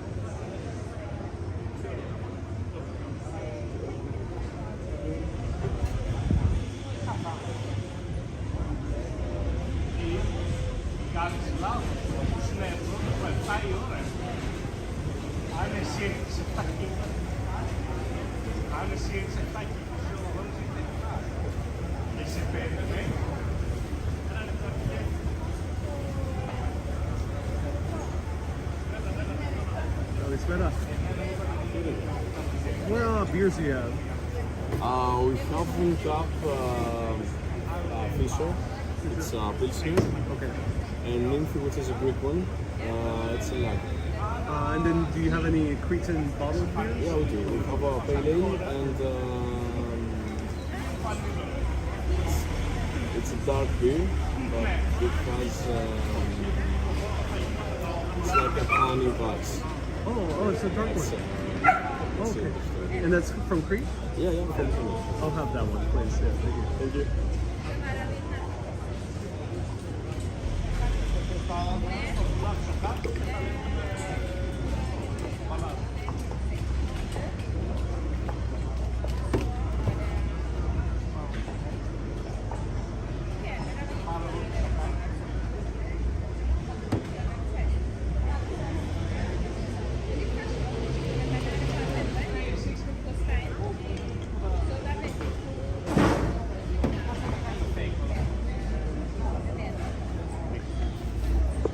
Okay, we are in this beautiful area that I heard from local tour guides yesterday. They told me that this was like the local place to hang out in, and it seems to be the place where more students hang out. So it's probably empty because for Greek locals, as far as I know, this is kind of like the time to relax, be at home, sleep, or go to the beach. So there's not much life here at the moment, but at night, there probably is a lot more people here, probably at night. I gotta clean my camera.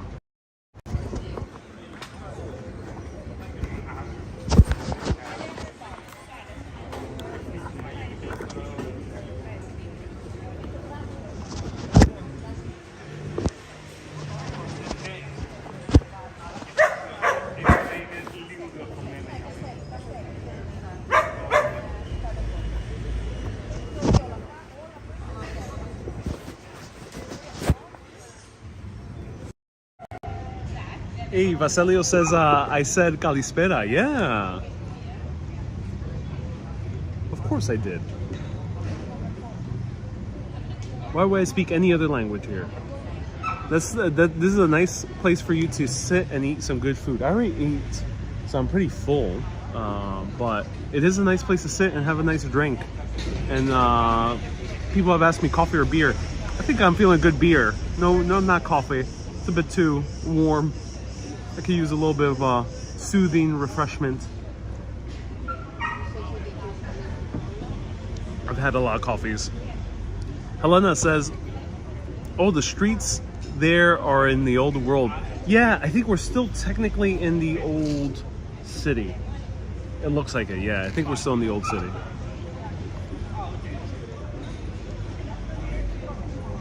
And the best part of the island is you can get a little turned around, but you can't really get lost. Oh yeah.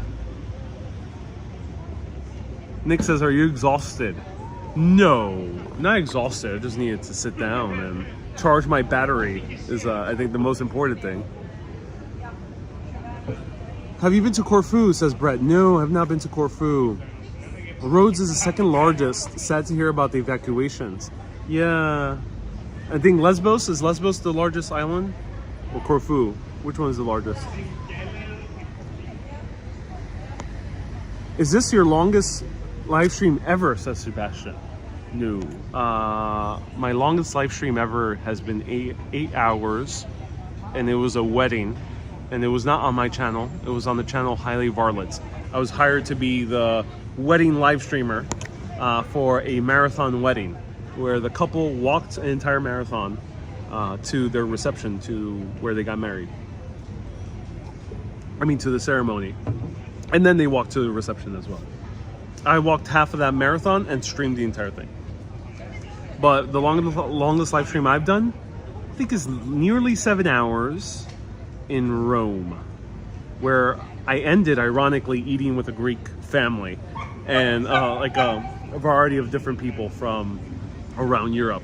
So it was this epic live stream through Rome. I got lost. I tried to go to one of the outer areas of the city, like one of the lesser known neighborhoods. There was nothing there. I had to wait for the bus for like 20 minutes. I got back to Rome. I went to the Colosseum, saw this amazing musician playing some mind-blowing music, and then I ended up having dinner. I was having dinner alone, and I got invited by a huge family. If I so. And don't mind me, we're making a live video. Oh, yeah. that's great. Yeah, awesome. Thank you so much. So this is Azatis, and this is Cretan beer. Ooh, all right.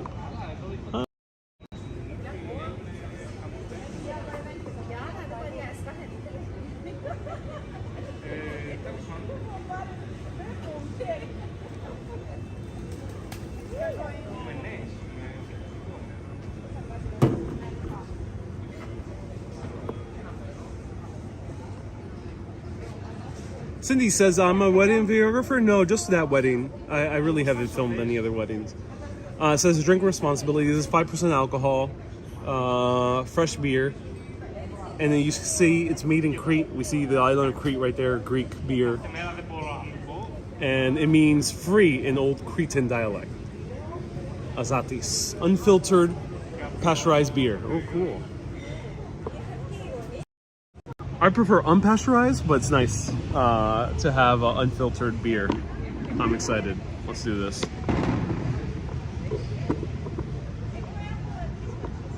Oh, wasn't Stockholm 7 hours? Yes, Mika, you are right. Stockholm, I think, is the longest live stream. Stockholm, oh yeah, Stockholm is the longest live stream. That was a crazy live stream, actually. That's probably one of the more dramatic live streams I've ever done. So yeah, Stockholm last year beat the Rome one by like 10 minutes or something like that. And that one, I went to one of the cool neighborhoods, had a coffee, had food. I had really interesting like stews with some of the best vegetables I've ever had, like steamed vegetables. And then I met these young independent filmmakers making a movie. I accidentally walked on their set. I walked around this old neighborhood, learned a lot about urban design, got to the subway, got screamed at by a random dude who's not from Sweden. He was a dude probably from England, screaming at me randomly. Had to run away from him, and then went to an amazing like little cafe bar. Was listening to some great music, had some great Aperol spritz. Went over to a burger went over to have some pizza, New York style, and then went over to have some burgers, American style, and it was one of the best burgers I've ever had in my life, with amazing Swedish beer. And I cried over this amazing burger. I wept because this burger was just utterly beautiful. I wept in front of the manager, the owner of the restaurant, whose wife is a fan of my videos. And that was the entire live stream. And then we walked around Gamlastan, the old town, at night. So that was a crazy, crazy long live stream. A lot of stuff happened. All right, Yamas, Steli Yamas.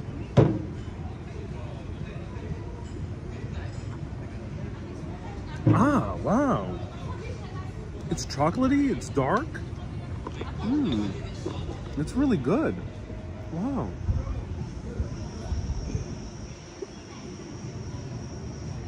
This is delicious.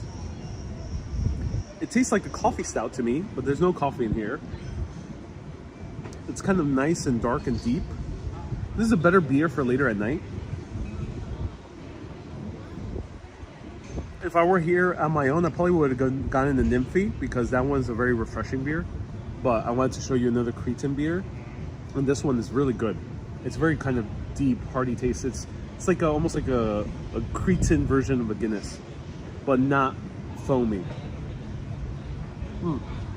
Delicious. Really, really good. Sorry, is it possible to pay me because I'm changing seats? Oh yeah, no worries. Can I pay via card? Yeah. Yeah, that would be great. Thank you so much. Okay.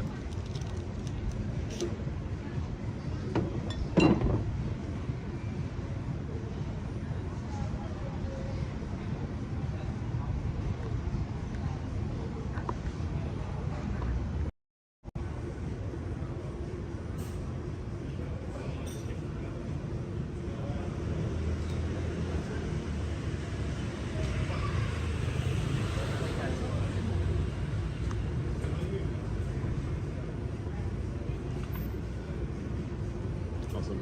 So it's 6 euros. Yeah, one for tip. Okay, thank you so much. Yeah, no problem. You got the light shift today. There's almost no one around. Yeah. That's very nice. It gets very full at night, right? Yeah. It does. Yeah. I am the oldest, so I got to get the morning shift. Oh, nice. Oh, okay, good. Euro or dollars? Euro. What time do you close? At 4 a.m. 1 a.m. Usually 2 or 3. 2 or 3. Oh wow, pretty late. So I'm out of paper. So that's mine. Okay, no worries about it. Want to see the- Yeah, sounds good. Have a good Thanks night. so much.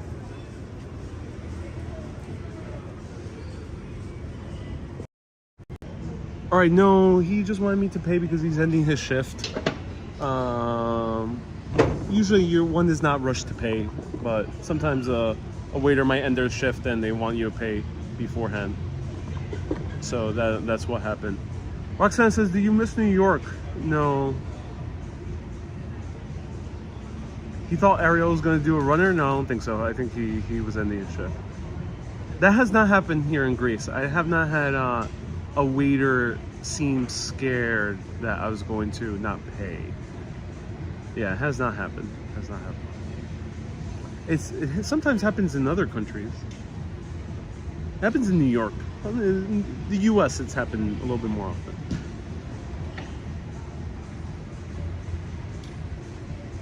Morgan says, are they not so busy? This is a local Greek hangout.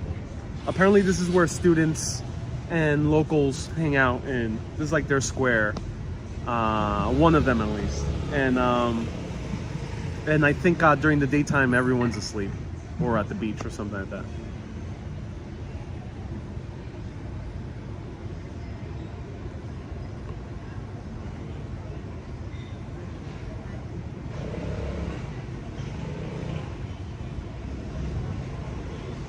Did that guy not like you streaming, says Sebastian? No, not at all. He just wanted me to pay.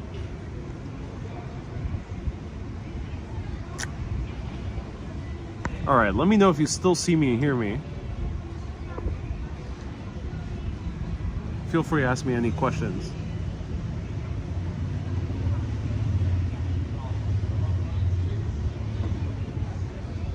Sam says, Ariel, you're just a natural. Oh, thank you so much, Sam. I appreciate that. How so? In what regard? Matt says, bye everyone, I'm going to work. Matt, going to work now? But we're just having a beer. No worries, Matt. Thank you so much for tuning in. I appreciate it. ABX Girl says yes. What's the name of the burger place in Stockholm?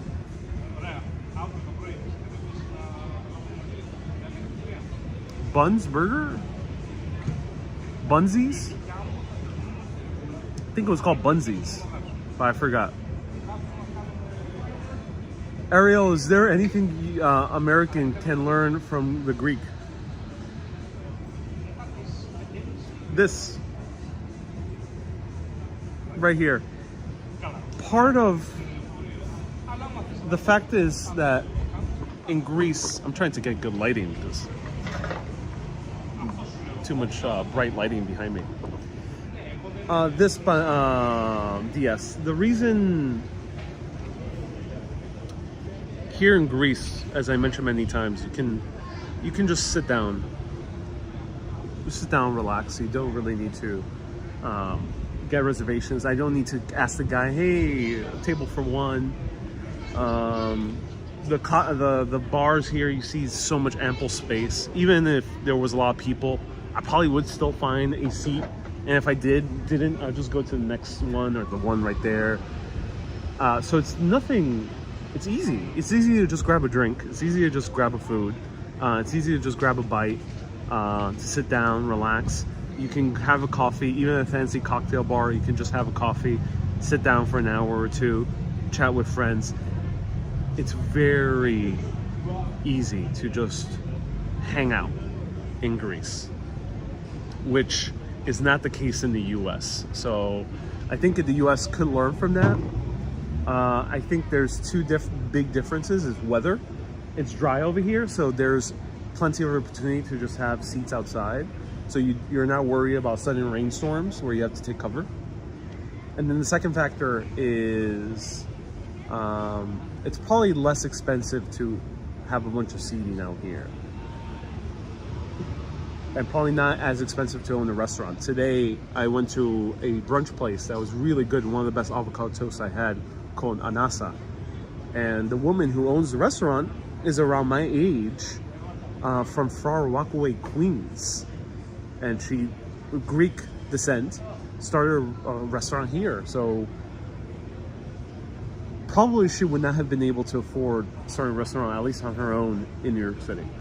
So those are the two big differences. But if we can somehow overcome those differences, because New York City's not really running out of space, maybe in the middle of Manhattan, but you got large parts of Queens that could definitely have a lot more spaces for restaurants and bars.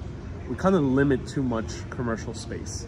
So I think that's what Americans can learn from Greeks is more businesses, allowing more outdoor seating, larger plazas, and not so much need for reservations and having your meal within only an hour, and then you gotta go because they gotta get another person here. I don't like that. And then alcohol is way more expensive, so to just have a casual beer, it's an entire thing. You have to spend $15 plus tip, which is like $18. Sit down. You can go to a bar, it's gonna be loud. You can't sit down, lounge around at most bars. And if you do, some of them are just depressing because the vibe is very different for an American bar. And then if you go to a nice bar where it's a bit quieter, it's gonna be packed.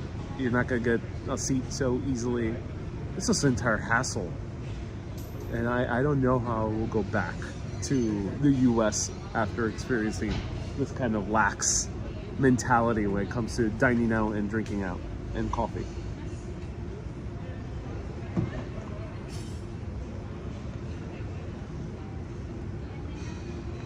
Hey, Ella, wow. Ella turned 77 today. I'm so enjoying reliving my time in Crete with my husband. Are you watching with your husband right now? Or did you visit with your husband?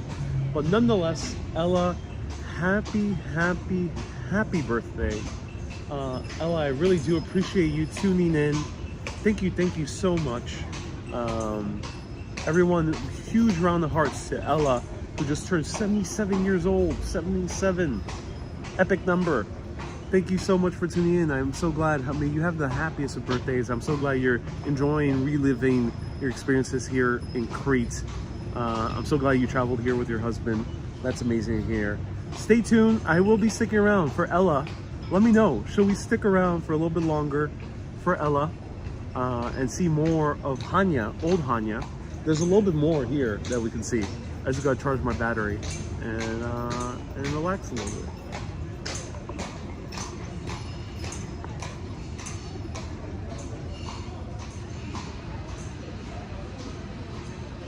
Shaky Dave says, 50 years ago, stationed at the Heraklion Air Station in Crete, like closed in 1994. Oh, wow. That's crazy. All right, I'm gonna sit the opposite direction because it's too dark.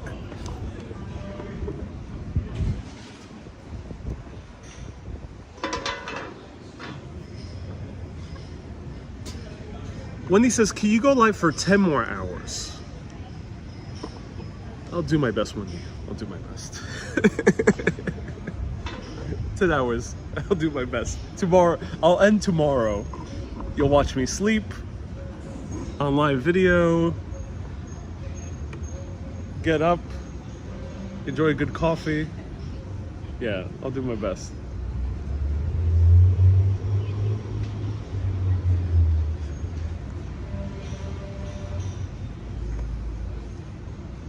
When are you going to Cape Town, South Africa? Asks Face. I'm a bit nervous. It seems like there's a lot of crime, petty theft, and worse in South Africa. I've seen a few South Africans on Instagram, and they frame it as they don't feel comfortable walking in the city.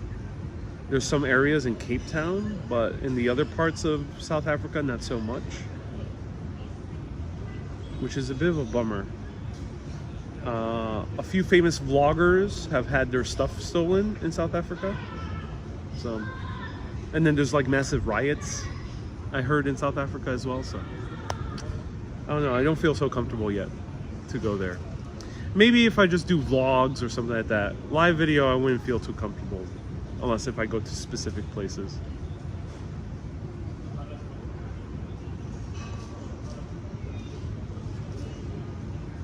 Roxanne says no Christmas streaming in New York City. As I mentioned, I'm just gonna marry a good Greek woman, have 10 kids,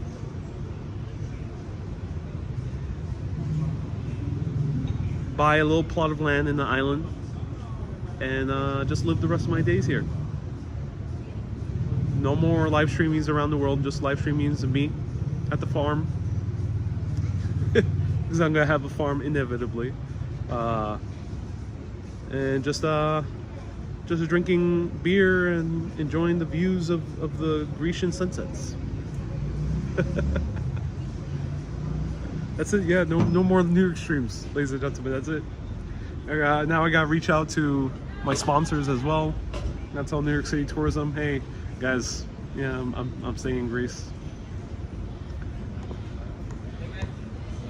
Wendy says new bracelet. No. I got this like a few months ago. I've worn it a few times, but not too much. This is a silver bracelet to match the silver compass necklace.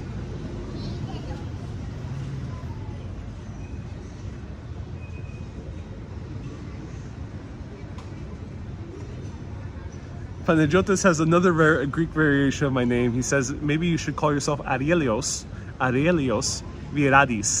Arielios Viradis. Susie says 10 kids, you'll need a lot of sponsors.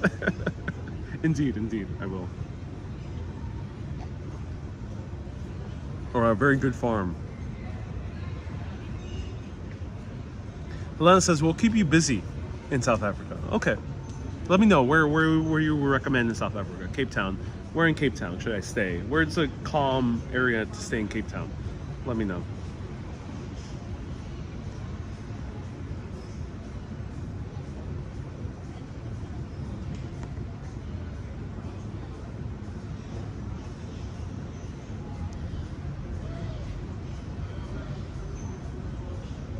The airbase near Herosonisos is deserted now, says Shaky Dave. Oh no. Oh, I'm surprised the Americans left Crete. Are the British still in Crete with bases? So let me know.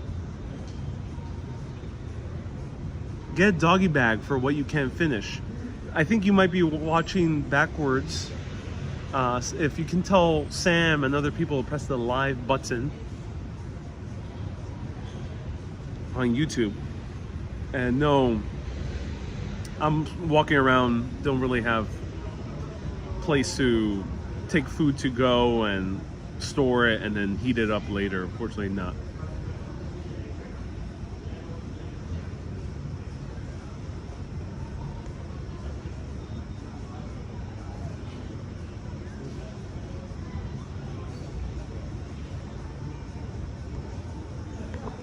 Let me.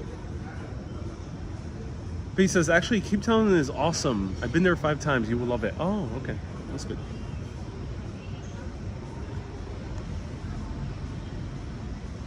So Panagiotis says the Americans have not left Crete, the largest U.S. base in the Mediterranean is located near Hanya. Oh,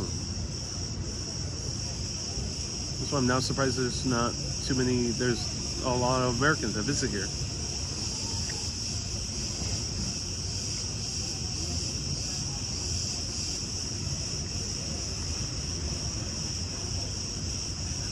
Morgan says, I think this is where I've seen you the happiest, Ariel. Oh, Morgan, I'm glad. I'm glad. Yeah. I'm feeling pretty good in Greece. Did you grow up exploring New York City as a kid? I did, yeah. Luckily, my parents and family, brother, aunt, uncle, all had a very keen sense of exploration and of curiosity about the world. And I'm very, very grateful for that. Deeply grateful for that. What's the dark beer you're drinking? Azatis. Cretan beer from Hanya.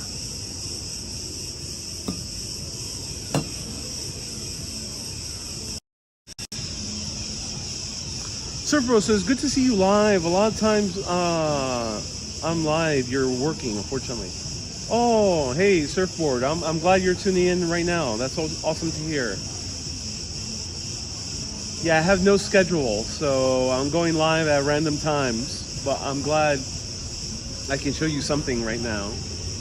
And I have a SIM card that I got unlimited data from in Athens, and now I just reached a month here in Greece, so I've been here for 1 month, and it's going to expire, but I found a way, luckily, because now they have an app online. Vodafone has an app that's in English, and I was able to re-up my SIM card, so I am very happy that I will be able to provide more live videos to all of you without trying to figure out a SIM card situation. And I dropped my thing too. Dropped my thing to clean my lens. Morgan says, Greece agrees with you. Oh, I'm glad, yeah. Randall sent 400 stars. Oh, thank you so much. Hey, Faye says the JFK walkthrough was epic. I'm glad you enjoyed that. That's so cool to hear. Yeah, a lot of people have enjoyed that John F. Kennedy Airport walkthrough. I'm glad, yeah. It's been amazing.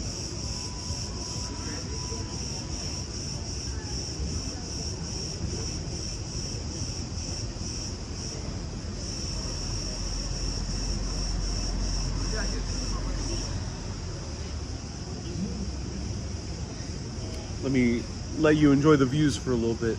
There's not much here to see, but sometimes it's good to just admire, enjoy the views.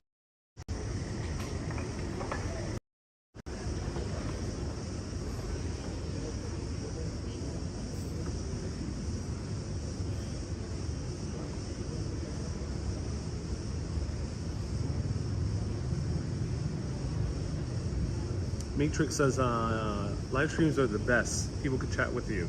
And Wendy says, I love so many live streams. Had many happy memories. Oh, I'm glad.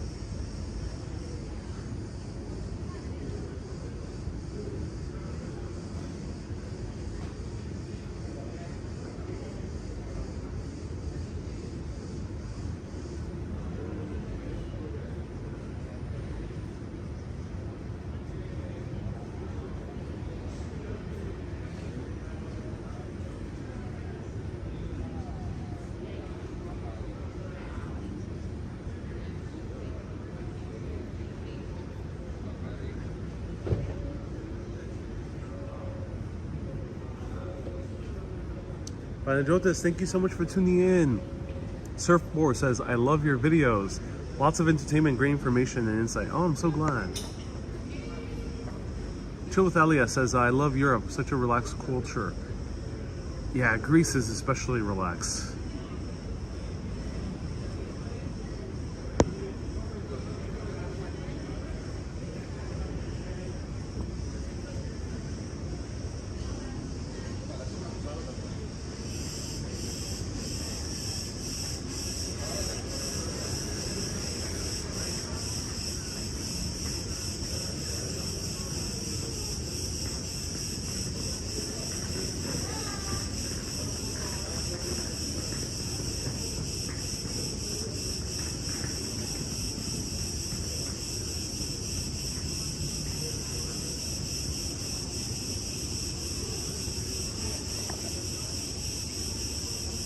Rocky says, what time is it? I don't know. Let me know the time. And Wendy says, what is one of your favorite lives? That very long live stream from Rome was epic. The musician was amazing. The very long live stream. So it's like nearly 7 hours. 6 hours and 50 something minutes. I think I did cross 7 hours. But the musician was amazing. Getting lost was amazing. And then having that random dinner with that huge crowd of people. All wonderful. Great live stream. Another one was the very long live stream in Venice, where it started in Murano and Burano. Two islands right next to each other in the Venetian lagoon. And saw the glass making. I got to show you a demonstration of glass making, glass blowing.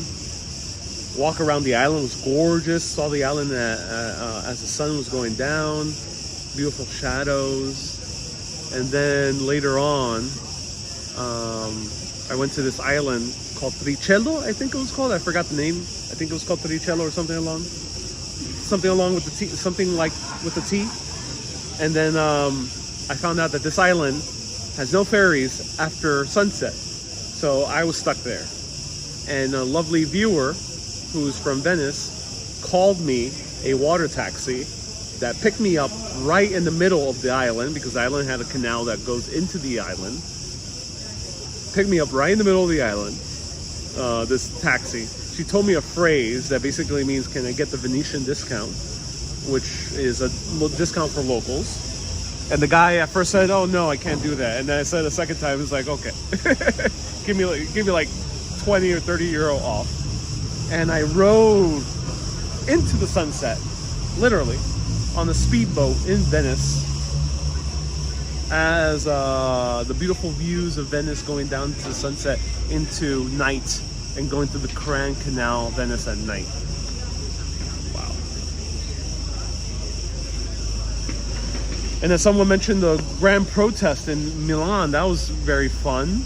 Out of nowhere, I was live streaming Milan and I witnessed a gigantic protest where there was so many people out and about, and I made fun of it, and it was a great time as well.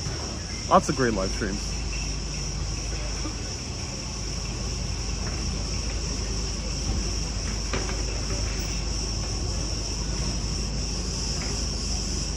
Nature says these crickets can get irritating.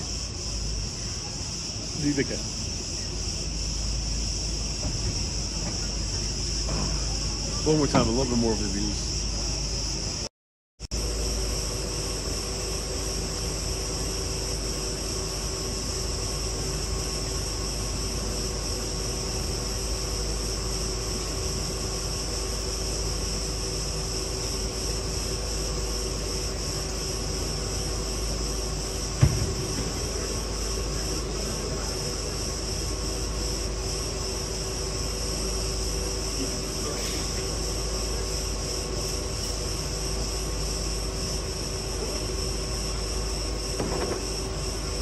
noite, ó. Boa noite.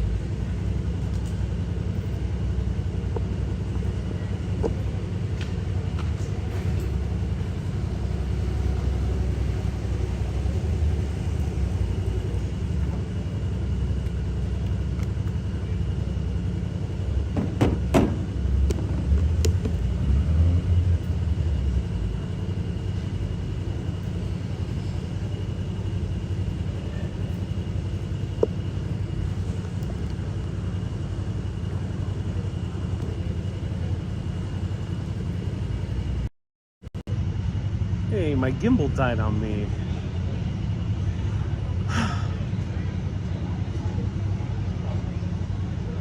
And it's not charging. I'm not sure why.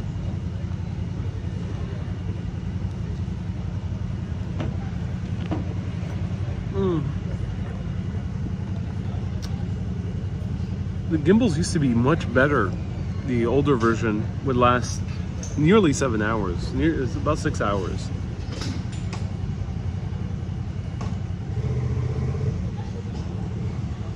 Yeah, my gimbal died. That's a shame. Irene says, where are we? We're in Hanya in Crete. And for some reason my gimbal is not charging.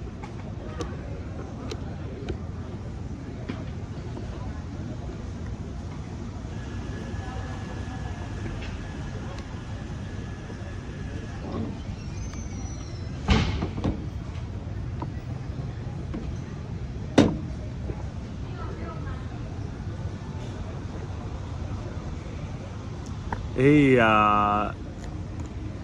Sfiel says gimbal's exhausted. Yeah. This is annoying. And these gimbals, you know, they should not be dying that quickly. And unfortunately, I don't have another cable. For some reason, the cable I have is not working. Wendy says, revive the gimbal. I would love to revive the gimbal, but...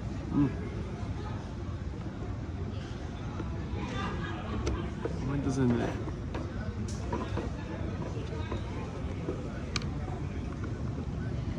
I gotta switch to the older gimbal. Sfiel says, interestingly, the crickets are now silent. Yeah, they are. Yeah.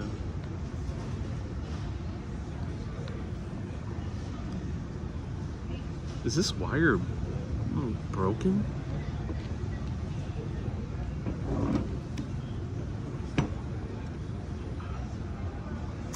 Irene says they don't make things like they used to. No, they don't. They do not.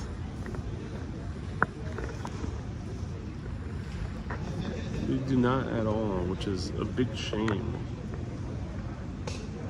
This is terrible.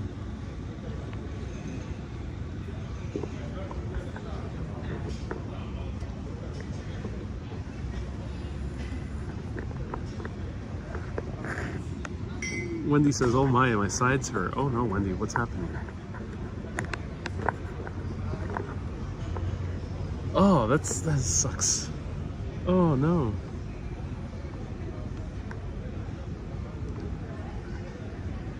Yeah, I gotta switch back to the old gimbals. And Elliot says, notice how the cicadas stopped. Yeah, they stopped for some reason. I'm not sure why. I gotta switch to the older gimbal because this is no good. It's only been 4 hours and 30 minutes. It's not that long.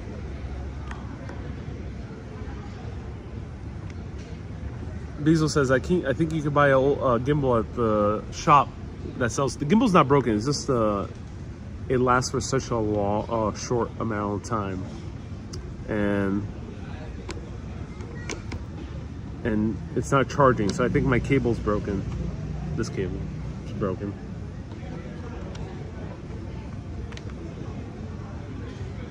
I'm not charging.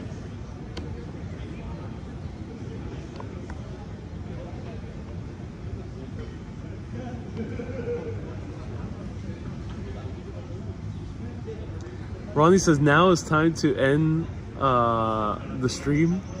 Helena says, get your tinfoil hats ready. Yeah. That's a big shame. Have you tried switching off and on again, says Gary. I have, yeah, unfortunately. All right, ladies and gentlemen, I'm gonna go handheld for about 10 or 15 minutes because I think there's a few cool things to see in this immediate area. Might as well. Let me know if you want me to go handheld. Almo says, yeah, this one also has a slight shake to it when it used to be silky smooth. Yeah, fortunately. I'm gonna reapply some sunscreen, so bear with me.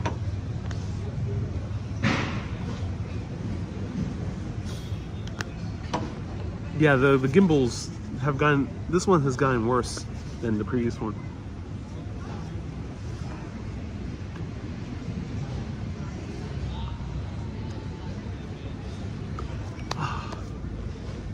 This is the best sunscreen in the world, Sun Bum. Every time I put it on, I feel refreshed as opposed to other sunscreens where I feel like clogged.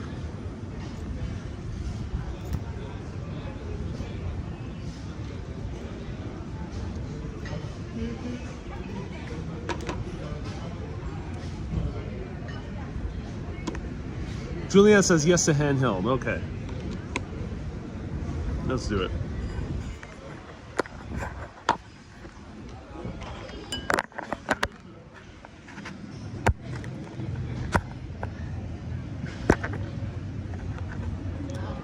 Bear with me.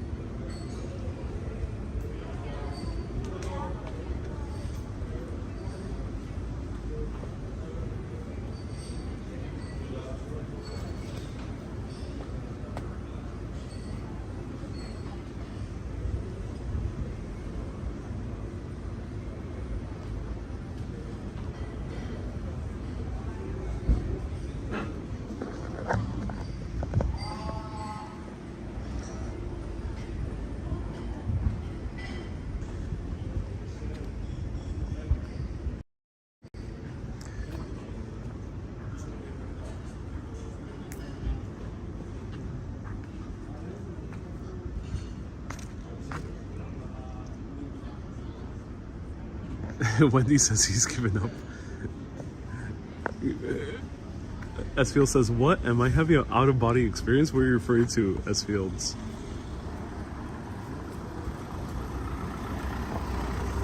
Are you going to the Minotaur Cave? Says Irene. I think there is a cave.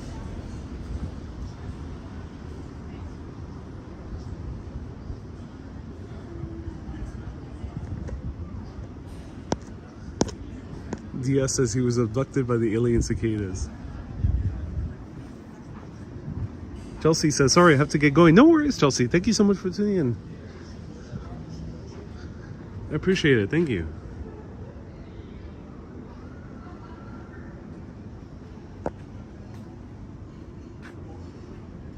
Esfield says, seeing you leave the camera felt paranormal.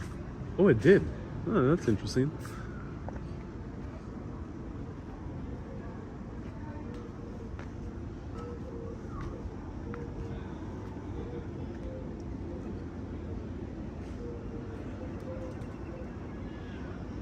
So one of the few minarets still surviving over here.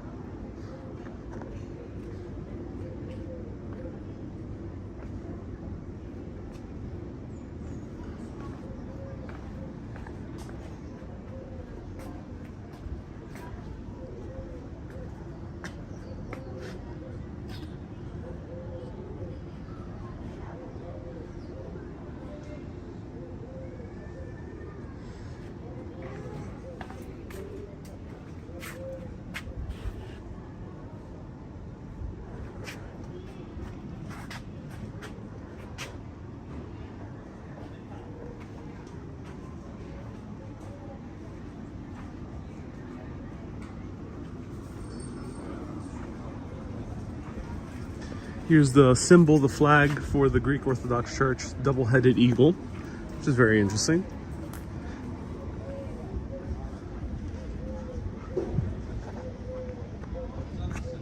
Hey, Dia says, in all seriousness, I appreciate you sharing with us. This is beautiful and relaxing, like vicarious travel. Of course you were there. Hey, yeah, I'm so glad you're enjoying the vicarious travel.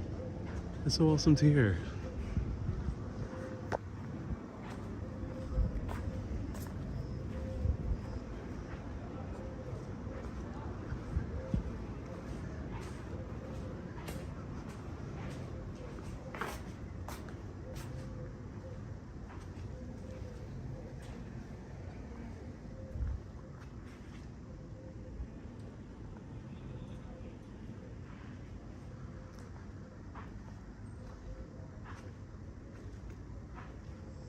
So this used to be an old Dominican monastery.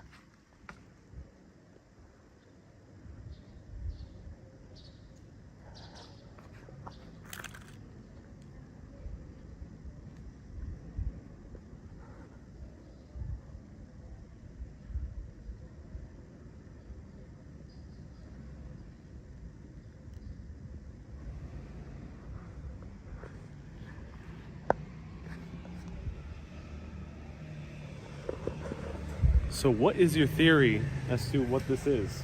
What do you think this is? Let me know.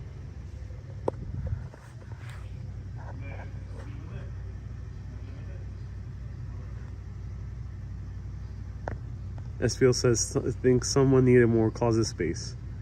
Wendy says it's a portal to my house. Eker says it has seen better times.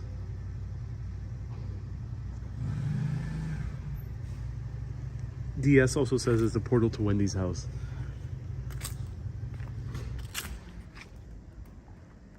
So let me know. What do you think this was? So right here we're standing in what used to be a Dominican monastery. You can see the cloisters right over here. Dominicans, part of the Roman Catholic Church, who are, I think Dominicans came from Venice, but do let me know. Or they were definitely from Italy. Faye says a basement apartment in Brooklyn. Kay thinks it's part of a well. Lillian got it right. Lillian says this is a underground tunnel access. Yeah, Lillian, you got it right. So apparently, and I haven't really researched too deeply into this, so I'm not 100% sure. But I learned this from an amazing tour guide yesterday. Of the tour is something along the lines of exploring Hanya for the first time, or kind of along the lines of exploring Hanya. That's the name of the tour, and it's on Airbnb. And the tour guide, really great guy, told us a lot of bits of history, and he was telling us that this in the Dominican monastery, there would be constant invasions. The Venetians and the Ottomans were at each other's throats, and of course there would be barbarian pirates, and there'd be other powers that would want to take control. And of course there probably was certain attacks from the mountains too, who knows. But regardless, all these attacks, they had to have precautions in case they were to attack the monasteries, because the monasteries, aside from having holy men who would protect very important texts, they will also have some very prized possessions, like ornaments made out of gold and silver.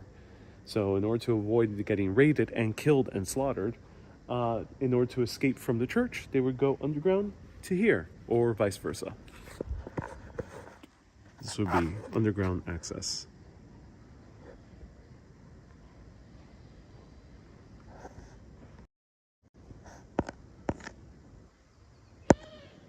Emily says, precious Ariel. Catherine says, Bob. Yeah, Bob is visiting his Greek Bobettes. He has a few Greek Bobettes here in this area.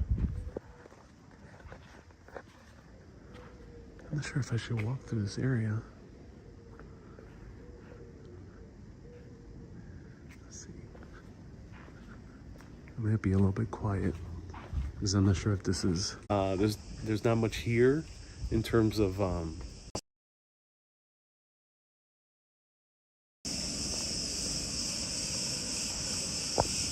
hey, let me know if you still see me and hear me.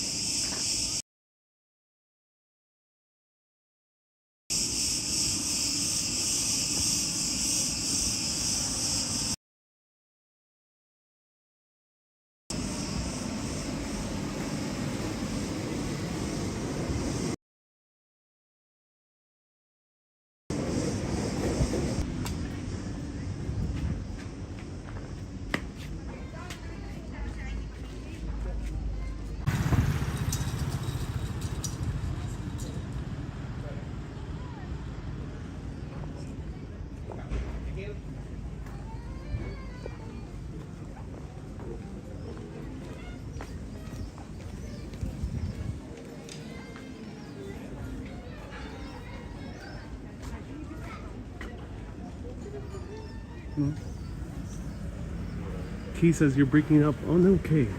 Can you hear me now? Can you hear me now? Can you hear me now? Good.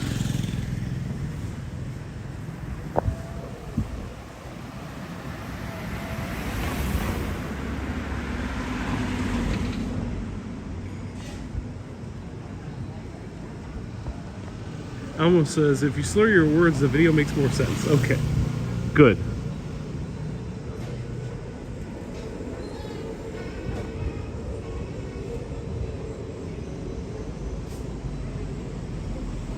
It's okay now, says Emily. Oh, good.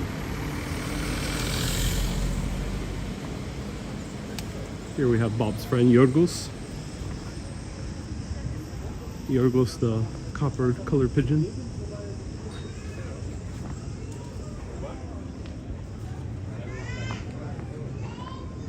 Wow. Irene says, yeah, we can hear you. Oh, yeah. I'm glad, Irene. I'm so glad Irene tuned in. Thank you. Wendy, nice to see you here. So glad so many people are tuning in. We got a 5-hour broadcast. My phone is running out of battery again. My gimbal died. I thought technology was supposed to be getting better, but it hasn't. But I will find a way to do, once again, 9-hour live streams. Ariel, you're a magician. Well, thank you so much, S Fields. I really do appreciate you tuning in, S Fields. Thank you so much. May you enjoy your beautiful errands. Wow, ladies and gentlemen, this was a wonderful adventure. We have gone full circle. We are close to where we started, as is with the cycle of life.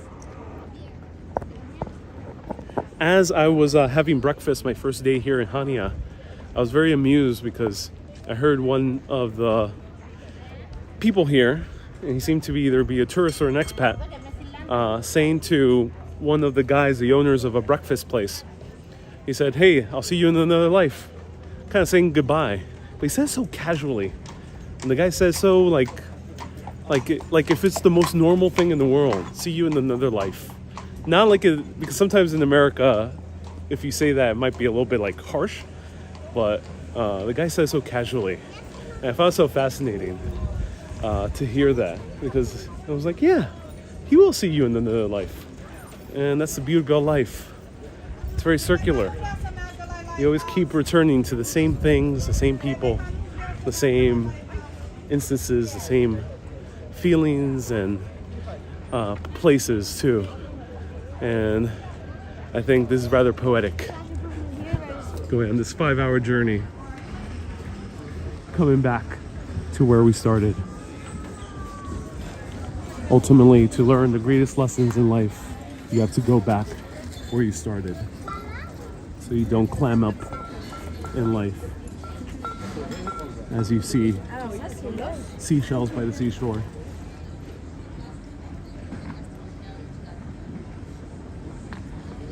MZ says, it's only 8:30 a.m. I feel like I've done a lot already today watching you.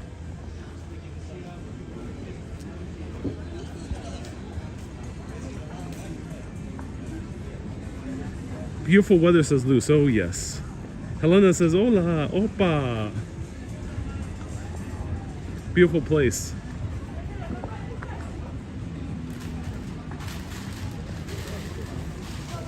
It is a gorgeous place.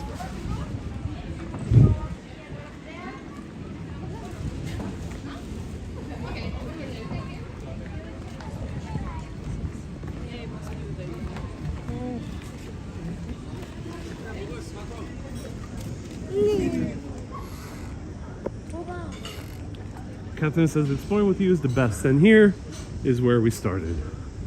Ladies and gentlemen, after a long journey around Hanya, we've gone up, down, through, under, over, above and below,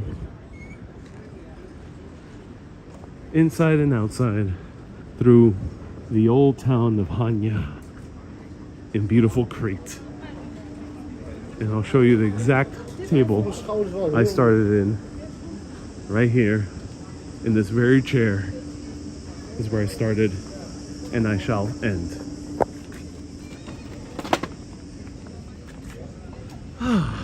Wow. Everyone, thank you so much for tuning in. I'm Ariel, this is Urbanist, this is beautiful Hanya. I am in love with this area of beautiful Crete. Highly recommend coming here. Stay tuned, I'll be doing more live videos. here in Crete, you'll see a few more live videos, and then definitely other places of Greece as well. Keep being awesome and always keep on exploring. As they say in beautiful Greece, where we started, as they say hello, we also say goodbye in Greece. And as where I started, I'm also saying goodbye. Yes.